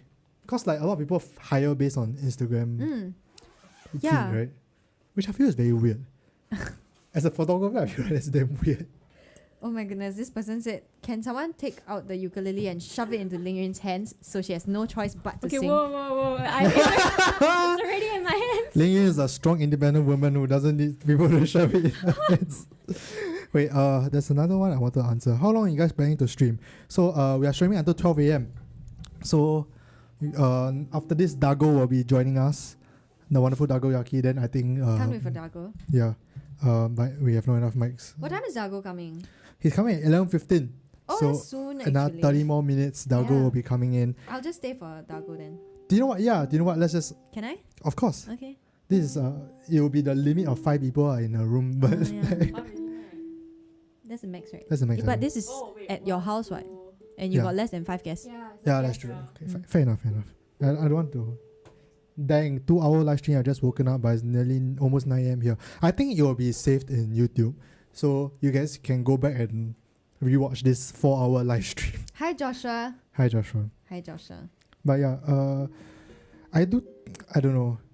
I feel like the whole portfolio, using Instagram as a portfolio is very weird. That's a photographer Very point of weird. view. Because Chris literally just said John actually created a special IG account for his portfolio for TSL application. But I feel like if what looks good on Instagram feeds is not what defines you as Commercial, a is good it? photographer. Okay. Because I think like Instagram feeds make it such that you have to stick to a certain style. Instagram and YouTube is kind of the same. Like people don't appreciate change as much as people think. So like a lot of people say like, oh, why don't you do more stuff and different stuff? The thing is that once you do different stuff, it doesn't work Yeah, because I it's understand. a social platform. People like you for a certain thing, you have to keep doing a certain thing. So I think as a photographer, I would suggest you go and make an actual portfolio where you show your range a bit more than than Instagram. Like on website. Ah, But a lot of people still will contact you via Instagram. Then maybe they'll click a link on your Instagram to your portfolio online. But your Instagram should be like the first step in. It shouldn't be your be all and end all because it doesn't show your range as well. I feel the colors have to be kind of the same. The things you photograph kind of have to be the same. It kind of boxes you in, lah. That's Okay, I'm my gonna stop opinion. you right there because Ling Yun is actually ready. Okay. What song are you singing, Lingan? Okay. So like after you told me to bring my ukulele last night, I practiced one song. And it's called My Future. Oh. Have you guys heard it? No, I haven't. By By who? Billie By Billie Eilish. Eilish. I'm sorry, I am not trendy and stuff. I only Okay, saw on like, Instagram. I I don't know don't what's going on. usually listen to Billie Eilish's songs, but like this song really caught my attention. It's really good. Like I was like shook. And I kept replaying it. Ooh. Yeah. Okay. So cute. Okay. I'll just start, is it? Just Sure. go for it. Just go for it, man. I can't seem to focus. You don't seem to notice I'm not here. I'm just a mirror. You check your complexion to find your reflections all alone. I had to go. Can't you hear me? I'm not coming home. Do you understand? I've changed my plans, 'cause I'm in love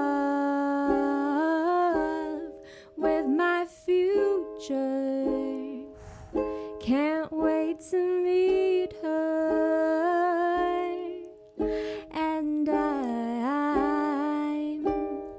I'm in love, but not with anybody. days. Just wanna get to know myself. Can't interlude. And then like the quick part. I know supposedly I'm lonely now. No, I'm supposed to be unhappy without someone. But aren't I someone? Aren't I someone? I'd like to be your answer. 'Cause you're so handsome. But I know better than to drive you home. 'Cause you'd invite me in, and I'll be yours again. But I'm in love with my future, and you don't know her.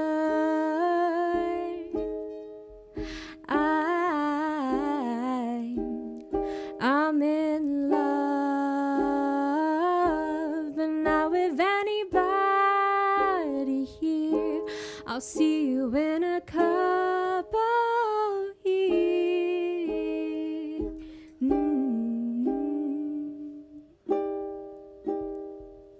Okay, that's it. Holy shit. Thanks. Golly. Let me read some of the comments. Oh my god, vocals are so nice. Dude, those vocals, man. Wow. She legit serious. Wow, she's pretty good. Wow. I'm in love.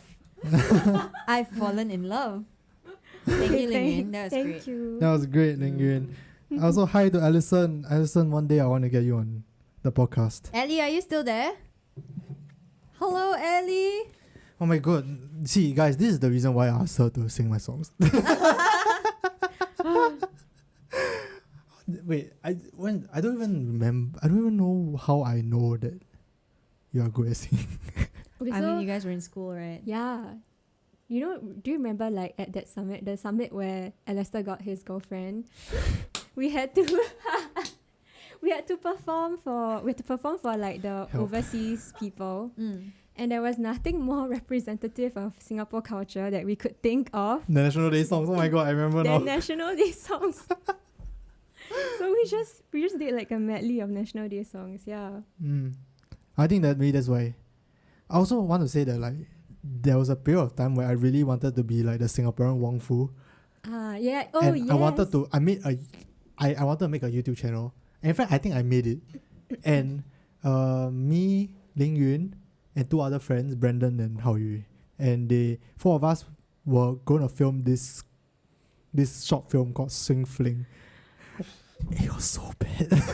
Wait, can we first talk about the one before Swing Fling? What's the one before Swing Fling? There was one that you really wanted to film, which involved a ghost.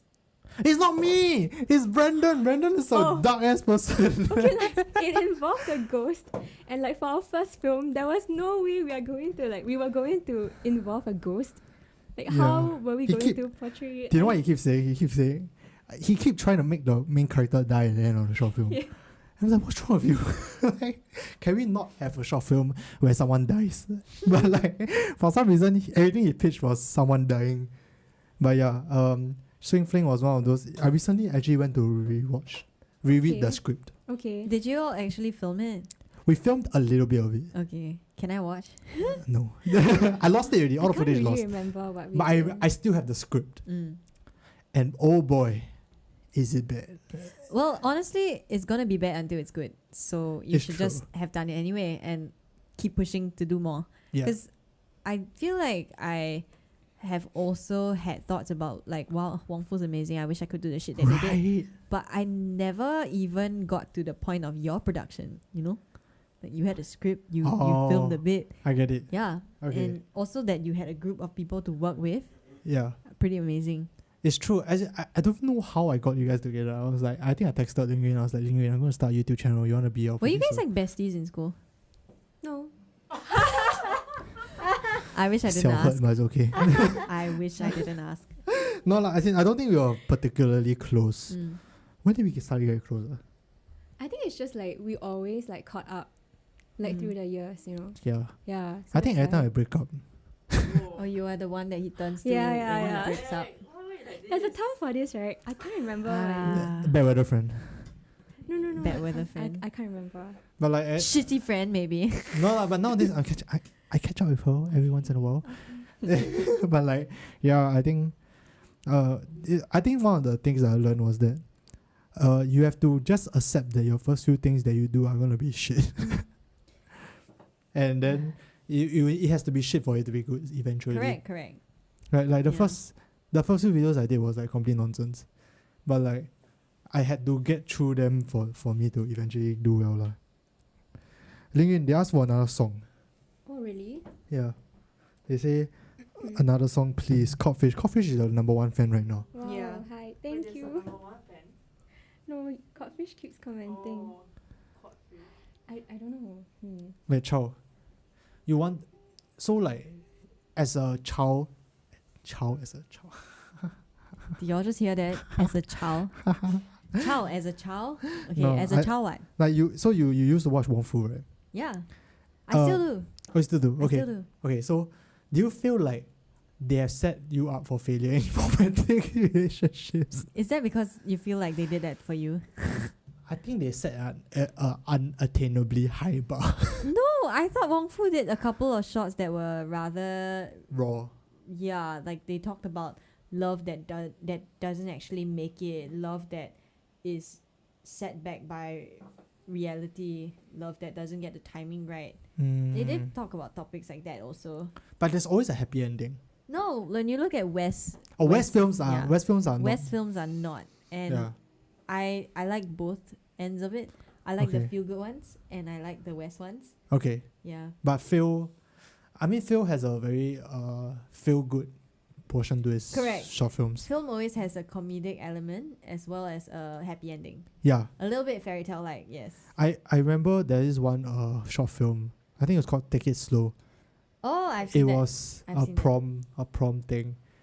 Then I always Imagine that prom happening. will be like that, is it? Yeah, and prom is not like that, guys. Prom is definitely not lah. Come on, you're in Singapore. What do you expect? I was like expecting like, go down, then they say like, okay, bye. Then after you start playing Actually, the CD, the I- car, then it's like, Prom was nothing, man. I feel like in Singapore, you can never attain that level of experience, but maybe abroad, maybe. Maybe in America it's possible. yeah. Yeah, a different context lah, guys. Come on, Wong Fu is amazing. I love Wong Fu that. is amazing. I think Wong Fu inspired me to start my YouTube channel. Even though I'm doing something very different, right? I think Wong Fu is the first one to like Yeah. make me think like, shit, I really want to tell stories. I They- really want to do this. Mm. I'm gonna start a YouTube They are channel. the only YouTube channel that I've continued watching since Like I 10 was in years ago, secondary right? school. Yeah. It's ridiculous. Question for Ling Yun from Yes. Chris. He Yep. says, "Can you tell us a bit about your musical journey? How did it start, etc.?" Ooh, okay. Okay, so I've always been singing in school, I guess, from like school events or like choir related events. So then when that was choral singing, right, which doesn't really train you much as a singer. Mm. Okay, wait. That was a wrong statement. I take it back. Whoa. Wait, They- choir singing? Okay, wait, no. Okay, they gave spill the me tea. they taught me a lot of things. Okay, so choir is really good for learning like technical singing skills. Mm. Yeah, like pitch and everything, but like they don't really train you to be a solo singer. So when you come up to perform, it becomes really awkward. Then it's like it's obvious that you sang in a choir, you know, like yeah. Oh, Then okay. but when I went to NUS, then I joined the NUS jazz band. Then I think that really pushed me a lot further because it put me into like solo settings. Yeah, so So before you're very specialized and you just have to not screw up and you have to do your job. yeah, before in a choir. But in a jazz band, you're kind of like the highlight in like the spotlight's The on main you. vocalist. Yeah, lah. exactly. Wait, do And you then- get stage fright? Yeah, I do. Like just now, my voice was shaking. Could you hear? Like, No. No. No. It sounded good. Okay, but why? What's the stage like? Is it something you still struggle? Is struggle the right word? I guess like it's not something that like overwhelms me lah all the time. yeah, it depends. Sometimes like the crowd, like the energy of the crowd, right, makes you more confident. Yeah, so I I guess hope we were a good crowd. yeah, yeah. No, Okay, but the camera is like intimidating, man. Okay, It's a small camera. okay, but I think moving from choir to jazz, like the jazz scene, right, was really helpful in like training musicality. Because when you get into the jazz, when I got into the jazz band, then I saw all these other jazz musicians like specializing in their own instrument, right? They were so good. Like they reached like this level of skill, which was very inspiring. Yeah, I think. So like when you went to jazz band, what clicked? Cause like I'm sure it's like a very big change, right? Then I'm Yeah. pretty sure you stumble a few times. So what? Yeah. At what point did you go like I got it? I think it's like the mentors, like because we have people training us. Okay. So they are like jazz musicians in Singapore, like Alame Fernandez and like Chok Karong. They are like big names in the jazz scene. Yeah. So they have personal training with us lah. Then they kind of pointed out where I'm going wrong. And I think like the main difference between like choral singing is that in choral singing you follow the score, right? You sing what is written. But in jazz singing you are encouraged to deviate as much as possible from the song. Like make it as different as you can. Okay. Yeah. So that really like forced me to To be not confident. go by lah. the book. Yeah, and Oh. like just embrace whatever I hear, you know. Yeah. Actually quite cool that like you are into jazz and everything though, because I'm just imagining that like I feel like your music taste very unorthodox. Yeah. Would you say so? Yeah, I think so. But it's also quite diverse. Like Okay. I'm not like in a niche area, I think. Okay. Does it frustrate you that people like pop music more than jazz music? No. Like I think sometimes pop music can be really good. Like Billie Eilish, you know that song just now, My Okay. Future. Yeah, but it does frustrate me when monotonous songs get popular. Can you Okay. name me one? Maybe like Ed Sheeran, Photograph. Ed Sheeran photograph is so good. It's okay, good. I'm not yeah, saying it's not bad. It's not It's bad. not Okay, bad. okay, It's okay. just it's monotonous after you hear it a lot. Oh, of okay, times. it's like payphone. Yeah, a bit like that. No, there are songs that go nowhere, you know. Oh, Like- okay. Okay, name me an example and then I explain. Okay, I can't give you an example right off the bat, but like my brother now, he sent me here, right? So he's been really obsessed with like lo-fi music playlists. Okay, I don't want to diss lo-fi, but like sometimes the music is at a standstill, you know, like you know what I mean. There's when like one they- beat and like Yeah. one and like four chords and then like one straight chord progression. Yeah, And that's it throughout the and entire there's no thing. Right? melody that brings you anywhere. It's just you just listen when you listen to it, you just feel like you're standing on the spot and like Okay. just stepping like on the spot, you know. Okay. It's kind of Yeah. like death beat. That frustrates me. Death beat is just the same four chords again and again. Okay, but that's like pop music Okay. generally. Okay. Yeah, I think it also depends on the melody, like how the melody uses the chords, you know. Okay, so if you had to like, cause okay, I think that having a niche music taste is kind of like you need to it's a kind of acquired taste, correct? So it's like, let's say I listen to rap, I cannot go into rap. I cannot go into like gangster rap immediately. I cannot go into hardcore rap immediately. Okay, so it's like with Death Beat. I have to start with Anu. like something like Death Beat or like something like Stereo Hearts. It's like a little bit Okay. softer rap. It's like rap but not really. Then only then that is like a gateway drug. Gateway drug. Okay. It's like a quote unquote gateway drug. You get what I mean? Uh-huh. So like what's the gateway drug for you for like for jazz or like any other music? for jazz, for music. Or like, okay, like what's a song that you would think is a good introduction? Oh, Like if for someone who's not really into jazz, not really into this niche maybe more classical music and like less poppy music, what's a yeah. song that is a good in between for them to get into it? Billie Eilish's songs. Oh, And like and Christmas music. why Billie Eilish songs? Actually, she does use a lot of chord progressions, right? That are jazzy. Like Okay. so there's this progression. If you are into music theory, there's this progression like called the 2-5-1 progression, which Okay. is a staple in like many jazz songs. Mm. And then Billie Eilish uses like quite a lot of that. Okay. There are some people who really have jazz influences in pop music. So yeah, it's very hard to draw strict lines lah with music, I feel. Okay. Yeah. So, wait, what's a jazz? What's jazz music? Like, what's the defining feature? Okay, so I think for some background, right, jazz was actually pop in the 1950s or like 40s. So Okay. the thing is that the songs that were written at that time have just been continually re-sung and reinvented. So like the nature of reinvention, you know, and like Yeah. improvising, that's jazz. Okay. Yeah. There's a question from the comments actually. I got a question. Do you have any outside influences beside local artists? Like who do I love, is it? his example is like Ailey in Korea. Like basically non-local artists that's your I'm Ooh. assuming most of it is non-local artists. Yeah, right? yeah. Okay, so my favorites are my top artist for this year's on Spotify, right, was Cyril Amy, Cyrille, Cyril, and then Amy, Aimee. So Okay. she's like a jazz singer, but she's like modern. She's in her 20s or 30s, I think. Mm-hmm. So she is doing jazz songs, but like reinvented for like a more modern taste, I think.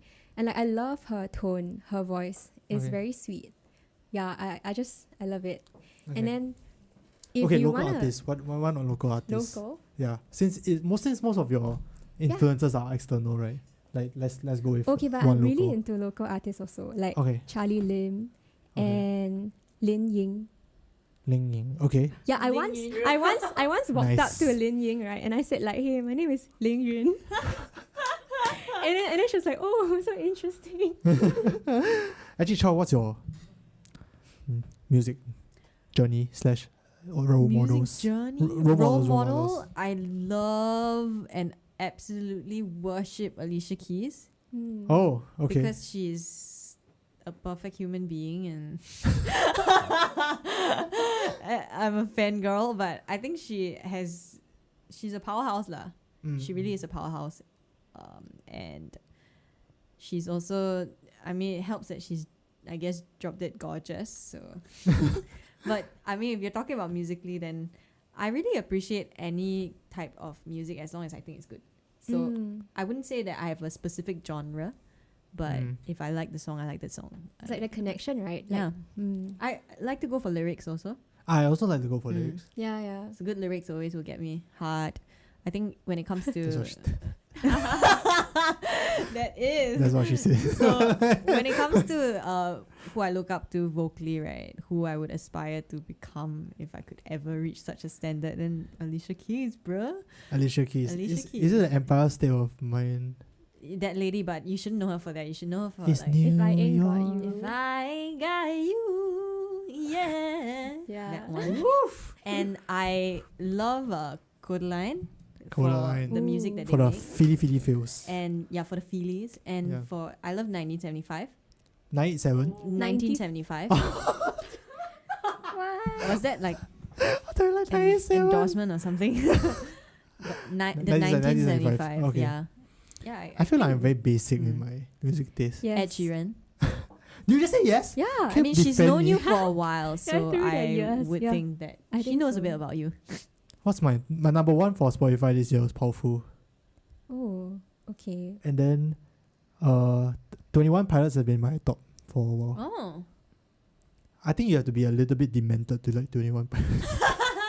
You need to be a little bit broken. Does anyone listen to Joji?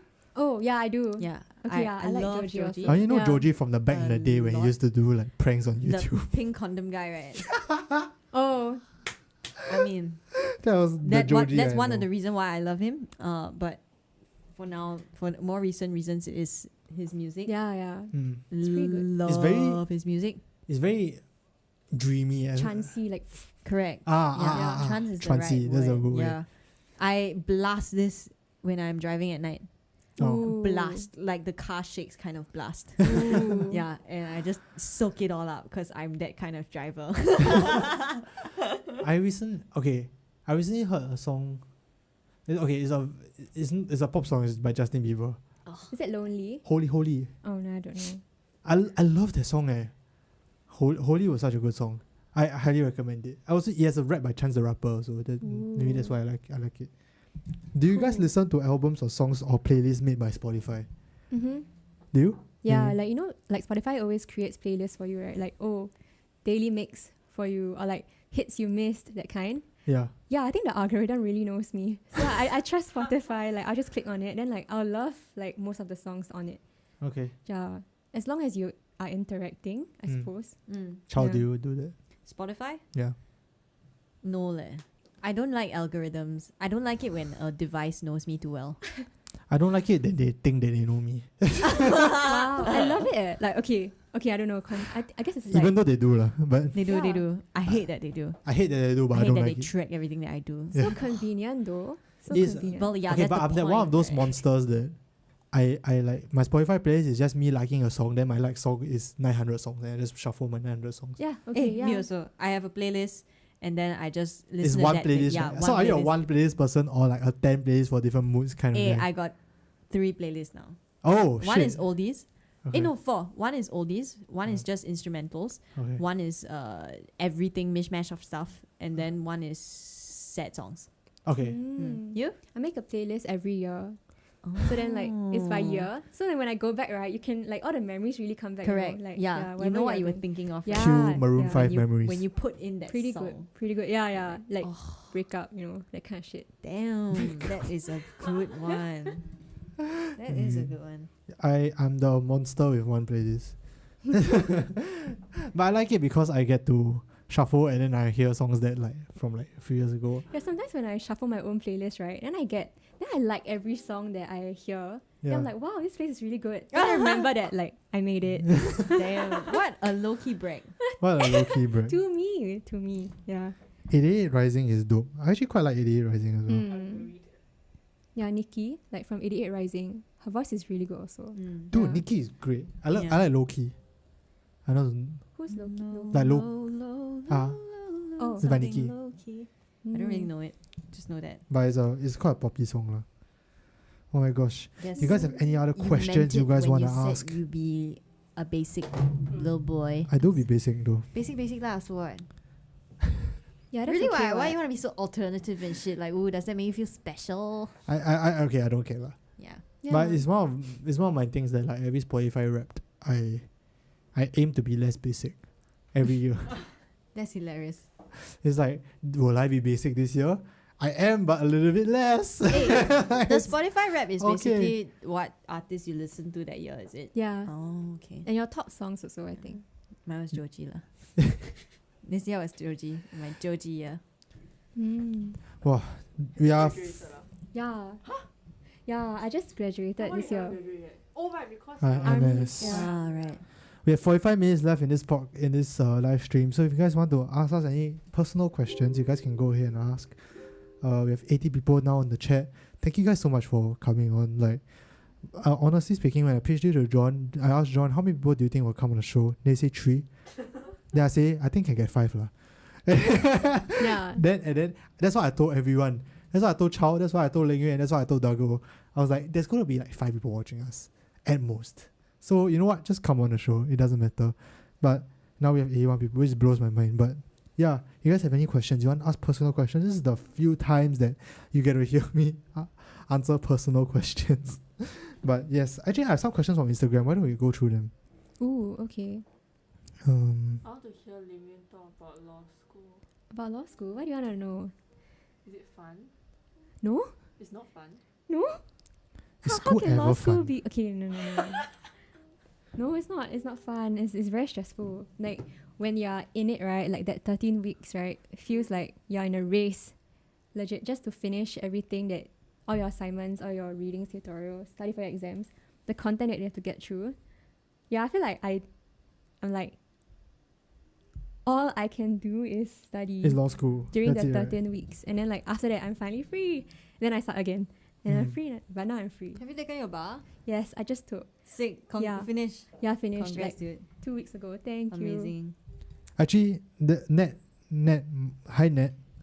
He actually asked, what's your favorite way to de-stress? I think that's quite a good segue actually, because school is stressful, life is stressful, life is hard. So, what's your favorite way of de-stressing? De-stressing. I mean. De-stressing. De-stressing. Okay, so recently for the bar exam, right, when I was studying, there was 8 exams in a row, okay, like every day. It was terrible. But whenever like I felt like my brain was dying, then I would play the Christmas hits playlist on Spotify. Wow. All I want for Christmas. And like it really cheers me up. So Christmas music or like high energy music, I suppose. Chow, what about you? To de-stress, is it? Yeah. I sing. Sometimes I'm at my computer. It's been a long, crappy day. Yeah. I'm like, damn, this feels bad. Let me sing. Or I dance. And I'm a shitty dancer. I can't dance. And I have 2 left feet, but I just silly dance. Have you tried And TikTok? No. And I will not be trying TikTok. It's Get us to 120 viewers and we'll make Chow do the renegade. How dare you? My Renegade. department has been trying to Renegade. make me do TikToks, and I just like, no. I will not. But I mean, de-stressing. Okay, I see you like sing a lot on like Instagram, Insta stories. Now and then. So those are the days that you are feeling the downy downs and the feely feelings. Yeah, actually you're right. But sometimes I post late lah, so you never really quite know. But okay, so if anyone is feeling curated. like a little down, right, I have a major tip, life tip, okay? Write it down in your little handy dandy notebooks, because this is a tip that actually works. Even if you can't dance, right, and you can't move your body for nuts, you can't even do a body wave, right? Yeah. I fret you not. I kid you not. Like the moment you silly dance to some music you like, right, you feel better. Yeah. Just do it. Mm. Nobody's watching. Just do it. What's my way of distressing? I think my way is I watch a lot of YouTube. Oh, okay. I mean, if that works for you, right? family. Runs in the I family. watch a lot of YouTube, which is like so much YouTube, guys. I watch YouTube to sleep. My favorite YouTube video to sleep to is F1. I don't know why. It's very exciting, right? I love F1. But hearing the cars, right, make me fall asleep. Like the Is it your white noise? then Is I'm it like, your white noise? I sleep. What? I don't know why. It just makes me fall asleep. I have no idea why. Okay, wait. Chris asked, what do you do to de-stress? I also watch a lot. Oh, I watch a lot of China dramas. If anyone loves like China dramas, can hit me up, yo. No, like I seriously love China dramas, and it's a very rare breed in Singapore because like no one watches China dramas and like China variety She's pretty shows. unique. Yeah. I love China. I want to go there to retire. No, the time I brought my brother to Shanghai, right, he actually hated it. He was like, he looks like he was in torture, you know. I was there on exchange. It's great. I love Yeah, it's damn Shanghai. nice. No, Yeah. because he sucks at Chinese. I went to Beijing for 1 week, and I thought it was amazing. By the way, I one love week. China. I thought it was great. I would totally want to go back China's there and fine. like live for a while. China's No, because you And don't my China, appreciate it. my Chinese is bad, dude. My Chinese is so bad. It is. But the hell? Are you sure? Are you sure What? he's worse than The you? hell? Yeah, I'm pretty sure. I'm quite sure. Yeah, Yes. Really? quite sure. I'm quite sure. Okay. This one really. This one really. Okay. But I still loved it, and I could still communicate. I mean, you just need minimal Chinese. Mm-hmm.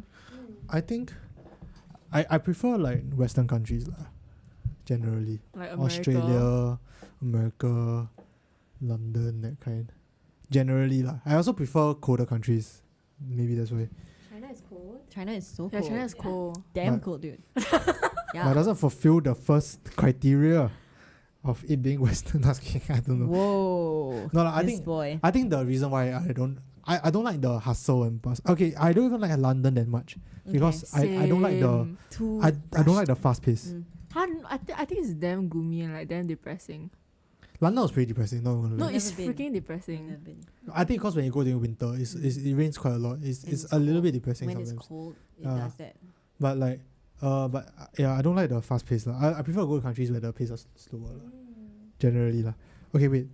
How personal do you want it to be? I mean, you can. I think Dago is here. Oh, is he? Can I'm you gonna open get him. the I'm door? gonna get him. Okay. Oh wait. Do you know how to open? Wait, don't open the door. Oh yeah. Hey, you. I thought it was just the that door. I didn't know it was outside there. Okay. Yeah, Dago Don't is. stop acting like I know your house, okay? You've been here twice, Guys, dude, how can you forget? 3 times. What's the third time? HTHT and then the Natalie Xiao. Yeah. This is the third. twice before lah. bro. Fine. But like okay, Not living in the present. how personal do you want? How deep can we go? I mean, you can go as deep as you want. If you're not comfortable, we just tell you. Oh wait, sorry. Can I say something? Yeah. So Dago is coming, and I'm gonna give him my seat. But thank y'all for chatting with me for the past 2 hours. Actually, I can't believe I'm here for 2 hours. Yes. Yeah, and thank you for having me back. No worries. Yeah. Thank you, Chow. Are you gonna sit here? I'm gonna make a move. You're gonna make a move. I'll sit here for a while, then I'll make a move. Oh man. Oh man, I'll stay for a while. I wanna catch Dago. Yeah. Okay. But okay, so you can go as deep as you want. It depends. Okay, Chow, why don't you answer one last question? Sure. Okay, so the question was, have you ever had a legit argument with another TSL talent about a particular direction for a video? But okay, I would like to explain this question. Have you ever had an argument or like disagreement based on the video or like a deliverable or like based in TSL? Like how do disagreements go for you in the workplace? In the workplace for TSL? Arguments. I don't necessarily agree with having arguments. Okay. I Hi, would Dago. say Wait, if come, you. Dago. Sorry. What's up, dude? Hello. What's Hi, up, Dago? Okay, yeah, continue. Sorry. Okay, so what I believe in, especially in communicating in the workplace, is if you have differing opinions, then talk about it lah. Like there's no need to get emotional. I feel like when it's professional setting, right, you always need to be objective. Yeah. And I have a way of compartmentalizing my feelings in order to be very, very, very objective about things at work. Okay. So that is really how I deal with conflict. Okay, so in the most recent example of conflict management, I had a disagreement with a colleague of mine about how they were spending their time and how they were not contributing to team goals, and they were being selfish with their time lah. Yeah. And what I did to deal with this was to really just say, I am going to share my thoughts with you about this matter. Send a text about why I felt like it was not right, and then after that had a call to discuss this. Okay. And it was in a very objective manner. It's very professional, Yeah. like you're able to separate yourself like from the Yeah. person as well. That is really the way I deal with conflict. It's a bit mechanical, but I think it's useful in the workplace. Okay. Conflict. Yeah. I feel like for me personally, I think John and I have worked a lot together a lot, guys. You guys like never don't know this, but like she's my supervisor 2 years ago, and like from then we never really stopped working together. It's like constantly together, and like there are times where he's pissed at me and there are times I'm pissed at him. But like the way we handle it is we have our own way of handling this like disagreement, and like me getting angry at him and him getting angry at me. It's like we have so much like respect for each other to the point where like we understand that as long as we say it once, right, the person will get it already. And like it's like I just tell him like, John, I got this thing I think can do better. Then he will take it himself. Then for him, he also understands that once he tell me, Lester, I think you could have done this better, I will just take it and I'll do it professionally lah. So that's the way we handle. And like a lot of people, I don't know, I feel like very easy to mix friendship into workspace, especially for TSL, because TSL is such a close-knit place, right? Yeah, it's a Then very everyone flat kind of organization. Yeah. So like I think very easy to mix up like negative comments in the workplace as like a personal attack and like you compromising your friendship. You get what I mean? But like I think it's not that bad after you learn how to deal with it lah. You kind of have to be mature about it. I think feel. as long as you're moving into a workplace, right, Yeah. regardless of how candid it feels, you are still in a workplace and you cannot forget that you are being paid for your time there lah. Yeah. So be professional, that's all. I agree. So that's that question. All right. Anyway, I think this is where I make my move and where Dago steps in. So thank you once again. And thank you guys out there for even tuning in and listening to us This is talk. crazy. It's real fun, guys. And thank y'all. I'll see you guys again soon. I mean, y'all know where to find me. At Instagram at Charles Xiaohui. Bye. Hi. Hi, I said hi, come give me a hug. Last time I saw was in NUS. Yeah, I think he came up to me. Come, you take my place. So here's our last guest for the day. Ling, are you staying? I don't know. You want to say? Do you want to stay? Just I could, but Yeah, I don't know. It's up to you, man. Yeah, if you want to chat with Mr. Dargo. Okay, first question. First things first. Can I have the Wi-Fi password? Man wants to check the chat as well. Also, because this place you can't get data, which is Yes, I just realized. Yeah. I'm so You glad know. that I got both devices hooked up to the Wi-Fi here. I was Bruh. like, yes, thank you. I think it's correct. Wait, do you have a charger? Yes, it is correct. Okay. Okay, so our next guest is Dago. His Instagram is at Dagoyaki. Sorry, I can't change. It's at Chao Jiahui right now. I kind of dang a it. bit lazy to change it. A bit hard to change also. So, Dago is my TSL intern friend, and he actually appeared in one of our videos, University Tips. IMO episode yes. University Tips. So, one of the episodes that they did not bad, and people actually quite liked it actually. So, Dago, welcome to the show. For the next 30 minutes, you will be sending us away for 30 minutes. Wait, I think you need to go closer to the mic. Sure thing. Okay, so Dago. So Dago is a creative as well. He's a photographer / videographer. Recently, he uploaded a video on his Oh. YouTube channel, which I thought was pretty cool. So go and check it out. Just search, what's your YouTube channel? Just search Dagoyaki on YouTube. I have a grand total of 16 subscribers. So Hey. what? Not bad, what? Bro, it's my friends. It's just a bunch of my friends. I don't think about it. But I like- just start. Do you do like games? No, it's you know that It's who a meme. Daniel Tamago is. Yeah, Daniel Tobacco. He's yeah. like the Singapore's resident college YouTuber at the moment, Yeah. and I really like his content. But Daniel Tamago, at least from what he shows, Yeah. he seems to be more of the upper echelons of like academic prowess, you know. So Yeah. right. You've seen He does too much shit. You've seen his iPad tips and everything. Yeah, He's yeah. like It's Wow. crazy, but it's He's- not normal. right. He's He big was brain. my schoolmate leh. Huh? Yeah. Yeah. For real? He's quite a big nerd, I think. Like he did well in school, kind. Yeah, even I mean, props to him, dude. you saw him. He got into the dean's list with That's his. crazy. Yeah. So So he's quite a bright kid. yeah. So the man is big hustle, big brain, and everything. And so I thought like, I like that content, but it's not very relatable to me, you know. Yeah, so you decided to make a So yeah, layman's version of it. correct. So like context, I'm not your typical computer science kid. I'm the below average. I'm the guy you need to thank when you get your A's for, when you get your A's for finals, you need to thank me because I'm the one thanking the bell curve. See, so don't forget. Wait, Dago, he's NUS as well. Oh, okay. But I mean, you guys are not same school, lah. What year are you? I'm in Year three. year 3. Yeah, so Oh. year 3. Same years. Yeah, 3.5.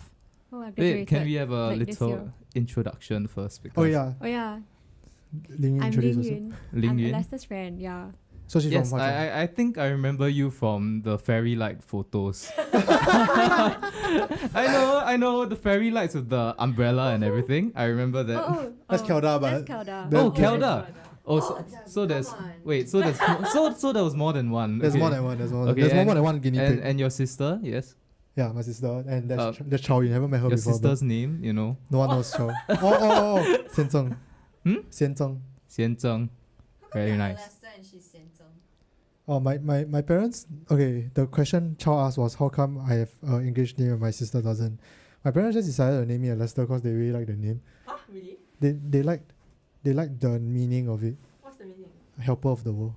Wow. Wow, the world. wow. The world. Yeah, like I said, your sister is very sweet. She said you would make a good like boyfriend and You everything. didn't know that. You couldn't give Oh. her away. Oh crap. Well, I don't think I'm the best I'll- boyfriend to be honest, but Lester, you're a very sweet guy. Okay. thank you. I Yeah, appreciate it. like we You should point know- out what we are looking at. Yeah, yeah. Man's a thoughtful guy. I But, remember. I mean, okay, wait. Ling Yun. Okay, introduce you. already. okay, Ling I Yun. lost my. Okay, guys, it's 11:30. I'm like honestly running on fumes right now. I am very tired. But let's have a nice last 30 minutes. In fact, Chris asked you, Dago, what are your honest thoughts about NOC? Okay, wait. I think I asked this question to Chow just now, but Yeah, it I kinda think got slipped. it's a different context to what people are expecting. It's not about night owl cinematics, guys. It's about what's it called? NUS overseas colleges. Yeah. It's not about night owl cinematics. I'm not trying to stir up any drama. I just wanted to like hear some tips about what NOC is like, the NOC program at NUS is like. It's Because too late to deal with this, guys. yeah. Wait, no. Do you know what? Ling Ying, what's your thoughts about NOC? Like not our cinematics as a non-creative. You're Yeah. absolved from this, so like Yeah, I'm not. yes. So what's your thoughts? Do you know what's the thoughts about the Singapore YouTube scene? Just throw everyone under the bus. I feel Wait, like but I I want to don't- say stuff like Okay, that. see, like I don't really watch a lot of YouTube. You know, Okay, I okay. come onto YouTube for like tutorials, like like to find out about stuff. Like, Okay. swatch the lipstick, that kind of shit. Like I come here for information. Oh, Okay. But like, yeah, I don't know. My sister watches a lot of NOC. Oh. I just see them becoming very corporate lor. I don't know. Like there's so many channels now. That's my thoughts. Okay. Dago, what's your thoughts about the Singapore YouTube scene? kind Not of. thoughts lah, doesn't matter. Yeah. I mean, like, you talked with JianHao before, you know, Yeah. like, they are also, like what Yun said, like, they're branching out. You can see JianHao here, like, how many channels does he have right now? I don't I don't know. I have no don't- idea. And NOC is also becoming more corporate, but we are seeing, like, a rise of, like, I think, different YouTubers. And the biggest example is, of course, the commentary type, like Sneaky Sushi. Okay, yeah, I love Sneaky Yes, Sushi. everyone loves at least from what I've been asking about. Yeah. I think a lot of people He's the love people's Sneaky champion. Sushi. Exactly, because Sneaky Sushi, in my opinion, IMO, is very he puts his words in a way that, you know, he says the things that we all think about, like, you know, xiao mei meis and whatever, and he puts it in a very eloquent manner. Then we're like, hey, I was thinking of that, you know, and and the way he expresses it is so entertaining, and that's why he's on the rise. Yeah, so I think a bunch of these like commentary type, a bit. I feel like the YouTube landscape in general is more It's shifting. shifting towards people want like real stuff, you know, like something a bit more genuine instead of like an act or what, you know, like you know, a skit or anything. That's why you see Wild Banana. I think they were also doing like more of the games like kind of thing, right? So it's more casual and People whatnot. crave genuinity. Is that the noun for Yeah, like- genuineness? No, What's the noun for genuine? I don't know. Genuinity, do you know what? Authenticity. Authenticity. People crave authenticity nowadays. Yeah, right? like what I said about TikTok, right? Yeah. I think that's the same, going along the same trend also. It's like people want it to be real. I think because people are tired of, because there was a period of time where YouTube or like social media was very curated, and people used to like it because it's high production value. People like to see a side of life that is better than theirs, so that they live vicariously through these people. So like people like Sam Coder used to be super big. I think now he's still kind of quite big.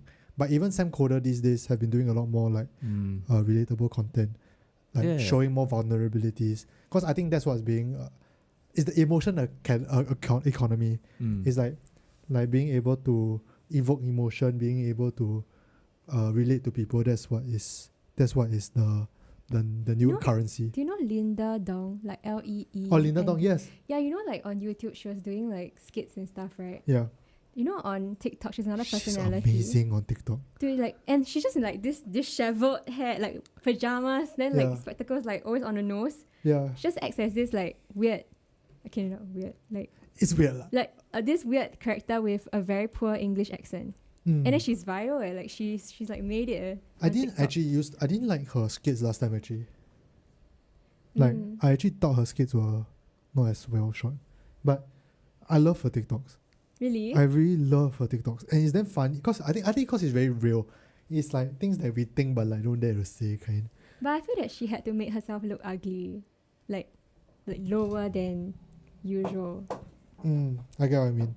for TikTok. Yeah, I don't know. So what are some of the other than Sneaky Sushi, what are some of the YouTube channels that you guys like? Singaporean local YouTube channels that you want to shout out right now? Singapore, Alastair Pang, Yeah. Zhao Jiahui. How long has it been since you uploaded a video? She uploaded the Grab one a few days ago. But that one because someone client needed the link. the client needed a link. There wasn't a video that I like wanted to upload. My YouTube space is now like really just wherever I want to put. Yeah. It's like random shit. But the last proper video was probably like in September, I think. So if for people who didn't hear that, the last proper video that Chao gave was in September. So I mean, I think she's an upcoming YouTuber. So cute, ayo. If I put more time into it. I'm quite sure you will beat me. She beat me already. She beat you already. Huh? You beat me already. Yeah. Doing what? I don't know if you're. But in putting quality content, you definitely beat me. There's some nonsense right there. I don't believe you for 1 second. Chow is the Singaporean Ana Akana I wish. Anna Akana. in a few years. Give me 2021. Yes, 2021. So in a year. Actually, that's in a few months. That's in 1 month. in a few days. 3 weeks. Yeah, 3 weeks. I think. Let me think of Wait. And then YouTube back channel. to favorite SG YouTubers. Yeah, some people say Gib Audrey's son. I never watched his video actually. Our before. grandfather's story. Our grandfather's story. Hey, that's the one we take inspiration from our documentaries. 40SL documentaries. Lah. Okay, wait, what are some of the local? Don't have a. Sneaky sushi. Well, Sneaky Sneaky Sushi, definitely. Yeah. Okay. Mine is, I would honestly say, Daniel Tamago lah. Daniel Tamago, okay. Yeah, because I really respect like what he's doing and like the amount of things he's juggling, at least from what he shows to people, it's still It's mad actually. it's still impressive to me. I don't think people truly understand how difficult it is. Yeah. Because to them it's like, just shoot a video, then edit, then finish lah. Yes. But then like, this is tiring Like honestly, like I do podcasts, right? Like my editing is like max 3-4 hours, right? Then I edit Insta story, that's another 3-4 hours. So I max spending 6 hours a week on YouTube. And I really feel like I'm burning out. I'm just thinking about those people who have, like Daniel Tamago, doing more polished content, right? Like 10 minutes, he actually needs to do transitions, he actually needs to do like actual storylines and like 10-minute vlogs, right? Correct. That's like so difficult. And like the most impressive thing to me is that, he's, at least from what he's showing, he's running this company, Parallax Collective, with a bunch of his friends right now, while he's schooling, while doing weekly vlogs. That's crazy. That's the amount of ideation. And James also, what in the world? It's like you have to ideate in that week itself, film the vlog, go back and edit and release it on time, and everything. I don't know how he does it. And then he still got on the Dean's list and everything. It's crazy, impressive to me, Yeah. I And mean, like- MOSG is pretty good as well. Real talk. Pretty alright. I quite like it also. I like John Chua a lot. I like Jade. Jade is great. I love Jade. I freaking love Jade. Jade is great. She's so like intellectual. Yeah. Video editing takes days. It really does. It does. Oh my goodness. My video took like, I had the idea for many, many weeks, like ever since recess week, but I only started making it like maybe last month.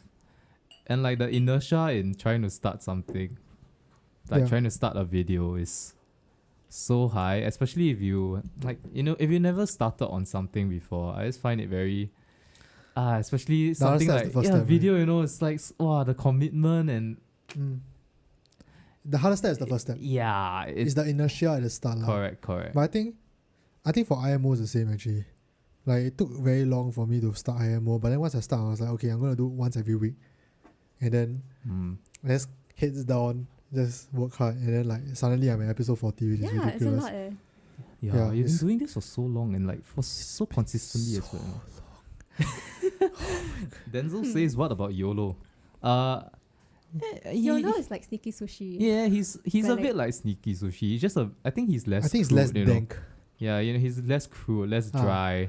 Yeah. YOLO's a bit more, just like poker face and everything. It's more, it's more like, deadpan. Yes. It's not like British humor, like very yeah, very correct, subtle, very correct. like you gotta laugh. Yeah. I liked YOLO's series when he reacted to Singapore social. Oh, it's damn funny. Oh, yeah. Yo, it was so because I didn't watch the show. Did you guys watch the show? No, I never watched the show. I watched it through him. Yeah. I watched it through YOLO. So we Everyone watched it through YOLO. So we all watched it through him. It's mad. You know, I asked YOLO to come on HTHT. Oh. He rejected me. Guys, go and flame that kid. Please ask him. I really love you. YOLO, please But come on why my though? show. Why did he reject you? I think it's also because at the time when I asked, I wasn't a big. Okay, not that I'm a big channel now, but like I was even smaller than I am right now. Okay. So I think it's just to him. It's like, you know what, just I'm busy, man. I understand lah. I'm not expecting him to. I was kidding, by the way. I but love his memes. You know, he's like I love so him. fast. Oh yes, with yes, his he's so memes. fast. yeah, is that? I don't know how he did so fast. I don't know. So like something happens and then like the meme is Next up thing you on know, Facebook. he's up already. Yeah, He's like 24/7 on like. I Does don't- he have Straits Time on his push notification or something? maybe. It's crazy. It doesn't take a lot of effort to make, but it's the It's thought the process. It's you the know. ideation. Yeah. I think ideation is like low key the most important part of a video. Cause like, it's what makes or breaks the video. Honestly speaking, like people will forgive like bad production value if your idea is good. And like we have seen it before with like, Yes. super low production value videos that do super well. Because no Yes. one gives a shit. So really the main point is the idea. Like once you have a good idea, like half the battle's won already. I think that's what I think. Okay, wait. By the way, Joshua has a question. Yeah, go ahead. Can I ask this? Is TSL really an entry level of doing media work? Like all the technical stuff. If a person's skills is way advanced, they would not want to join TSL. Aha, and that's where they have the department for you called A-Team. That's where scrubs Okay. like me and Lester can't join, you know? That's the kind of department we can't join. No lah, I think okay, TSL full-timers need to have a certain level of competence lah. I think they are, especially now the bar has been raised significantly. But last time when we were interns, they were a lot more willing to, I think now they still are lah, like they are willing to groom people with potential. There are a lot, cause like honestly speaking, me and Nago never opened Premiere Pro before in our lives, before we joined TSL. Honestly, when I first opened Premiere Pro, right, I asked Peps, right, why are my two clips not sticking together? Then it's like, oh, you need to turn on the snapping function. It's like, oh shit. I'm like, that's damn simple. I could Google that. But like, I never turned on Premiere Pro ever before I joined TSL. And now I'm doing predominantly video. I used to be a predominantly photo guy. I think same for you as well, right? But now I'm a Yeah. predominantly video guy. So I think TSL, the full-timers definitely need to have a certain level of competence. But I think interns, they're a lot more willing to groom you if you have the right attitude lah. But I'm not saying that you have to be scrubs lah. I'm not saying that you can be scrubs, because I don't think Dago and I were scrubs. We were pretty alright. I was pretty good. I was good. Okay, wait. Context.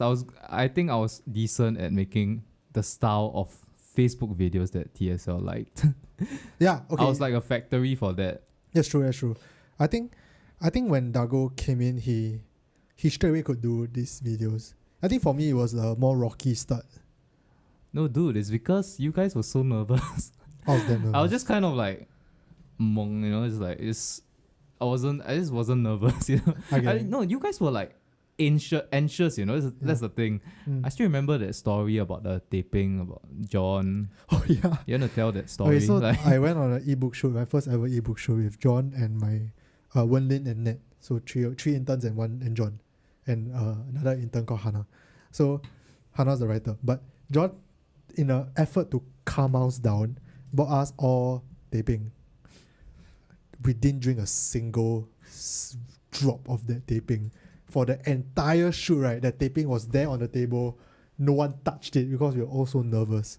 And we were all so scared, and we were all like, oh my god, we need to get this shot, In the end, the video sucked also. So I don't know why. all of our videos sucked. All of our videos sucked. I'm pretty sure some people had breakdowns as well. It was an intense I remember, period. okay, I remember Wenlin after so we had this one assignment called Live at TSL. Is a assignment to get us Oh, the photo one. to get an idea of like working in TSL and like get an idea of like how our photography skills are.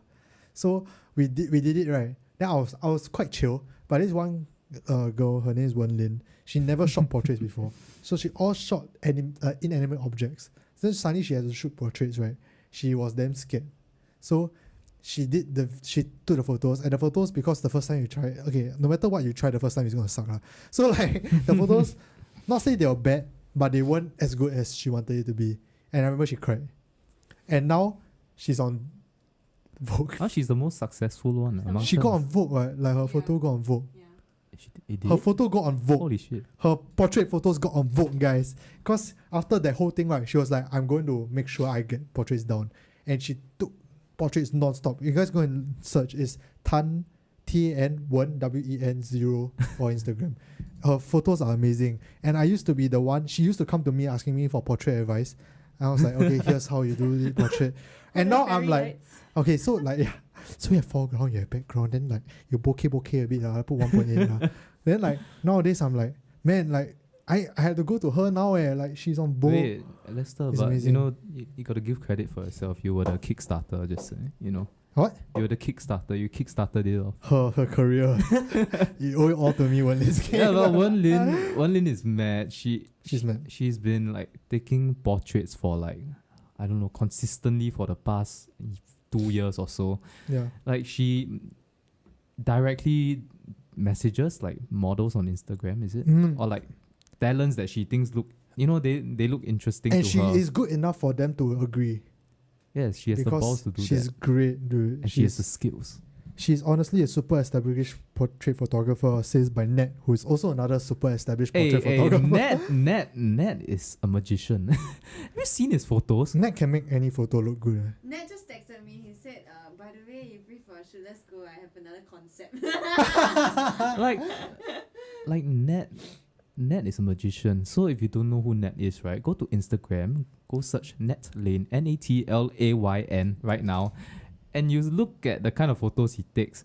And his gear, right, is literally like the most entry-level gear you can get in the market, you know? So, yeah, it's not like the a camera. Canon 650D or Yeah, some it's shit. not the camera, you know? Yeah. Yeah. It's crazy. It's the creative.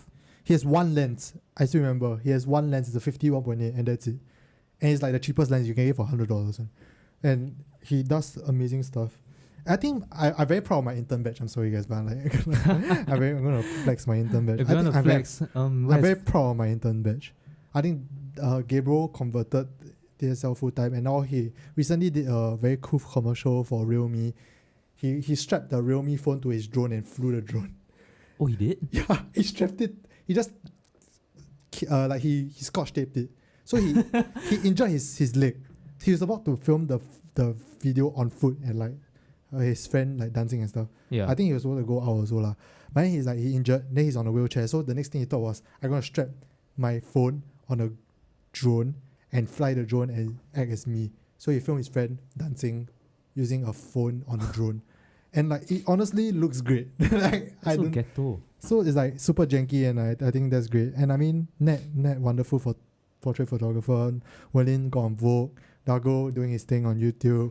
Wonderful. wonderful Dago is nothing like those guys. And then Dago's just here and there doing small Jermaine stuff. was another great photographer. Min Studios. She Portrait photographer. for also. another portrait photographer. Wow, her shots are damn good. But yeah, you know what? Let's not leave Ling Yun out of this anymore. Do you watch TSL Ling Yun? No, sorry.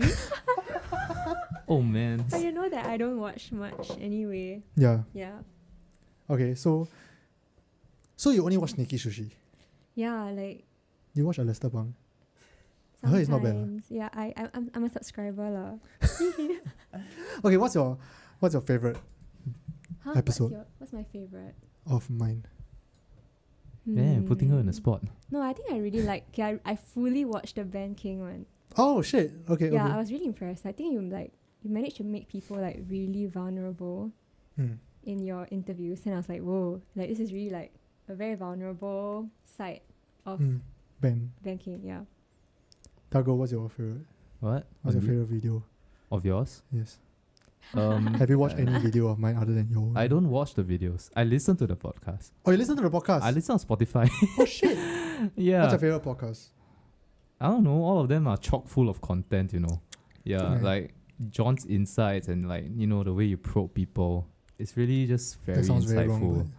But if you ask me from the top of my head, what I can remember, Yeah, okay, yeah. What's the probably maybe the recent one, like, you know, Bryan Choo, the smart Bryan Choo? local. Okay. Because I myself have kind of gotten into entrepreneurship quite a bit. So that was a really interesting episode for me. Okay.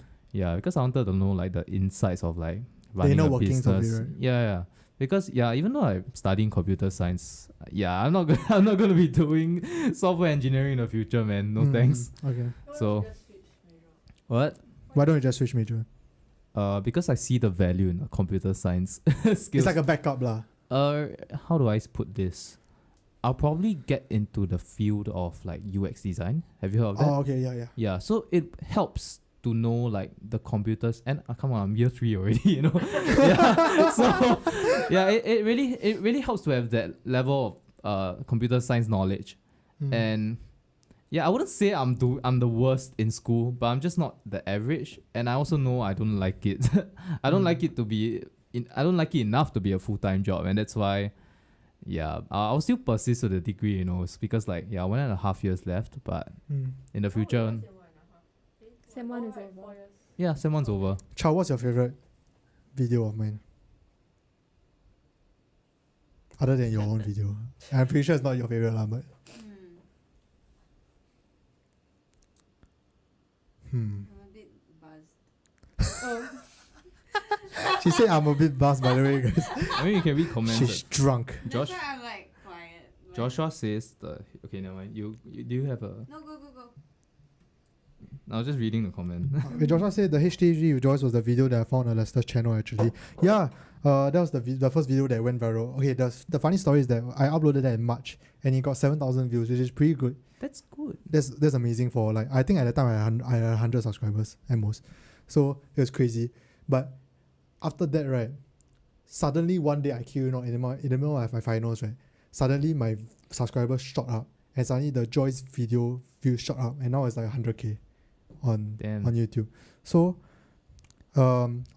this is where the thing I talked about Conan just now. I said Conan said something like, if you are nice and you work hard, good things will happen to you. And I think Conan O'Brien said that if you're nice and you work hard, good things will happen to you. And I think that kind of shows. I mean, honestly speaking, I couldn't have predicted it. I didn't know that it would go viral, but I just put it out there, then somehow people liked it. And I mean, but if you look back at the HTHT Joyce, right, it's such a janky video. Like the audio was so janky, the video was so janky, everything was just janky. Like the video was half out of focus. I did see this is see guys, no one cares about production value. Like your content good can I mean, it's a podcast. You're just listening, you know. Yeah. And I mean now the HTHT a lot higher quality in terms of like sound and like the video. And we got great guests like Ben King, and actually it's damn surreal. How the hell did I get Ben King on the show? How did you get JianHao? How did I get I don't know, how do you do it? You just ask it. You just like DM. It's mad. No, okay, the reason why is because we did a video on SG YouTubers. Yes. Then at the end of the video, for some reason, I say, shout out to JianHao. And then I say, if you want to come on the show, why not just DM me? Yeah, I think I remember that. Then yeah. I told John after I ended the shoot, I was like, John, I'm going to make this into an Instagram story and I'm going to tag JianHao in it. Watch me. And he said, yeah, go here. Then I did it. I did it right as a joke. It's just so for the next week, right, when I joined, when I called John, right, I can go like, hey, I really did it, JianHao. Then he will like, then we'll laugh about it. Then the next thing I know, 15 minutes later, JianHao replied me, Yeah. I'm down, let's do it. Oh wow. Then I was like, oh, At that point in time, he was like caught up with all like Yeah. criticism, Yeah, right? yeah. From Yeah. I can't remember who. yeah, but it's crazy. Then I was like, mad. That's the first big guess I got, I think. It was like JianHao. Maybe it was a so good nice. space for him to like air out his thoughts, because like Ling Yu said, he was in quite a bad spot at that point. I don't What think. happened though? No, it's just some dude went to slate him on Twitter or something. Some Yeah. girl. Okay, Yeah. yeah, it was Twitter, okay. Yeah, then they were saying, oh, SG YouTubers only do listicles and whatnot, you know. I can't believe Yeah, JianHao watched yeah. my video. It's still surreal. Okay, so like before the IMO episode, okay, I'm not a fan of JianHao. It's content. I'm a fan of him as a person because I think he's a super respectable guy, and I really look up to him as a YouTuber and as a businessman and as someone who's leading the charge in our YouTube, in Singapore YouTube. He's really blazing. He's like a trailblazer. He's the guy who's testing the water so that people like me can come in and do something different and not be scared, because we see that he can do it. So I really respect him, but honestly, his content not for me. So I remember when I started HTHT, I remember I was sitting here. Before all these things were here, okay, there was no this bed, there was no curtain, there was no any of these things, right? I told John, one day we're gonna get JianHao on HTHT, and I'm gonna tell him that I'm not a fan of his content. What? And I really did. I really got him on the manifested show, it. and I really told him I'm not a fan on his content. Tick that off the Twice. bucket list. So it's crazy. It's just mad. But like, I honestly respect him a lot. And to this day, when people ask me like which IMO episode should I watch, right, I always tell them the JianHao episode. It's like the episode that I feel like has the most potential of changing your minds, especially because a lot of people don't like him. A lot of people are like, "Wow, JianHao so cringy, JianHao like that." They're just the young adults. Yeah. Then to me, it's like if you don't like JianHao, I suggest you go and watch it because I think that you'll change your mind about him. And to me, I was won over by him. Like as a person, I still don't like his content, and I think that's fine. He probably doesn't like my content either. And I think that's fine. That's normal. There are a lot of people who don't like my content, and I don't find it as a personal attack on me. I just think that like as a person, you cannot knock on him lah. He's really a great guy. Actually, I have a question for like maybe you and Chow. Okay. Because like you guys are you're on YouTube quite often, right? So how was it like at first when you were putting yourself out in the public eye? If you get what I mean, you know? Yeah. Because it's like, do you feel like a bit more vulnerable when you first released your content, or first appeared in a video or something? Yeah, I felt very vulnerable lah. I think here's the thing, like if you go look at my videos, right, the first 1 year of me doing YouTube properly, I didn't even show my face. Like no one knew who I was. They only knew that there's this guy called Lester, and he's in the background. And Profile pic also the camera. Yeah, blocking no your one face. knew how I looked like. No one knew how I sounded like. No one knew anything about. In fact, no. I uploaded one video with me in it. It was HTT John, because I was the host, because John was the guest. Yeah. So that was the only one. But other than that, like I never got it. But like the first video I uploaded was this our fight video with Jiarong. So it's about anorexia. And I think that video gave me the most nerves to like this day. Like even now, like upload a video doesn't give me as much nerves as the Jiarong video. Because I feel like when people don't like as an artist, it's very difficult to, I think it takes time, but like as an artist, it's very difficult to separate yourself from your work. So when people attack your work, right, it feels like they're attacking you. So that's what I was at that point in my life. I was at that point where like when people don't like this video, I feel like it's a personal attack on me.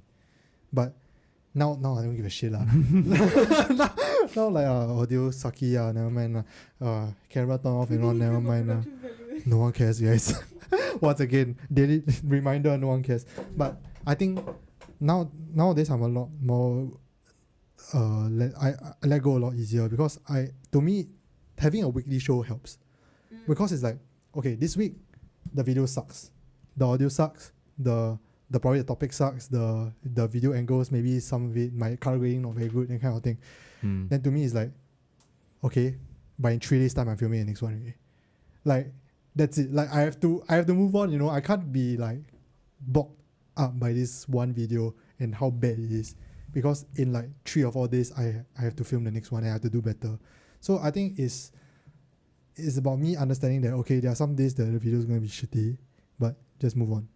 Just like I cannot get hooked up on it lah. I have to kind of just take it in stride and just move on, and next week is a new week. I have to do another video. Chow, were you how self-conscious? Okay, do you want not even YouTube, like social media also? Alright, actually social media. Okay, when you first being in the public eye, especially from TSL being a talent, right? Was that the first time?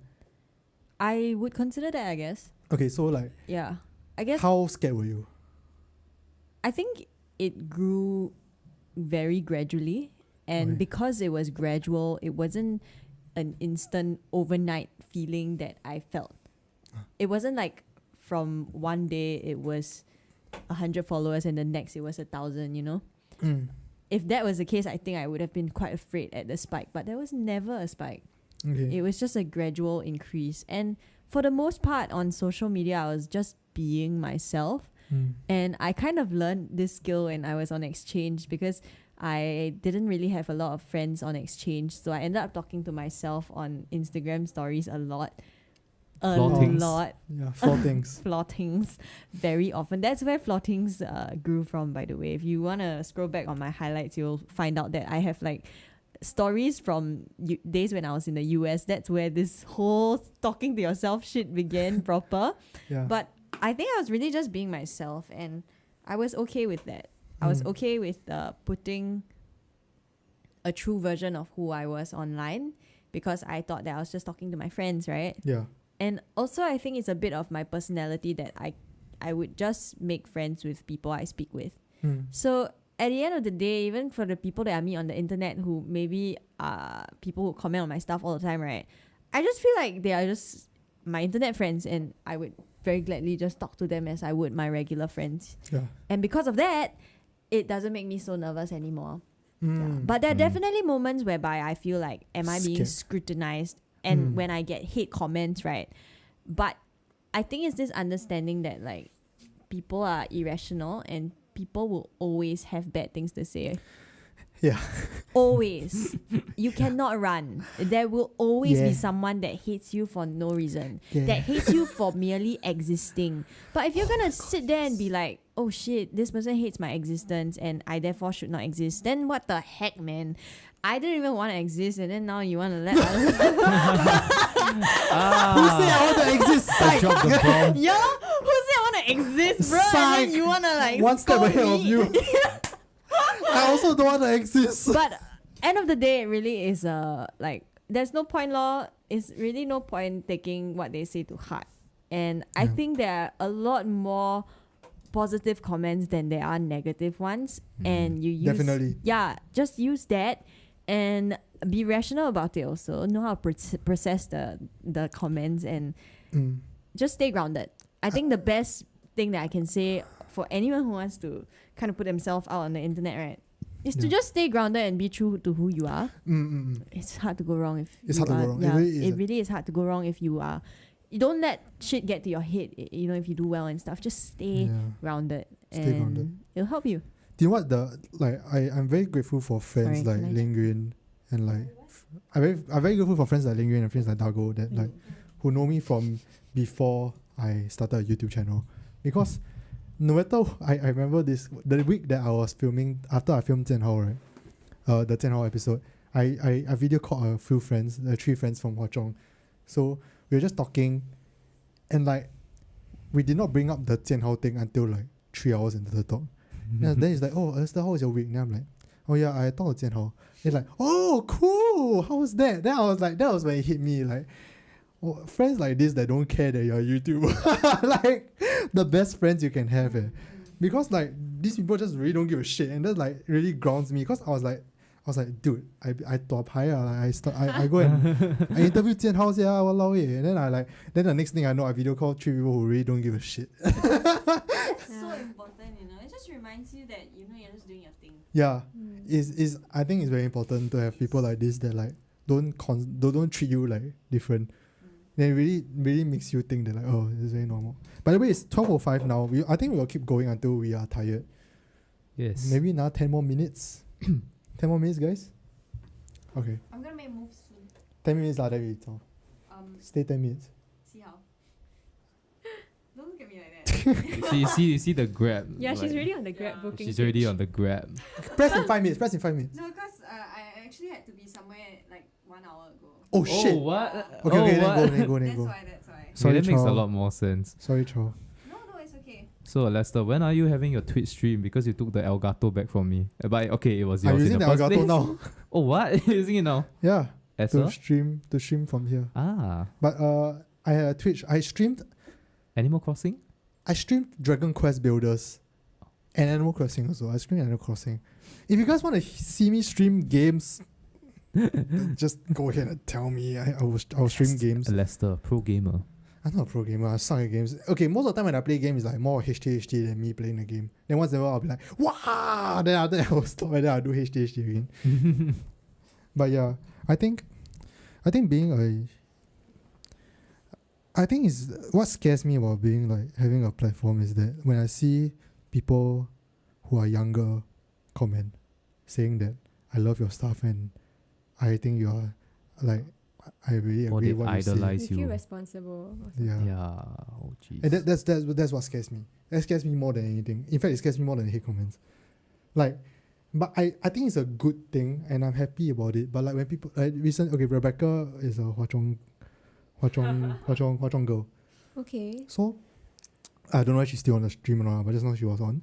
So she's a Hwa Chong girl. I remember she commented once on in my A-level video. It's like, oh, I'm a Hwa Chong person also. I love your content. I really like your stuff. Honestly, when I heard that, like most people will be happy, right? But my heart sank because I'm like, what are some of the nonsense I've spread to these young children? But I don't think you're a bad influence, what? Anyway, I don't know. I don't know. It's a bit like a pressure lah. I feel a pressure to be a good role model. Here's Feel the thing, comfortable, right? yeah, I don't want to be a digital Jesus. That's what I keep saying. I don't want to be a digital Jesus. That's not my point. That's you. I don't want to be. If you guys are looking to me for like a moral compass of society or something, please don't, because I'm not. But unfortunately, I come to accept that there are some young people who come on the show and like who really think that I am what they want to strive towards, and that is damn scary. Because I honestly don't know what the hell I'm doing, and like people don't get it because people see like I look like I got shit figured out. But I really don't. Life is sucks, you know. And I really don't truly know what I'm doing. I'm just happier now and stuff, and I'm more comfortable with not knowing what I'm doing. But have I have shit figured out? No, I'm 23. Like no one at 23 has their shit figured out. Do you have your shit figured out? No. Do you have your shit figured out, Ling Yun? No one at 23 has But their it's not shit the figured out. process lah. They will outgrow this stage, I think. Yeah. Yeah. So that's why every time I give advice, I have like this semi like I a bit scared to portray that I know what I'm doing because I don't. Fake it till you make it. Just kidding. No, yeah, but yeah. By the way, there's Yes. a comment. Lester, if you join Twitch, I will be on. What's your handle? Please do not look at my Twitch handle. No, I'll be streaming on YouTube. Oh, yeah, that's better for you. I'll stream on YouTube. So if anything, you guys want to chit chat with me. In fact, I'm moving house this coming Wednesday. You're gonna stream your moving. I want to see your new place. I want to leave this place so cozy. It'll be the same, essentially carbon copy. And it'll be good also lah. There'll be actually 4G there. There'll actually be Internet. signal. Wow, really? Oh my god! There's no data in this little room. Yeah, there's no data here. If anyone called us, right, we wouldn't They know. couldn't reach us, yeah. If there was an emergency, we'd be dead. We'll be dead by now. But like, yeah, I'm moving house this Wednesday, so this will be the last time. Is it? Oh. Yeah, I'll come and Around which housewarming. area? Come Around and which area? housewarming. I don't want to say on stream. Oh. That's fucking loud. It's okay. What do you say? Is it like nearby? Beauty world. Oh, Guys! it's okay. Yes, Beautiful world. Beautiful world. Beauty Has a great McDonald's. The McDonald's there, wonderful. Okay, I want to guys. Bye. Bye, Chow. Great to meet you. Thank you, Chow. Bye. Thank Bye you. bye. Hey, come for housewarming. I'll text you. I'll be there. Wait, there's a house. Are you already? inviting no. me and Ling Yun as well? Maybe not. Just kidding. Oh, what? Probably. Okay, I'm Bye. gonna. Just I kidding. want to see it. I'm gonna have. You know, he has a 55-inch monitor. What? The flex. No, like, do you know how huge it is or not? That's a TV. That's a TV. Yeah, that's a Using it as TV. his freaking monitor. I'm just like, how do you even see It's this a great shit? idea, guys. Wait. No, it's not a good idea to have such a big. You're gonna be editing videos like what, 10 meters away from your screen, you know. Just minimize the window Then when lah. you scroll your mouse, right, you have to move your whole arm. Is that Guys, you ridiculous? are not. You don't remember hate what? it. till you Remember try. what? Who taught you about this stuff? You know, like you have to maintain a certain distance so your eyesight will be okay and everything. You know, that kind Yeah. of stuff. Yeah. Yeah, a 55-inch monitor Oh, is but my not. table was very deep. My table is like 1 meter deep. Damn, how big is your room? What the Yeah, I heck? want to see. It looks super cool. Like Well, one the- day I'll show you guys. the design. Yeah, you know, Alessa's gonna have his house tour video coming I up. will not have the house tour video. No. Yeah, 100% man. no. How come It'll you be guys one- are not packing? Like Oh yeah, actually, if you said If you shove it down our heads long enough, we might not have to deal with it. isn't it like that it's like that thing where you, what's it called? You pack like one night before your trip. You know? It's kind of like that. Yeah. Yeah. I think you're going for that. Like you're most productive one night before your actual thing. Yeah, but you're moving your house. That's the thing, you know. No lah, but okay, we got movers that will help you pack also. Yeah. So wow. most of the things that we need to pack are the things that we don't trust our movers to move. Like this shelf Like over here. like this. Your shelf. nose gun. You know, this whole room, yeah, you. No, I'll trust them the You know? lights lah. I don't trust them the camera and stuff lah. But like Really? everything else is okay lah. I I mean, look- the lights is like not heavy. It doesn't really matter if you drop it. It's fine lah. I was very tempted to buy your setup during 12/12. Is it? I Yeah. highly recommend it actually. My setup is like slowly evolving bigger and bigger. But I still use a laptop. I don't have a desktop. I also still using my laptop. But I play games. How to play Cyberpunk like that? No? Okay, Yeah. I don't know if you're in the gaming world, but No, sorry. Yeah, I I don't know play if- Animal Crossing. That's the only thing. oh, play. I have it too. But that's a podcast you're for so another late time. onto the game though. What? Yeah, You're I'm really so late onto that. Like Sorry. back when I was still playing Animal Crossing like hours every day, right? You were like, You played I'm for playing the hours? mobile version. Mau version. like the phone before I got a Switch. Oh, Yeah. can I just say the Switch is one of the best inventions in recent history. So It please truly do is. get it. I love the Switch. You know, it's so accessible to.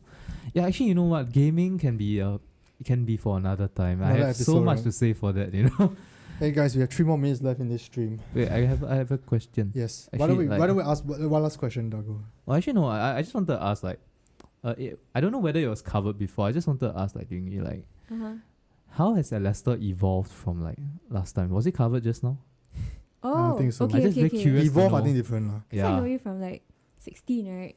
Yeah, like until When now. I was 16, Let's make Ah, it he about had his Alester. first love.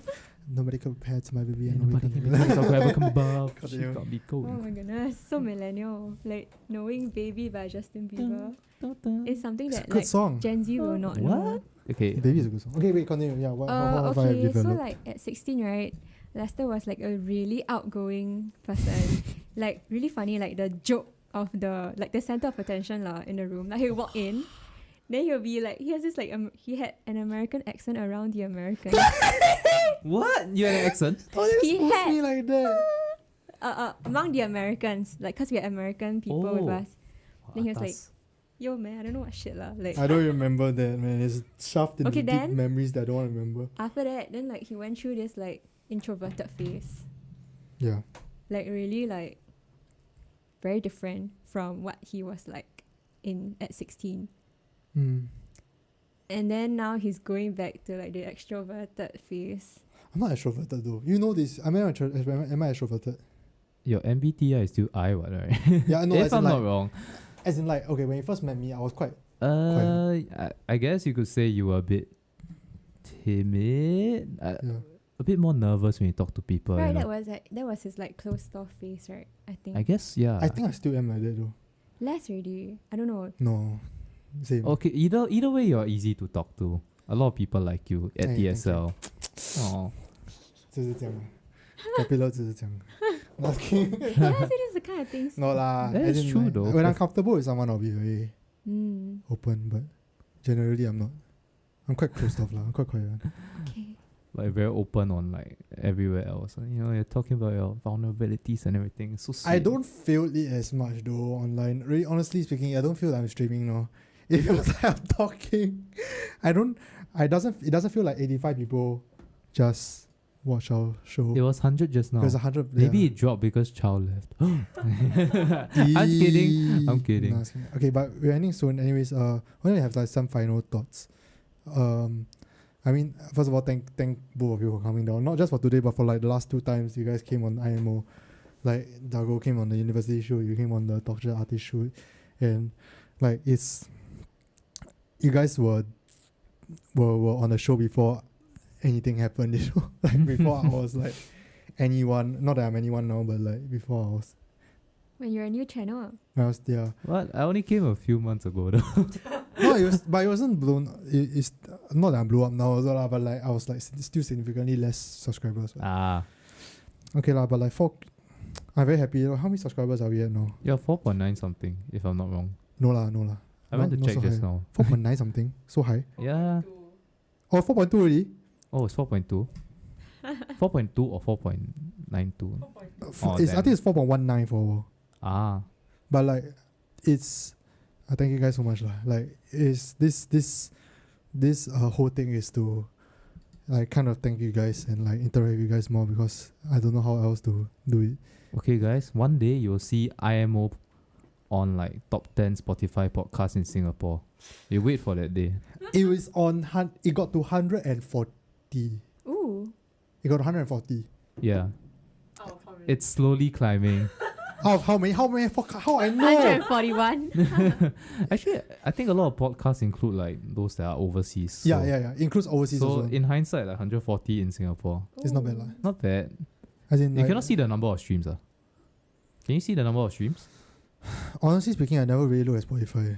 Maybe I should focus a Mm. bit more on it. But I'm very focused on YouTube lah. You know, my friend says he uses your videos as a background noise to study. Hey, some people do that though. Like they just Podcast. put on a podcast, then they Yeah, my feel senior like they told me are, that. you know, like it makes them more productive, you know, like wow, I'm like, listening to a podcast or studying at the same, double the effort, like multitasking maestro or something, you To each know. his own, man. I don't even watch my own podcast while I'm studying. But yeah, thank you guys so much. Really, thank you guys so much. And this is crazy. This has been a great year for IMO. But there are still a lot of like things in society that we want to push forward, like mental health, like racism, like all these other social issues that we cannot lose track of.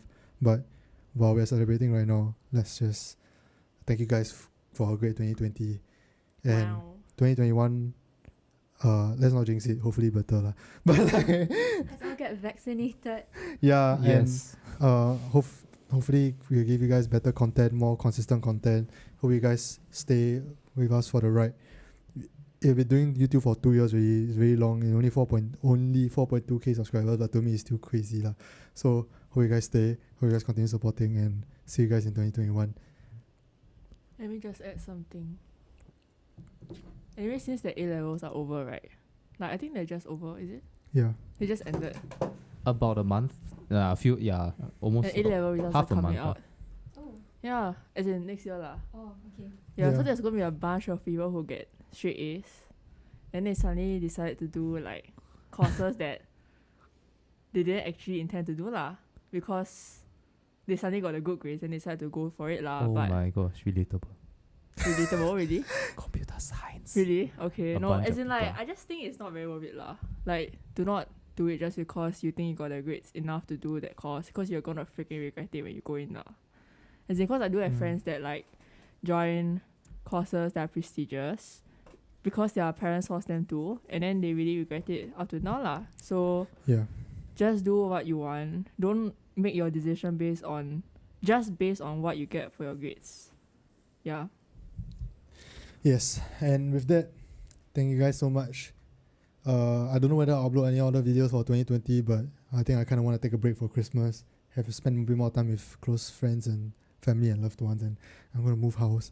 So, see you guys in 2021. Hopefully, I'll update you guys about what we are doing, any new updates, any new stuff that we want to do for IMO, for HTHT, maybe new segments, who knows. And